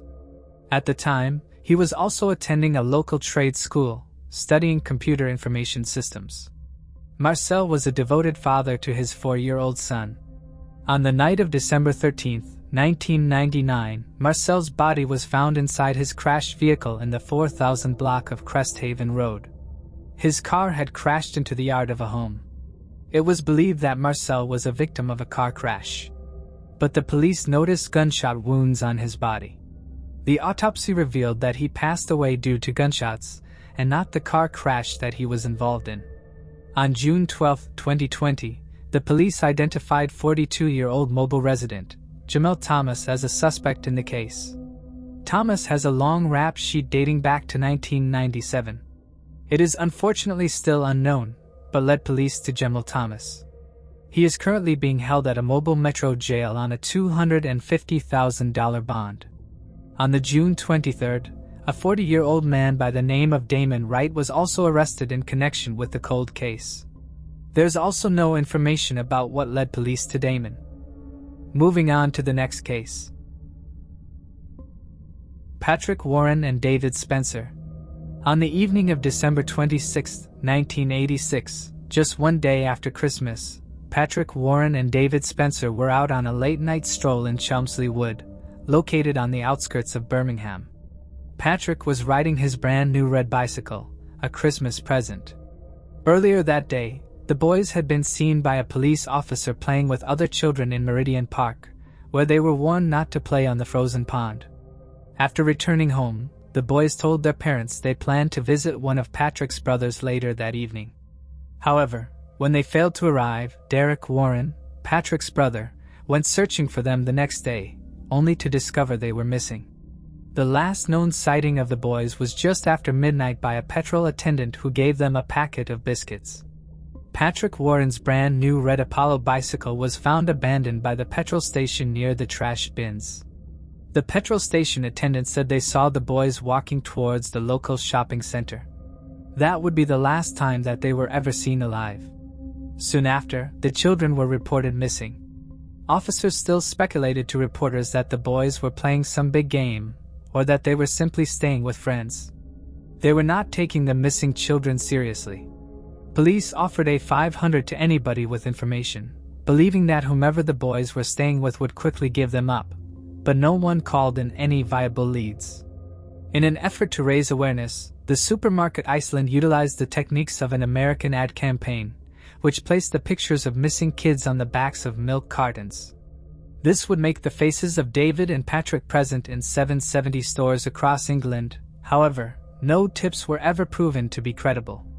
One major possibility is that Brian Field, who is living near miles from where the boys went missing, was somehow involved. He would have most likely utilized the same petrol station at which the boys were last seen. Brian Field was later convicted of the rape and murder of a Surrey schoolboy, Roy Chutile, which happened in 1968, but with no bodies and no direct evidence leading to him, Fields has never confessed or even been a prime suspect, largely because he was never investigated.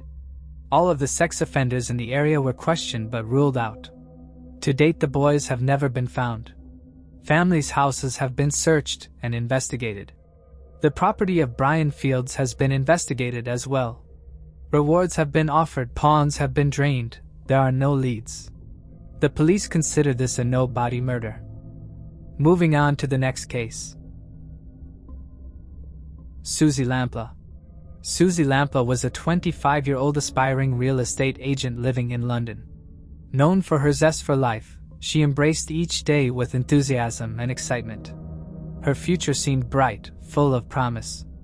However, on July 28, 1986, after scheduling an appointment with a potential client named Mr. Kipper to show a property on Shorelds Road in Fulham, Susie vanished without a trace and was never seen again. Susie's Ford Fiesta was found parked by another property up for sale on Stevensage Road, which was 1.5 miles from the appointment address Shorelds Road.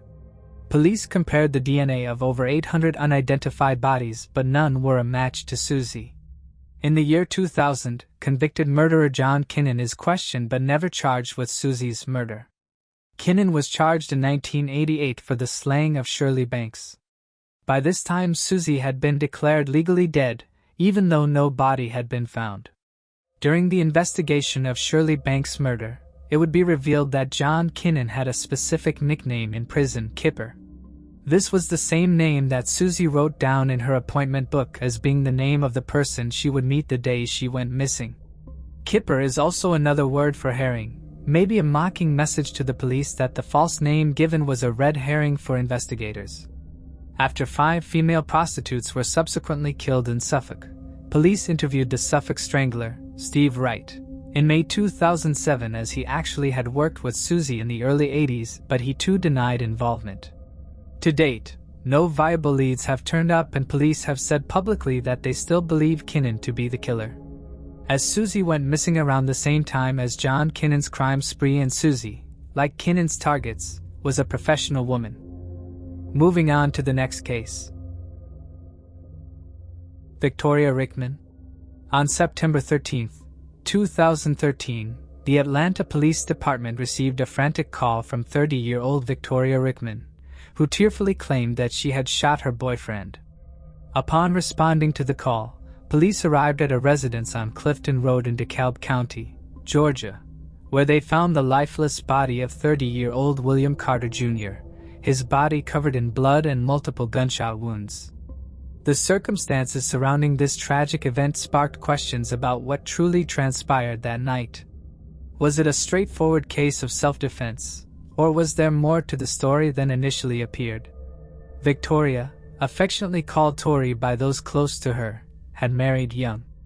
However, her marriage ended in divorce after a few challenging years, marked by mutual allegations of abuse from both parties. This turbulent history would later cast a shadow over her relationship with William Carter Jr., raising questions about the events leading up to the fatal shooting. Amidst the struggles, there was a silver lining. Victoria gave birth to a son who, according to loved ones, became her pride and joy and the center of her world. In 2010, a few years after her divorce, Victoria began a relationship with local businessman William Carter Jr.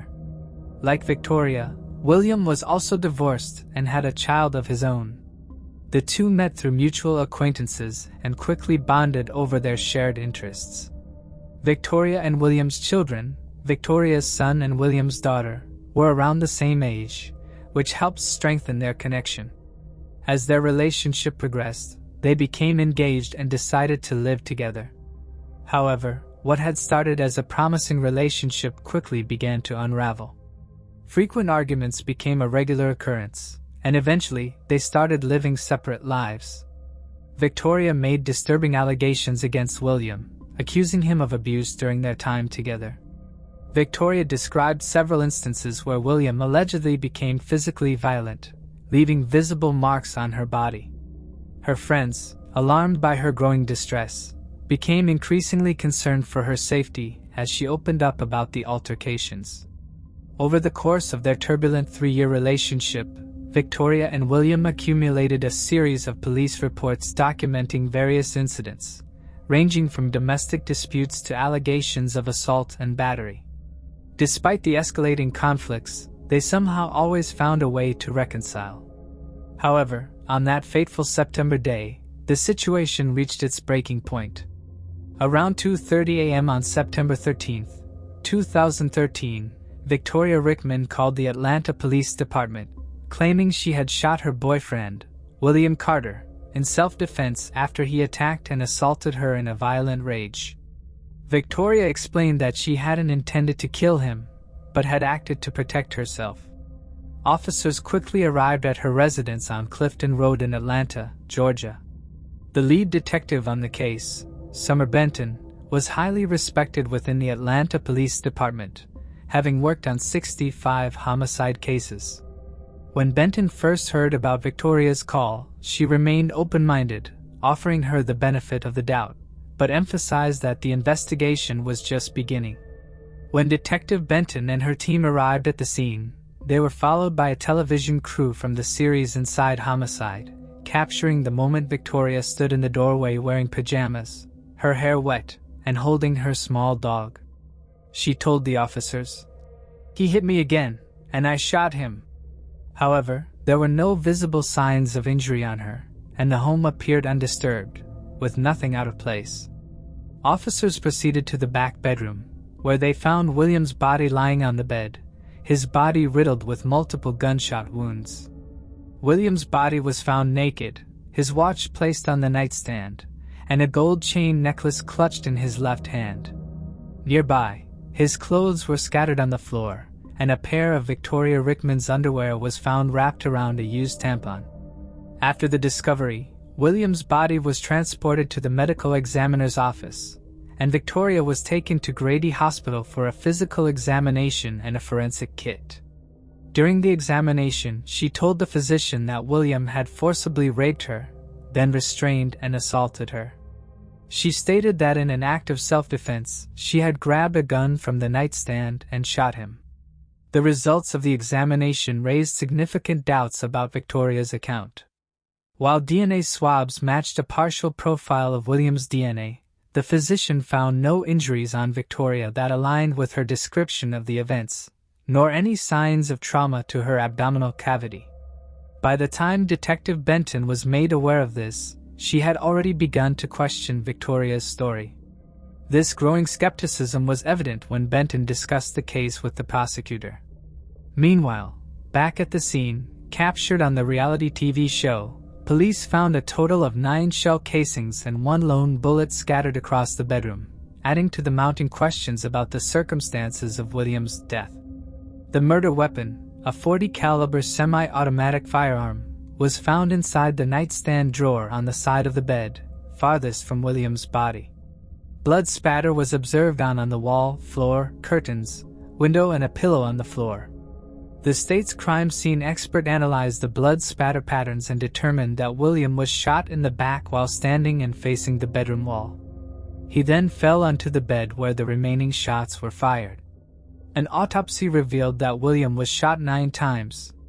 William Carter sustained a total of 9 gunshot wounds, 3 to the chest, 3 to the back, 1 to the arm, and 2 to the head. 3 of the gunshot wounds showed evidence of stippling, indicating close-range firing, while the other 6 did not. Additionally, William had bruises on his chin and left arm, likely caused by a blunt object. The medical examiner's conclusion was unequivocal. William Carter died from the fatal consequences of his gunshot wounds. After her hospital examination, Victoria underwent a rigorous interrogation by Detective Benton. Throughout the questioning, Victoria consistently maintained that she acted in self-defense, claiming that William had a history of abuse and that this was not the first time he had been violent with her, though he had never faced consequences for his actions. However, when pressed for more details, Victoria refused to continue without legal representation. She was then subjected to a thorough examination for injuries, and photographs were taken as evidence. Tensions escalated during a later round of questioning when Victoria was asked to hand over her phone, further heightening the intensity of the investigation. After a grueling interrogation, Victoria received the grim news. She was being arrested and charged with her boyfriend's murder. A mere 6.5 hours after the incident, Detective Benton noted Victoria's lack of emotion at the news. According to her, she didn't bat an eye. Was it shock or indifference that kept her expressionless? To unravel the case, detectives knew they had to dig deeper.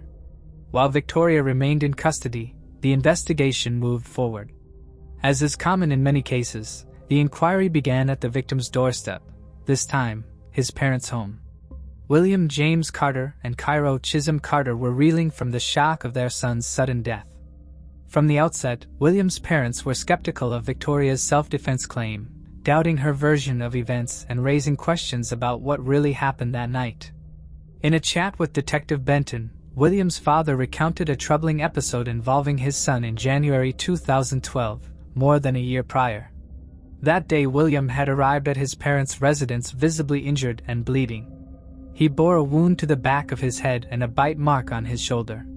According to William Sr., his son claimed that during a heated altercation with Victoria, she had attacked him with a hammer and bitten him on the shoulder. Victoria didn't stop there either. Victoria even told officers that she had struck William on the head with a hammer in self-defense, showing bruises on her wrists as proof of the altercation. However, William denied her account, insisting that Victoria had simply lost control. Despite the mounting evidence and his parents' warnings, William ended up getting arrested and charged with battery and assault. Despite the legal trouble and his parents' concerns, he chose to reconcile with Victoria, attempting to patch things up despite the escalating tensions in their relationship. But even his parents got a first-hand taste of Victoria's temper when they made it crystal clear that she wasn't welcome in their home. The charges against William were eventually dropped when Victoria came clean to prosecutors, admitting she had fabricated the assault claims. Unfortunately, their ugly fights didn't end there.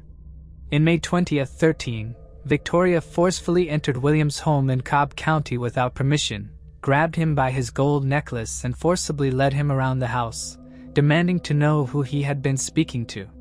Despite William's effort to remove her from his home, she ran through the neighborhood alleging assault. Police intervention followed, and when they arrived, Victoria reversed her stance, accusing William of assaulting her. This time, it was Victoria who found herself in handcuffs, facing battery charges. Those charges were still hanging over her head when William met his untimely end. For William's parents, it appeared that their son had become a victim of a fatal pattern of abuse, with them claiming that Victoria had consistently subjected him to mistreatment and violence. They claimed Victoria had even taken photos to document her bruises in the past. Victoria's dad, Paul Rickman, couldn't wrap his head around how his daughter wound up in such a mess. However, Victoria's best friend, Brittany Morgan, was convinced that on that fateful night, Victoria was left with no other option. Scrutiny also fell upon the murky history of William Carter. As it turned out, his past wasn't as squeaky clean as it seemed at first glance. Years prior, William had a criminal record marked by arrests for property damage and drug-related offenses. Even his own parents acknowledged his struggles with drug addiction at one point. After nearly a decade of battling addiction, he took the step to check himself into rehab and made a remarkable turnaround in his life. But the question remained, was this troubled past enough to substantiate Victoria's claims of abuse? For Victoria's close circle of friends, the answer was clear. It was more than enough to support her allegations. They firmly believed that she was desperately trying to escape from the toxic relationship. In fact, just 4 months before the fatal incident, in May 2013, Victoria took steps to seek a restraining order against William in Cobb County Court. Although the office was closed on that day, a sheriff's deputy named Frederick Price, who was working there, noticed her bruises and intervened. Concerned for her safety, Price provided her with a .40 caliber semi-automatic gun for protection. He even took her to a gun range for practice, convinced that she was genuinely in danger. Ironically, it was this very same gun that Victoria ended up using to fatally shoot her lover. As speculation swirled regarding which party had posed the greater threat, William or Victoria, the case became a focal point of controversy, dividing opinions and communities alike. Meanwhile, Victoria found herself confined to the DeKalb County Jail. The request for bail had been denied and all she could do was wait for her day in court. Just when the dust seemed to settle, the reality TV show Inside Homicide dropped their own episode, delving deep into the story of Victoria Rickman and William Carter. The spotlight was mainly on Detective Summer Benton's investigation, painting a narrative that leaned heavily aired for public entertainment could seriously jeopardize Victoria's chances of receiving a fair trial. To provide Victoria with a platform to share her side of the story, reporter Erin Moriarty of 48 Hours arranged an interview with Victoria via an inmate video calling system before her murder trial. In the interview, Victoria stuck to her self-defense narrative while also voicing her concerns about the investigation not being conducted thoroughly and the detectives jumping to conclusions about her guilt too fast. During the interview, Victoria made a startling revelation, claiming that on the night of the murder, William was acting erratically. Unfortunately, this claim couldn't be substantiated as Detective Benton never requested William's toxicology report following his death. Later, Benton admitted that as it was her first homicide case in DeKalb County, she was unaware of the different procedural requirements. Victoria, however, didn't believe that was the case. After spending nearly 4 years behind bars, Victoria's trial finally began on August 22, 2017. Much like the case itself, the trial proved to be anything but straightforward, with both sides presenting their evidence in an attempt to sway the jury. In the DeKalb County courtroom, defense lawyer Amanda Clark Palmer found herself going head-to-head with attorney Sheila Ross. Renowned as one of Georgia's most formidable prosecutors, the stage was set for a legal battle of epic proportions. The prosecution opened by alleging that Victoria deliberately murdered her boyfriend in a premeditated act of violence. In contrast, the defense argued that Victoria acted out of fear and self-defense, emphasizing killing William was never her intention. Palmer also highlighted the traumatic impact of the biased investigation and the sensationalized TV show episode on the case. During the second day of the trial, Detective Benton took the stand reiterating her belief that there was no evidence of a struggle at the crime scene. However, the defense countered this statement, presenting evidence suggesting that there were indeed a few signs of struggle within the house. During the questioning about the murder weapon, Detective Benton's testimony brought up a pivotal moment in the trial. Benton stated her belief that the gun could hold 12 bullets. However, 9 shell casings were found at the scene, and the gun still had 4 bullets left in it, totaling 13 bullets. Benton concluded that Victoria must have reloaded the gun during the incident, a detail she had previously shared with the cameras. The gun doesn't hold 13. For some reason, this girl, she did a tactical reload. In reality, the gun had a capacity of 13 bullets from the start. This revelation was crucial because according to Benton's theory, Victoria reloading the firearm would imply premeditation, undermining her claim of self-defense. Despite Palmer's strong criticism of this error, Detective Benton maintained that this mistake did not alter the overall conclusion of the case. The prosecution sought to depict Victoria as an individual who used her physical appeal to entice men and manipulate them into fulfilling her desires. To bolster their argument, they called Jeremy Fordham to the stand, a former acquaintance of Victoria's to whom she had previously sent explicit pictures. Additionally, County Police Lieutenant Robbie Ray testified that he had engaged in flirtatious text exchanges with Victoria following his assistance with the legal matter she had. Next up on the witness stand was Rick Price, the same deputy who had given her the gun in the first place. When asked about his relationship with Victoria, Price's response was cryptic. It's worth noting that Price was the first person Victoria contacted after the shooting, even before calling 911. This raised suspicions about Victoria's influence over men. Adding to the intrigue, Price was terminated from his previous job just 5 days after William Carter's murder, reportedly due to his lack of cooperation with the investigation. The prosecution contended that Victoria deliberately led William to his demise that fateful night. They also argued that Victoria's multiple shots at William were excessive and constituted overkill. In contrast, the defense asserted that Victoria acted out of fear for her life when William unexpectedly showed up at her house and assaulted her. Palmer also played Victoria's emotional 911 call, suggesting that it reflected genuine fear and helplessness. According to the defense, Victoria felt utterly defenseless during the assault by William, leading her to use the weapon in a desperate attempt to protect herself.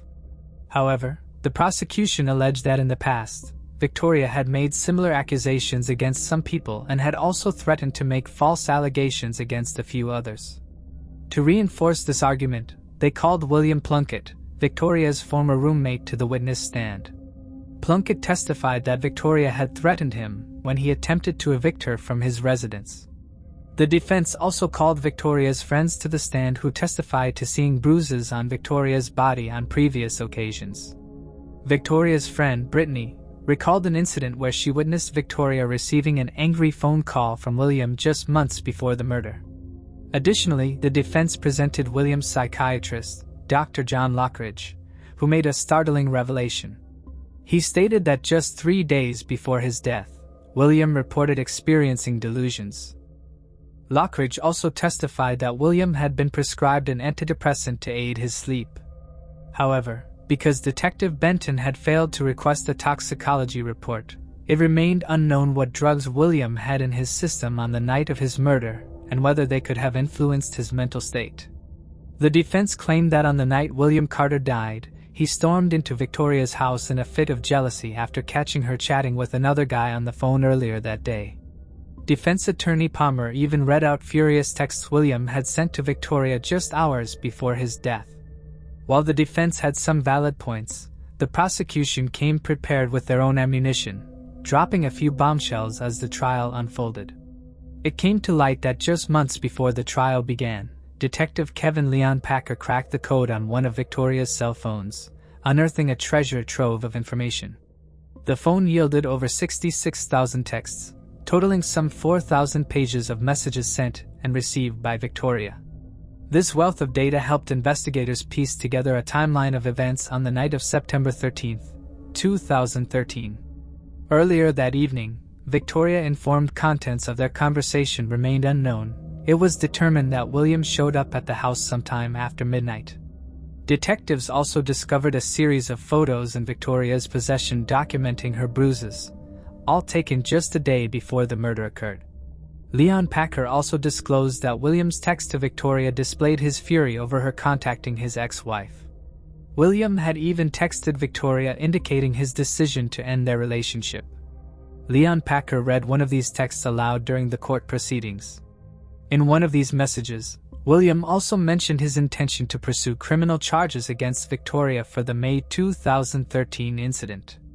The prosecution speculated that Victoria may have been concerned that in defense countered by highlighting how around the same time, also held a video that served as a startling piece of evidence. As it turned out, in May 2013, when Victoria allegedly showed up unannounced at William's house and refused to leave, she had recorded a video of their heated altercation on her own cell phone. This footage depicted Victoria attempting to re-enter William's home mere moments after alleging she had been assaulted by him. The prosecution presented the entirety of the 60-second video, arguing that it did not depict the interaction one would expect between a woman who had just been assaulted and the alleged perpetrator. By showcasing this video, the prosecution sought to undermine Victoria's declaration that William had assaulted her on the night of his murder, casting doubt on the credibility of her self-defense claim. As the 2-week trial drew to a close, both sides delivered impassioned closing statements. Prosecutor Sheila Ross pulled no punches, asserting that Victoria was not a victim of abuse. She emphasized that Victoria couldn't have planned the events as she didn't know William was coming over. Palmer concluded her statement by once again criticizing Detective Summer Benton's handling of the investigation. On September 1, 2017, after less than an hour of deliberation, the jury reached a guilty verdict. And sure enough, it was justice for those seeking closure for William Carter. On October 5, 2017, a month after filing her motion for a new trial, 34-year-old Victoria returned to court for her sentencing hearing. This time, she chose to address the court directly, hoping for leniency, but she did not offer an apology to William's family. In response, Judge J.P. Belay showed no mercy, sentencing her to life in prison without the possibility of parole. In an exclusive phone interview with Crime Watch Daily following her sentencing, Victoria harshly criticized the justice system, expressing her frustration with how her case had been handled. Victoria firmly denied the media's portrayal of her as a murdering seductress, expressing strong disapproval of the decisions made by both the jury and the judge. She made it clear that she was determined to continue fighting for a new trial. On October 12, 2017, Victoria filed a motion for a new trial, arguing that her original defense counsel had been ineffective. However, after a hearing, the trial court denied her request. According to prison records, Victoria remains incarcerated at Pulaski State Prison in Hawkinsville, Georgia, with little chance of gaining freedom in the near future. Reflecting on the tragedy, William Carter's mother expressed deep sorrow, acknowledging the profound impact of her son's death on everyone who knew him.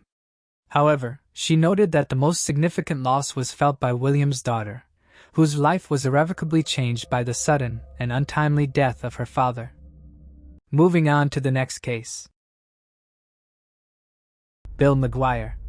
In May 2004, 3 matching suitcases were discovered scattered across the Chesapeake Bay in Virginia. Inside one of them was the body of 39-year-old Bill McGuire. The chilling question arose: who was Bill, and what secrets did he possess that could have made him a target for such a brutal and grisly fate?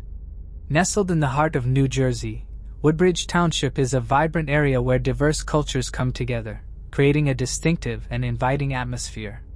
More than just a place, Woodbridge is a home full of warmth and rich stories. In terms of safety, the township is known for its low crime rate, offering residents a peaceful and secure environment. The parks and waterfront in Woodbridge offer more than just scenic views. They also serve as community hubs where families and individuals can relax in peace. However, beneath this tranquil exterior lies a chilling tale that shook the town, the story of Bill McGuire. This dark chapter serves as a stark reminder that even in the most ordinary places, unsettling mysteries can lurk.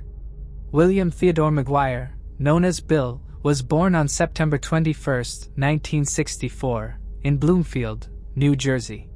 Bill was the son of William Christopher McGuire and Ruth Theodora Sal McGuire. He grew up in Bloomfield and graduated from Bloomfield High School in 1982. Bill then pursued a degree in computer science at Rutgers University, graduating in 1986. After college, he worked as a computer programmer for several companies, known for his strong work ethic and earning the respect of his colleagues. In his free time, Bill enjoyed playing golf, fishing, and spending quality time with his family. He was known for his kindness and generosity, always ready to lend a hand to others. Charismatic and witty, Bill had a natural charm. He married Marcy Pollock in 1986, but their marriage was short-lived, ending in divorce in 1994. The couple had relocated to Virginia Beach in 1986, where Bill worked as an electronics technician in the Navy. Marcy, originally from Vernon, New Jersey, moved with Bill to Virginia Beach. Around 1990, they returned to the Atlantic City area, but it was in this new environment that Bill's behavior began to change drastically. He became heavily involved in excessive gambling and drinking, and it was during this time that Marcy noticed a significant decline in their relationship. The situation took a darker turn in 1995 when Marcy filed a restraining order against Bill after he threw rocks through her window, which ultimately led to their divorce. In 1998, Bill met Melanie Lynn Slate at a restaurant in Woodbridge, New Jersey, where she was working part-time while attending nursing school. Born on October 8, 1972, in the United States, Melanie Lynn McGuire, formerly known as Melanie Lynn Slate, grew up in Ridgewood, Middletown Township, New Jersey. She attended Middletown High School South and later pursued a dual major in math and psychology at Rutgers University, graduating in 1994. Melanie went on to earn her nursing diploma from the Charles E. Gregory School of Nursing, now known as Raritan Bay Medical Center, in 1997, ranking second in her class. Before I continue, I want to remind you that only a small percentage of people who watch my videos are actually subscribed. So if you enjoy my content, consider subscribing. It's free and you can always change your mind later. Now, let's move on with the video. When Bill met Melanie, their personalities complemented each other perfectly, and they quickly fell in love. They were married the following year, in 1999, and soon started a family. In 2000, they welcomed their first son, and 2 years later, in 2002, they had their second son. On the outside, Bill and Melanie's marriage appeared to be picture-perfect, filled with love and happiness. However, beneath the surface, problems began to surface. financial struggles started to take a toll on the couple, with Bill's gambling addiction slowly eroding their financial stability. Though Bill had always been responsible and financially secure as a computer programmer, his growing addiction led to mounting debts, which in turn caused increasing stress on their relationship. Melanie, a nurse, worked tirelessly to support the family, but it was becoming increasingly difficult to make ends meet. In addition to their financial woes, Bill's gambling addiction also led to emotional turmoil. He would often disappear for days at a time, leaving Melanie to care for the children and manage the household on her own. The trust that was once the foundation of their marriage began to erode, replaced by suspicion and resentment.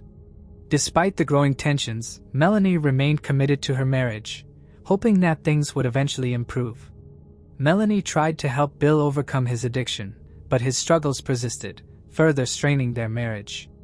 In 2004, the McGuires were planning to move to a larger home in Warren County, New Jersey, and had closed on the new house on April 28, 2004. However, before they could move in, the unimaginable happened.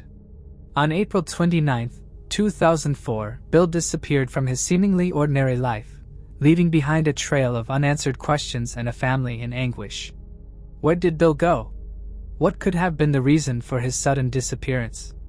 Weeks had slipped by without a trace of Bill.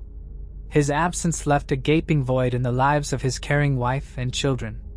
But little did they know that Bill's fate was far more extraordinary than they could have ever imagined. In the early morning of May 5, 2004, 3 fishermen, Chris, Don, and their children, set out on a fishing trip from Virginia Beach toward the Chesapeake Bay Bridge Tunnel. As they headed north, parallel to the tunnel, they came across an unexpected find, a dark green suitcase floating in the water. Curiosity piqued, they hauled it aboard their boat. The suitcase was surprisingly heavy, and when they opened it, they made a chilling discovery, a black sack containing a pair of legs. Horrified by their find, the fishermen immediately contacted police. They wondered if there were more suitcases hidden in the depths of the Chesapeake Bay, each concealing another piece of a human body. Soon, police started actively looking for the other missing pieces of this disturbing puzzle. Just days after the first suitcase was found, a student studying the nature reserve on Fisherman's Island made another chilling discovery. A second suitcase, identical to the first, was found on the beach on May 10, 2004. This time, however, the suitcase contained a human torso, including the arms and head. The search for answers continued as investigators intensified the search for the missing body parts. 5 days after the second suitcase was discovered, a fisherman made the final, gruesome find. On May 15, 2004, a third suitcase, identical to the first two, was found floating in the Chesapeake Bay. Inside were the victim's pelvis and legs. With the Chesapeake Bay's vast expanse making the search area challenging, investigators decided to turn to the public for help. They released the victim's sketch in the media, hoping that someone would recognize him. Incredibly, it took only a few days for the sketch to yield results. Susan Rice and John Rice, close friends of Bill who hadn't seen him in weeks, played a pivotal role in identifying his body. When they saw a sketch of the victim on TV on May 21, 2004, Sue immediately recognized her friend's distinctive features. Initially skeptical, Bill's husband, John, soon agreed that the sketch closely resembled Bill. Recognizing their friend's face, they quickly contacted the authorities and provided important details for the investigation. They recalled that Bill had recently been involved in a physical altercation with his wife, Melanie McGuire, and had stormed out of their home. They assumed that he had impulsively fled to Atlantic City to escape, possibly indulging in a gambling spree to distract himself. However, weeks passed without any contact from Bill, raising concern among his friends and family. With Bill's identity confirmed, investigators immediately initiated a fingerprint analysis. Fortunately, Bill's fingerprints were on file and a match was quickly established. The once missing man was now the victim of a horrific crime. Bill's past was shrouded in mystery with rumors of gambling addiction, domestic abuse, and even a restraining order. Bill's ex-wife, Marcy Pollock, had also spoken out about the emotional and physical abuse she endured during their marriage. She described their relationship as deteriorating quickly after their wedding, with the situation culminating in a restraining order in 1995 after Bill threw a rock through her window. These allegations painted a troubling portrait of Bill's character, complicating the investigation and making it harder to pinpoint a suspect. Investigators now faced the challenge of unraveling the events that led to Bill McGuire's death and bringing the perpetrator to justice. The lingering question remained: who was responsible for his murder? Imagine a loved one vanishing without a trace, even if it's just for a day. You'd be worried and scared, and you'd do everything you could to find them. Even if you had an argument with them, you would still report them missing to the police. However, in this case, the police received no missing person reports from Melanie regarding Bill's disappearance after being away for almost a month. Instead of immediately reporting him missing, she sought legal counsel from a divorce attorney. On April 30, 2004, Melanie filed a restraining order against Bill, further indicating that she felt unsafe in his presence. The police were surprised that she hadn't reported Bill missing, especially after Bill's friends had helped identify the person in the sketch. This led the investigators to focus on Melanie McGuire, and what they discovered was peculiar. Just 2 days after the heated argument between her and Bill, she did something that raised suspicions. Melanie, believing that Bill might be in Atlantic City gambling, planned to drive there to search for his car. She said her goal was to annoy him by parking the car in the most hectic part of town, but interestingly, here was how people reacted to her. As the police began monitoring Melanie's activities, they also started tracking her phone calls. In the midst of seemingly ordinary conversations, the police discovered a crucial piece of evidence. In one of these intercepted conversations, Melanie talked to Jim Finn, an old acquaintance from nursing school who had a crush on her. After losing touch for some time, they reconnected in February 2004, with Melanie reaching out when she needed something.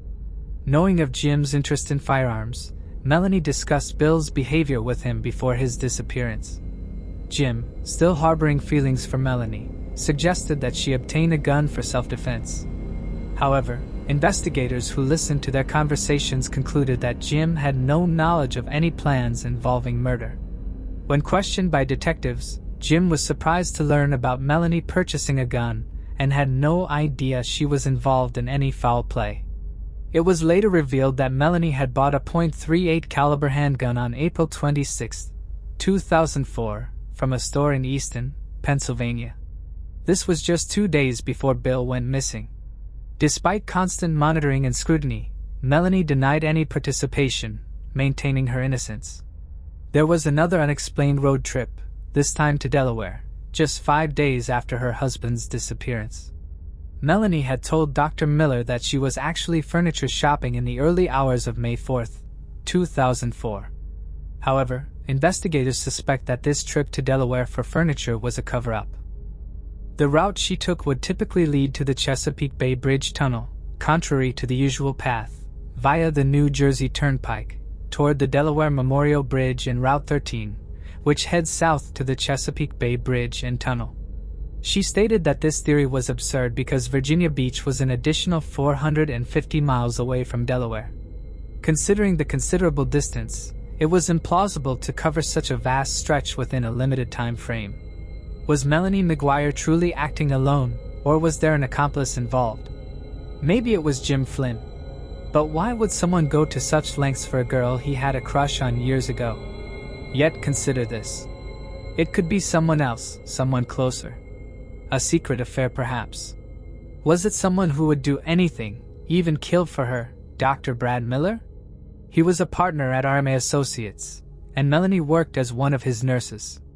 The affair between them officially began when Melanie was 8 months pregnant with her second child, at least for both of them. After Melanie returned from maternity leave, she and Dr. Miller began a full-blown affair. It appeared as if they were falling deeply in love with each other despite their marital ties and young children. Investigators uncovered mounting evidence indicating Melanie McGuire's involvement in her husband's murder. Bill's car held a bottle of chloral hydrate, a sedative, along with 2 syringes prescribed by Bradley Miller, who had said the prescription was written in Melanie's handwriting. During the investigation, Jennifer Seymour, a state police computer expert, analyzed the computers and handheld devices belonging to the McGuires, including a desktop computer situated in their apartment.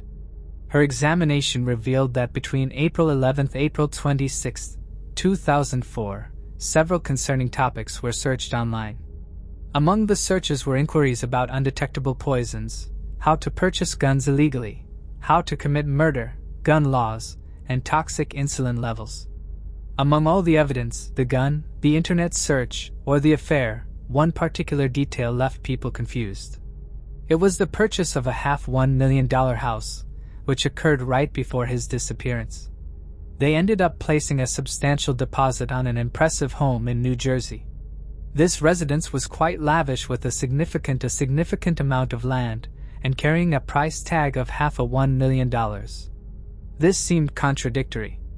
On one hand, Melanie was growing closer to Dr. Miller, but on the other, she was making a major investment in a new property with Bill. On April 28, 2004, they were set to close on the house at 2 o'clock in the afternoon. Melanie stayed in touch with Dr. Miller throughout as he pleaded with her not to proceed with the house purchase. He expressed a wish to be with her and build a future together. Melanie assured him she would handle it. After closing on the house, they returned to their rented townhouse. Bill, quite excited, called John Rice, reportedly in a very happy state. Melanie's final conversation that night was with Dr. Miller. She informed him that they had closed on the house and mentioned that Bill was asleep on the couch after having some red wine. Melanie planned to discuss matters with Bill when he woke, intending to request a divorce. Melanie recounted the events as a significant argument between her and Bill, stating that they had a fight in the early hours of the morning, around 3 or 4 o'clock. It all started regarding the house they were purchasing, with Melanie mentioning that she had settled for that particular house. Bill's reaction was immediate and intense, expressing dissatisfaction and stating that it wasn't what he wanted. He mentioned his preference for a cheaper house in Virginia, which Melanie refused, leading to an escalating heated exchange. Melanie further described that the argument turned physical, specifying that Bill pushed a dryer sheet into her mouth, revealing his fixation with dryer sheets during such moments. He informed her that he was leaving and wouldn't return, even instructing her to explain to their children why they wouldn't have a father. He communicated this through the bathroom door while he packed and made several trips up and down the stairs, continuously criticizing her. Her final words to him were a plea to stop.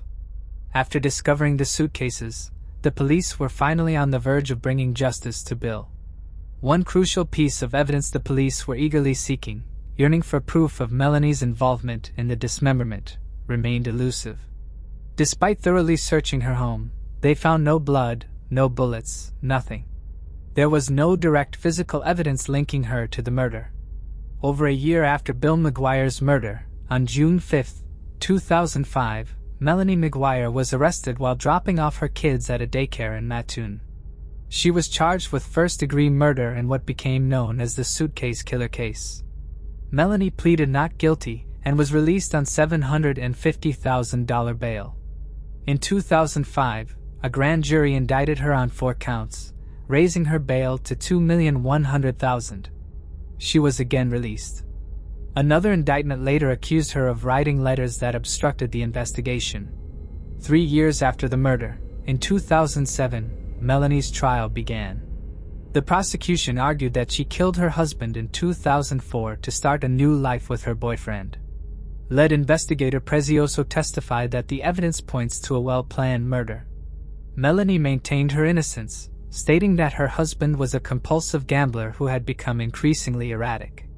However, a spokesman for the New Jersey Division of Criminal Justice disputed her characterization, saying that there was no indication that Mr. McGuire was anything more than an occasional gambler. Melanie Gambler. Melanie's defense team argued that the murder and dismemberment could not have happened in the Woodbridge apartment because there was no evidence to support this claim. They highlighted the absence of blood, tissue, or DNA in the apartment, as well as the lack of a bullet or saw marks. Additionally, there were no testimonies from neighbors regarding gunshots or the sound of a power saw. 3 years later, on April 23, 2007, Melanie McGuire, 34, was found guilty of killing William T. McGuire, dismembering his body, packing the pieces in 3 suitcases, and tossing them into the Chesapeake Bay. She was sentenced to life in prison without the possibility of parole for 63 years 9 months. She also received a concurrent 10-year sentence for desecrating human remains and a further 5-year sentence for perjury for lying to a family court judge about her husband's whereabouts after he vanished in 2004. William and Melanie McGuire's 2 sons, whose identities are protected for their privacy and safety, were last seen with their father on April 28, 2004. Melanie dropped the boys, aged 2 and 4, off at their daycare as usual around 8:20 a.m. After their routine, the boys returned home expecting to see their father, but he was nowhere to be found. William and Melanie's sons were placed in the care of Bill's elder sister, Cindy Legoshi, a realtor at the Weck office in Franklin Lakes. Cindy, along with her husband, pharmacist Bill Legoshi of Wyckoff, New Jersey, were deemed capable of providing a loving and nurturing environment for the boys. They already had 2 adult children of their own, Laura Legoshi and Max Legoshi, and were experienced parents. When the question of custody arose, the 2 boys were sent to live with Cindy and Bill, especially since they were already a close-knit family. After Melanie was convicted of murdering her husband, her family initiated a custody battle with Cindy, but to no avail. As a result, William and Melanie's sons continued to reside in New Jersey with their aunt, uncle, and cousins, the only family they've ever known. In 2007, during Melanie's murder trial, Cindy presented evidence that both of her sister-in-law's children, then aged 57, had been diagnosed with autism. Cindy had grown concerned about their well-being upon noticing their behavior and had them tested. Due to the protection of their identities, no further information regarding their current status is available. However, it's known that the boys have not had contact with their mother since before her conviction. If you've watched the entire video without missing a moment, you probably have numerous questions about the investigation and arrest. After looking at her history as a nurse and her caring and charismatic nature, it's hard to even consider if someone like Melanie could commit such a heinous crime. The high-profile nature of the case prompted a range of opinions among viewers. Many believe that there are many gaps in the story, beginning with the fact that she doesn't quite appear to be capable of murder. Even if she had the motive, how could this small woman accomplish it all alone? Did someone assist her? Was she unfairly charged? Perhaps the jury overlooked someone, or was the accusation entirely mistaken? If you're pondering these questions, you're not alone. Many people, including criminology professors Megan Sachs and Amy Schlossberg, doubt Melanie McGuire's guilt. They host a podcast, Direct Appeal, questioning her conviction, pointing out that Melanie doesn't fit the typical profile of a murderer. The key witness for the prosecution, a forensic ballistics expert, stated that the bullets found in Bill's case were identified as .38 caliber lead cutter bullets. Subsequently, they found an error on the gun manufacturer's website. What's particularly puzzling is that the website information was altered after the tragic incident involving Bill McGuire's murder. Investigators also examined the garbage bags found at both the McGuire residence and the location where Bill's body parts were discovered. The details revealed that these bags were likely produced at the same facility, on the same production line, and within a very short time frame. The investigator expressed confidence in their conclusion, backed by tests and observed results that indicated the bags came from the same production batch. Additionally, they pointed out the physical difficulties involved in dismembering a body, coupled with the absence of a convincing crime scene, adding another layer of mystery to the case. In a video demonstration, 2 tests were conducted to assess the possibility of Melanie's involvement. The first test was a suitcase weight test, which aimed to determine if Melanie, who weighed 118 pounds, could have thrown a suitcase weighing around 80 pounds over a bridge with a guardrail height of 40 inches. The results suggested that a more manageable weight to lift would be around 40 pounds, about half of Melanie's body weight. Despite the movie about her case and ongoing public attention, Melanie continues to maintain her innocence, insisting she did not kill her husband or dispose of his body parts and suitcases. The case of Melanie McGuire and Bill McGuire remains shrouded in mystery, and there are still many unanswered questions. Was Melanie rightfully convicted, or did investigators overlook key details that could have pointed to someone else? If she was indeed involved, was she acting alone, or was there someone else helping her? The evidence against her is compelling, but as with many cases, the possibility of overlooked or misinterpreted facts cannot be ignored. Whether or not she was guilty, there are still open questions that could lead to a different conclusion or reveal new angles that have yet to be explored. Moving on to the next case. Flora Stevens. Flora Stevens' disappearance in 1975 remains a mystery.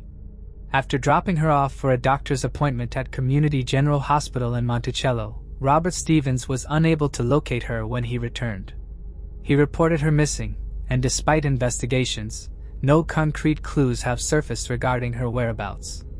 The case has remained unsolved for years. If you'd like to know more details or continue exploring the case, feel free to ask. Detectives periodically reviewed the case to find Flora, but were never able to develop leads. On September 15, 2017, the Sullivan County Sheriff's Office was contacted by a New York State Police investigator, who said a set of unidentified skeletal remains were found in southern Orange County. The woman whose body had been dumped roughly matched Flora's general characteristics, and the investigator was hoping that any living relatives could provide DNA for identification. Instead, investigators discovered someone was using Flora's social security number in Massachusetts. Detectives tracked down the social security number to an assisted living facility in Lowell, Massachusetts. Staff at the facility confirmed that the number belonged to Flora Harris, who had been at the facility since 2001. Investigators decided to go talk to 78-year-old Flora, but found she suffers from dementia and is unable to speak more than 1 or 2 words at a time. She did recognize her ID from the Concord Hotel as her own. Officials were able to trace Flora's medical records back about 30 years and learned she spent time in a nursing home in New Hampshire and at St. Luke's Roosevelt Hospital in Manhattan. Unfortunately, because of her illness, it is still a mystery how and why she disappeared from Monticello in 1975 and where she went. Frustratingly, authorities have been unable to locate any living relatives. When showed a picture of her younger self, Flora said, "Me?" And when showed a picture of her husband, Robert, she said, "Robert." This confirmed to investigators that Flora Stevens and Flora Harris is the same person. Speaking of Robert, he unfortunately never found out what happened to his wife, and he is not alive anymore. Moving on to the next case.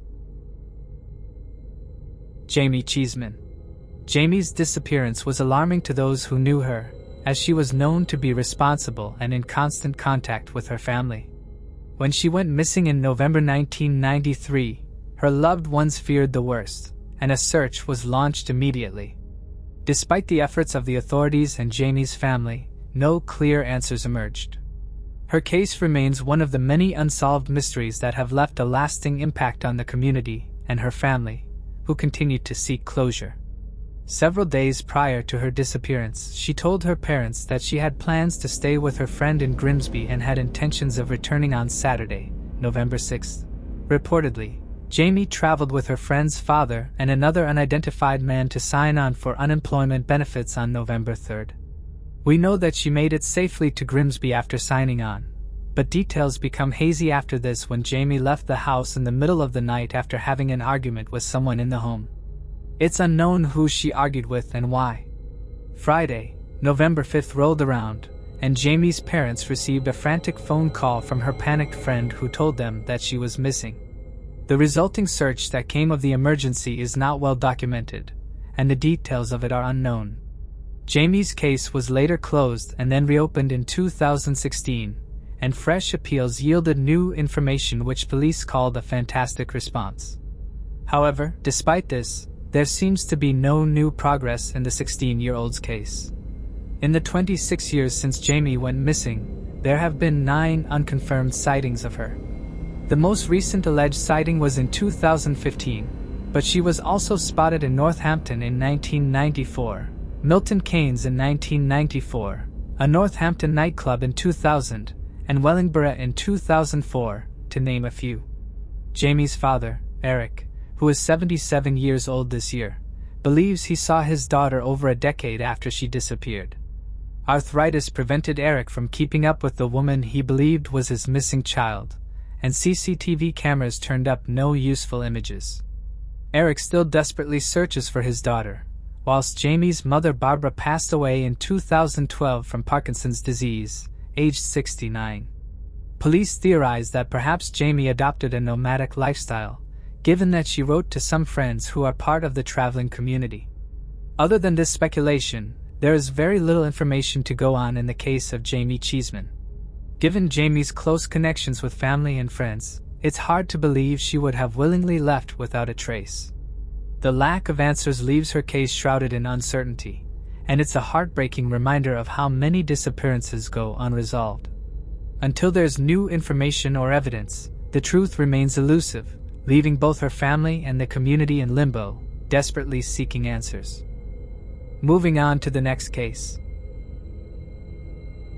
Keith Hunter Jesperson. On June 3, 1993, a truck driver found the body of an unidentified woman on the westbound Pacheco Pass Highway in Gilroy, California after stopping to relieve himself. He quickly alerted the authorities. The coroner ruled her cause of death as undetermined. The woman was wearing blue clothing, but there was no identification on her, and despite extensive efforts by police to identify her, they were unable to make any progress at that time. The police referred to her as Blue Pacheco, and she was buried in a local cemetery. A year later, a newspaper in Oregon started receiving letters confessing to murdering 5 people throughout West Coast. The newspaper ran a 5-part series with the name, Happy Face Serial Killer, as the letter writer signed the letter with a smiley face. At the time, there were 4 or 5 unsolved murders in the area. A year later, Keith Hunter Jesperson was identified as the letter writer. He confessed to murdering several people. However, authorities linked him to 8 female murders between 1990 and 1995. He also wrote a letter to the Santa Clara County District Attorney in 2006 admitting to sexually assaulting and killing a female on Pacheco Pass Highway.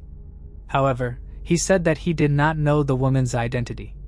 In 2007, Jesperson pleaded guilty to killing the unknown woman later referred to as Blue Pacheco. He told police he met the woman at a truck stop on Interstate 5 in Corning, California, and gave her a ride. He said he had sex with her before strangling her to death. He then drove towards Gilroy and dumped her body at the Pacheco Pass on Highway 152. He told police she had told him she had family in Sacramento, California. However, he did not know her name. Jesperson was sentenced to life in prison for multiple homicides with no possibility of a parole. Even though the woman's killer was behind bars, police had no idea about the victim's identity. In 2019, police reopened the case and contacted DNA Doe Project for their help in identifying the victim.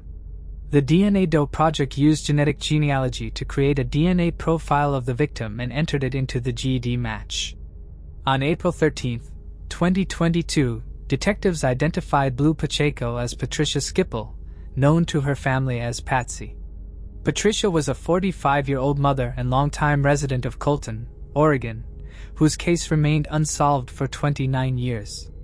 After years of investigation, the case was eventually solved, though specific details have not been released to the public regarding the circumstances of her death or the investigation. Moving on to the next case. Susan Taraskowitz. On Saturday, September 12, 1992, 27-year-old Susan Taraskowitz from Saugus, Massachusetts, headed to work at Logan Airport near Revere, where she was employed as a baggage supervisor. That night, she was scheduled to work the shift from 11 p.m. on September 12 to 7 a.m. the following day. However, around 1 a.m. on Sunday, September 13th, Susan left the airport in her car, telling her coworkers that she was going to get sandwiches for them. Tragically, Susan never returned. On September 14, 1992, just a day after Susan Taraskowitz went missing, her car was found abandoned in the parking lot of an auto repair company. When detectives arrived at the scene and opened the trunk, they made the horrifying discovery of Susan's lifeless body. As the investigation unfolded, It became clear that Susan had been living a life marked by suffering and was entangled in a fraudulent scheme. The details of that night remained shrouded in mystery, leaving investigators to piece together what had truly happened when Susan left the airport. The fraudulent scheme was tied to her personal life, and it would soon emerge that her involvement in this deception might have been a catalyst for the tragic events that followed. Yes, the fraudulent scheme that Susan Taraskowitz was involved in was indeed linked to her murder. It appeared that the financial troubles she was facing played a role in the events leading up to her tragic end.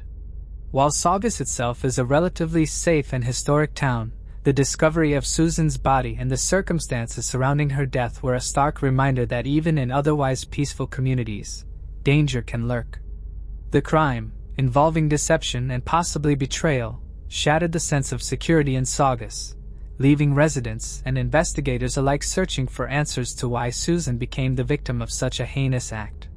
Sue was well liked by her peers, and after high school, she pursued a job at Logan Airport, where she became a baggage supervisor. Despite a hard-working life, Sue's personal life was marked by some struggles, including troubled relationships and challenges in her social circle. Even so, she remained known for her generous and kind-hearted nature, always ready to help others when they needed it. Her sudden disappearance in 1992 shocked her community, leaving a lasting question as to what happened that fateful night. Sue was recognized for her exceptional intelligence and talents, and her teachers often praised her for being a gifted individual.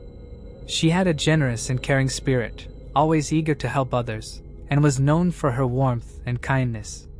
While she could be feisty at times, her friends and family saw her as compassionate and loving.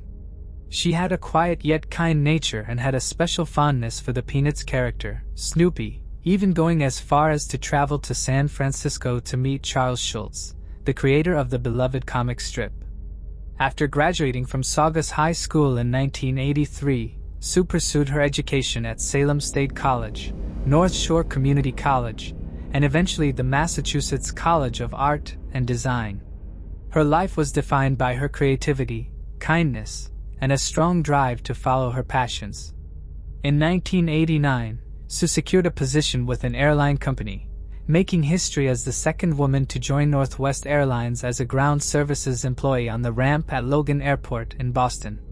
Despite working in a male-dominated industry, Sue faced many challenges, including harsh treatment from her coworkers. Sue was fearless when it came to showcasing her skills and standing her ground. Her duties included loading and unloading baggage, as well as de-icing planes.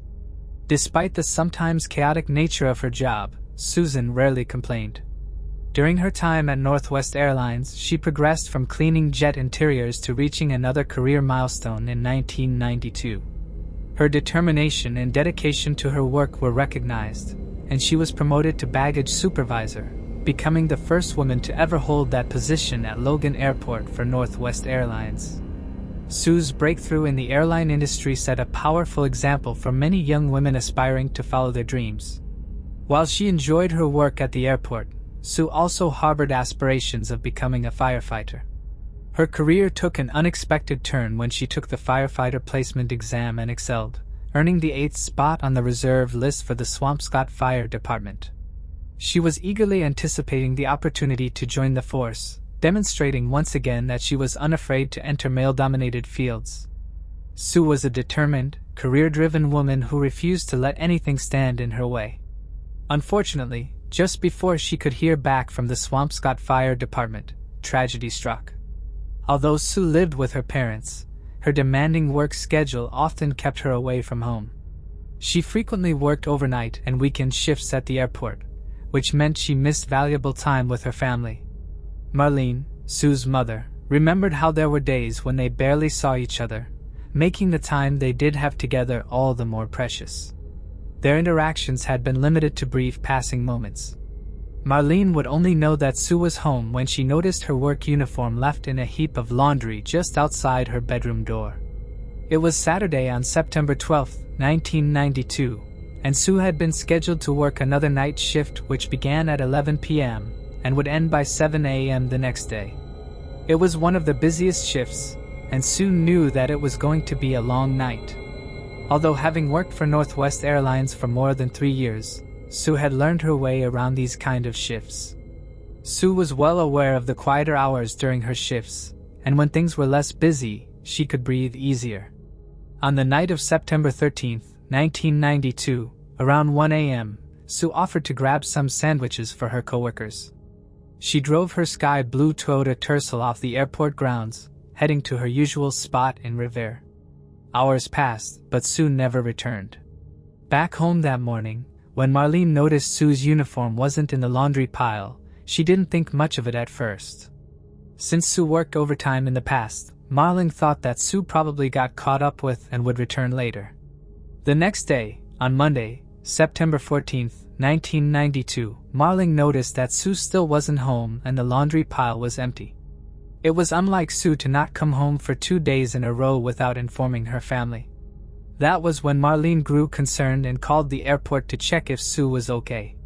To her surprise, Marlene found out that Sue had never shown up for work on Monday, September 14, 1992. As anxiety grew, Marlene contacted the authorities and reported Sue as missing. On the morning of Monday, September 14, 1992, a manager at Bravo Auto and Tire Service Company, located about 4 miles from Logan Airport in Revere, was heading to work around 7:30 a.m. As he drove along Lee Burbank Highway, also known as Route 1A, he noticed a car parked in the service center's lot. He didn't recognize the car as belonging to anyone from his workplace. When he approached the vehicle to investigate, he discovered blood dripping from the trunk. He rang up the authorities to look into the matter, and shortly after, officers from Massachusetts Police Department arrived at the scene. The detectives instantly recognized the car. It was the same sky blue Toyota Tercel Marlene had described to them when she reported Sue missing. Slightly aware of what was coming next, the detectives opened the trunk and their eyes were met with a gruesome sight. 27-year-old Susan Taraskiewicz' blood-covered body had been crumpled up and stuffed inside to fit into the small area. Sue had bruises and stab wounds on her body, indicating she had been beaten before being fatally stabbed. The detectives delivered the heartbreaking news to Sue's family. Ron, Sue's father, managed to stay strong and comforted Marlene as she broke down in tears. Upon searching the car, detectives found the money Sue had intended to use for purchasing sandwiches, which suggested that she never made it to the restaurant that night.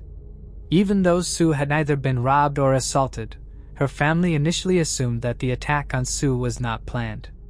The detectives too at first thought that Sue's murder was a random act of violence, and believed that she was killed somewhere else before being driven to the auto shop. But as the investigation progressed further, detectives found themselves uncovering a much deeper conspiracy, which led them back to Logan Airport, Sue's workplace. When questioning Sue's coworkers, detectives found out that Sue had received a phone call from someone right before she left to pick up sandwiches for her coworkers on the night before her disappearance. Finding out who this caller was became the utmost priority for the detectives. Even after spending hours conducting interviews with Sue's crewmates at Logan Airport, detectives couldn't identify who this person was. Nobody at Sue's workplace seemed to have a clue or cared enough to even ask Sue about this mysterious caller. Questioning Sue's family, neighbors and friends wasn't of much help either. Marlene, Sue's mother, believed that Sue might have gone to meet the person who was on the other end of the phone that night. But she would never have gone alone. Marlene described Sue as a cautious woman who was always aware of the dangers in Saugus, and would never venture out alone during those late hours. Her coworkers, however, told detectives that they never suspected anything bad had happened when Sue failed to return to the airport. Instead of reporting her missing, they simply marked her time card, assuming she had returned as usual. The attendance log indicated that Sue had made it back from her sandwich run, left for home at the end of her shift, and was listed as returning to work the following day. When the police asked the reason behind this, they said that they were covering for her. However, Marlene was very suspicious about this. The very first question she asked Sue's coworkers was if Sue had ever done this before. If Sue ever left work and did not come back. There was a sense of regret on the faces of Sue's coworkers as they replied with a no. Marlene still couldn't understand why no one at work reported Sue missing. Extreme thoughts were taking over her mind as she sensed some sort of foul play from the coworkers. She wondered if there was a cover-up of some sort involved, and asked the detectives to look closely into it. On Saturday, September 19, 1992, a funeral service for Sue was held at the Bisbee Porcella Funeral Home, 549 Lincoln Avenue in Saugus. Dozens of her loved ones gathered and mourned the loss as Sue was laid to rest. The investigation surrounding Sue's case took a serious twist when two of her coworkers, Joseph Nuzzo and Robert Bobby Brooks, were identified as potential suspects in Sue's murder. Amidst the complex web of relationships between the three of them, it was revealed that Sue and Brooks briefly shared a romantic relationship that didn't end well. Since then, Sue tried to avoid any contact with Nuzzo and Brooks because she would almost always end up getting in trouble. One time, Brooks even broke Sue's radio for no reason at all. When Sue's then-boyfriend confronted Brooks about the same, he verbally threatened him and Sue. In another incident which took place sometime in April 1989, Sue attempted to intervene in a physical altercation involving Nuzzo and two other colleagues. Nuzzo's response to this was far from appropriate. He resorted to throwing derogatory slurs aimed at Sue. The severity of his behavior led Northwest Airlines to temporarily terminate his employment, which was a much-needed action. Even during his time off, Nuzzo didn't let go of the strong grudges he held against Sue. In roughly 6 months, Brooks made an unsettling return to Northwest Airlines, gaining his employment back, all while nursing hate towards Sue for his prior dismissal. All the hatred and resentment Nuzzo harbored was unleashed as a wave of harassment directed at Sue. He vandalized her car, punctured her tires, stalked her residence, made anonymous threatening phone calls, and confided in others, including Brooks, about his desire to take revenge on Sue. The brewing tensions and ominous events painted a picture of a sinister and unsettling chapter in Sue's life. Now that the detectives had figured out what went down between Sue, Brooks, and Nuzzo, they were determined to find out more about the two men. And in no time, the detectives made yet another scandalous discovery. In the summer of 1992, Northwest Airlines had been connected to a federal investigation. As a group of cunning baggage handlers ran a stolen credit card ring, an intriguing and illicit operation came to light, which had been going on right under the nose of their unsuspecting employer at Northwest Airlines. Their scheme revolved around intercepting shipments of fresh credit cards being transported on Northwest jets. These employees weren't just handling baggage, they were running a multi-million-dollar scam. Their operation was both bold and effective. They stole the credit cards, utilized them for their own gain, going on shopping sprees until finally peddling them to eager buyers. The final tally of their gains from this fraud was staggering, reaching a jaw-dropping total of over $7 million, and not so surprisingly, the scandal was led by Joseph Nuzzo himself. As soon as Nuzzo joined the airlines again, he began stealing credit cards from mailbags. He was very careful though, making sure that nobody was watching when he did the awful deed. However, Nuzzo knew he couldn't go on forever without his employees finding out about his secret. And so he started to loop in his other crewmates along with him. Brooks became a part of it as well. By August 1992, credit card companies started asking questions, and Nuzzo and his gang could feel the noose of suspicion tightening around their necks. Later that same month, Nuzzo was fired. Along with a few other baggage handlers, Nuzzo was subpoenaed by a grand jury, and the case was still being looked into. Detectives investigating Sue's murder were able to link her case to this scam, led by Nuzzo, because of two major reasons. The first being that Nuzzo believed Sue had ratted him out to the authorities. Nuzzo didn't shy away from expressing his anger towards Sue. Even though she claimed that she didn't have a clue about the fraud that had been going on, Nuzzo harassed her and warned her that if she testified against him in court, she would face severe consequences. However, the detectives' suspicions grew stronger when they learned that just 1 week after Nuzzo was fired because of the whole incident, Sue was found murdered. Even though Nuzzo denied having anything to do with Sue's murder, he was now a potential suspect in the case. But the detectives were unable to uncover any evidence that could strongly link Nuzzo to Sue's murder. With no new evidence or any potential leads, the investigation into Sue's homicide lost pace and the case eventually went cold. A year passed and there was still no signs of Sue's murderer being found. All her family had was many unanswered questions. There wasn't a day that went by when Marlene didn't think about the question, who could have wanted Sue dead? Marlene left Sue's room untouched just as she had left it. Marlene couldn't gather the strength to walk in, as it would bring back a whirlwind of Sue's memories, eventually making her realize that there weren't going to be any more of those. She tried to do so before, but the pain was too much to bear. But later in 1993, when Christmas was just around the corner, Marlene finally walked into Sue's room for the first time since her murder. She wanted to get something that belonged to Sue and reminded everyone of her so she could put it by the Christmas tree for the holidays. Upon entering Sue's closet, Marlene's eyes fell upon her daughter's briefcase lying on the floor. She opened it, and amongst the many other things that were inside, she picked out Sue's diary. Unaware of the pain coming her way, she flipped through the diary.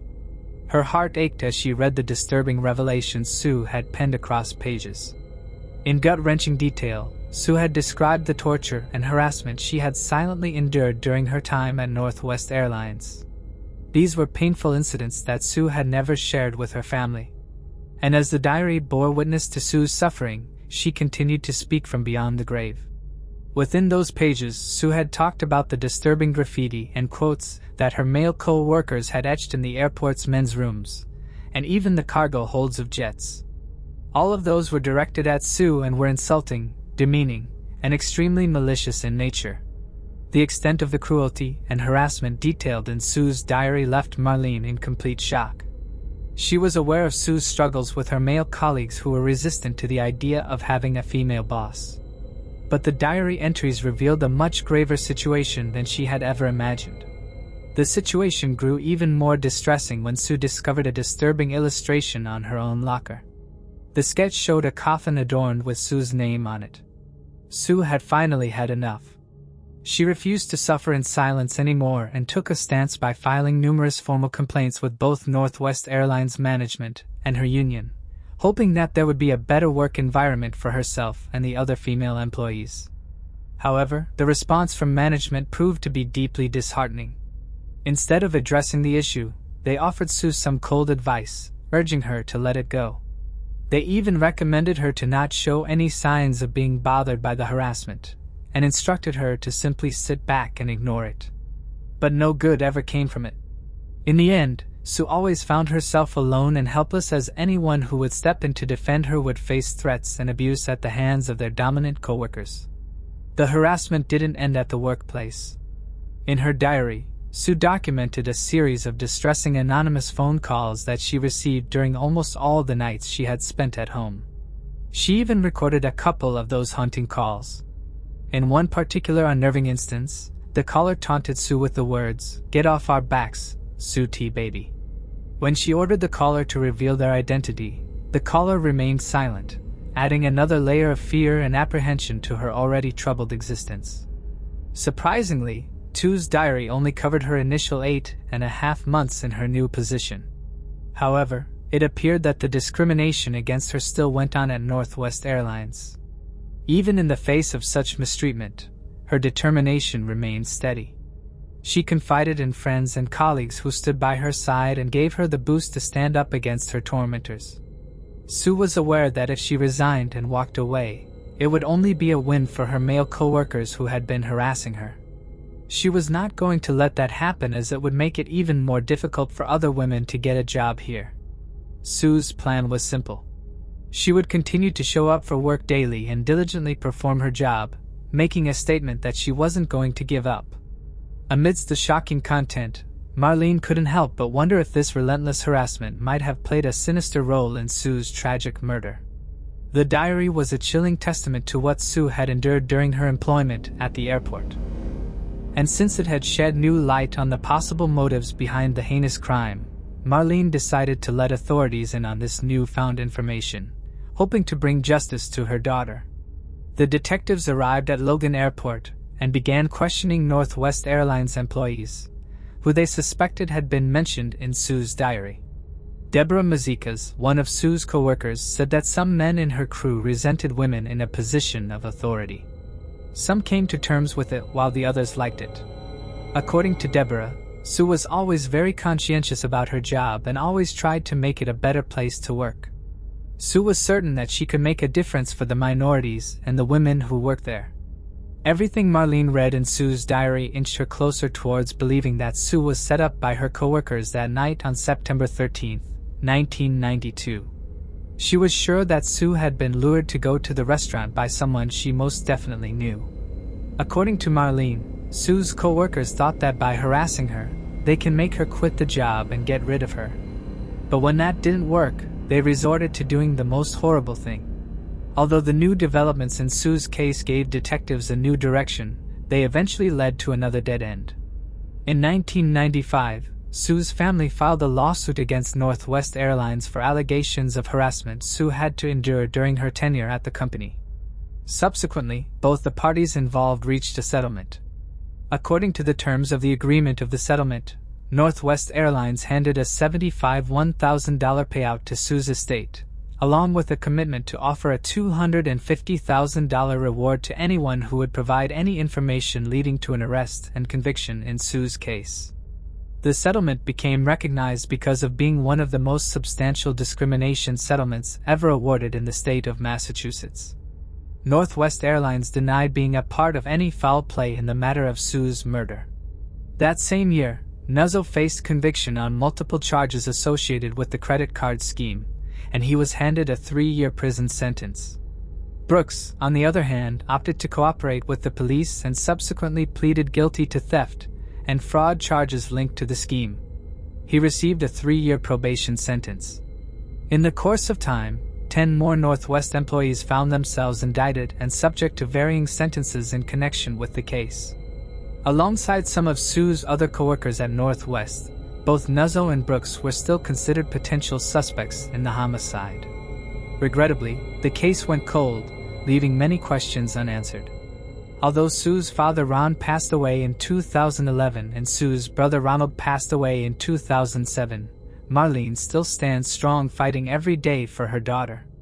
For many long years, Marlene Taraskowitz remained committed to keeping her daughter in the public eye, persistently seeking answers. The identity of her daughter's caller still eludes her, a question that has continued to haunt her. Witnessing numerous other cold cases being solved in recent times has ignited a glimmer of hope within her. She is inspired to keep working towards getting justice for her long-gone daughter. It brings closure to the families, she reflected, highlighting that she still doesn't have that much-needed closure. With unwavering determination, she conveyed a clear message to the person responsible for her daughter's murder, warning them to remain vigilant at all times. They can't rest easy now since she will never give up, and one day, eventually there will be justice. In her last message, issued on Wednesday, September 13, 2023, Marlene Taraskowitz extended a heartfelt plea to anyone who had information about Sue's case and asking them to come forward. Her quest for justice and closure for her daughter had endured many difficult years, and now she wouldn't rest until the culprit is behind bars. Marlene is in constant touch with the detectives working on Sue's case, and is hopeful that someday she will be able to look her daughter's killers in the eye in court. Marlene recalled that she had shared precious moments with Sue on her 50th birthday. Marlene laughed as she reminisced about the fun night out with her family. Marlene expressed her deep gratitude for the cherished memory. Despite the underlying sadness of the situation, she found solace in the fact that that memory was linked to such a significant day, making it all the more special. On Wednesday, September 13, 2023, the state police once again stated they believe that some people knew about Susan Churaskiewicz's murder, but haven't told the police. They already had some information regarding the case, but they needed more details to be sure. They wanted anyone with information to come forward and have asked the public for help in finding the person or people involved in Sue's murder. While they haven't found any new leads in the case, they were happy that Susan's story was talked about on a podcast called The Deck. This would help keep Sue's case in the talks. And if her killer was listening, it would remind them that justice wasn't far away. It's a powerful reminder that even after 31 years, the pursuit of justice for Susan Tarskiewicz remains a priority. The Massachusetts State Police's dedication to uncovering the truth, using both traditional methods and advanced forensic techniques, gives hope that new information may come to light. As Sue's mother continues to wait for answers, the effort to find the person responsible for her death highlights the resilience of those who seek justice for loved ones lost too soon. It's a reminder that no matter how much time passes, there is always a chance for justice to prevail. The idea of using playing cards to engage inmates in solving cold cases is an innovative approach, and it's hopeful that it might lead to breakthroughs. Marlene's plea to the public to help her, even with the smallest piece of information, speaks to the deep pain and uncertainty surrounding Sue's case. The question of whether the person who called Sue before she left for sandwiches is connected to the threatening anonymous calls is a chilling possibility. It could point to someone who had been stalking Sue, escalating to a tragic confrontation that night. What do you think? Could the anonymous caller be the same person who took Sue's life, or is there a different explanation? Did the killer lure Sue towards him with promises of revealing his identity? It's a chilling thought, and whether guilt will eventually compel the person responsible to confess remains uncertain. It's possible that the weight of their actions may eventually take a toll, but the truth may also stay buried forever. What do you think about the case? Would the killer's conscience ever drive them to come forward, or is this a mystery that may never be solved? We'd love to hear your thoughts and, as always, feel free to suggest any cases you'd like us to cover. Thanks for watching. I hope you enjoyed exploring these intriguing cold cases with me. If you found the video fascinating, don't forget to give it a thumbs up and subscribe to Cold Case Mystique for more deep dives into unsolved mysteries. Your support helps me bring you more compelling content. Leave a comment below with your thoughts or any cases you'd like me to cover next. See you in the next video, and remember, the search for truth never stops.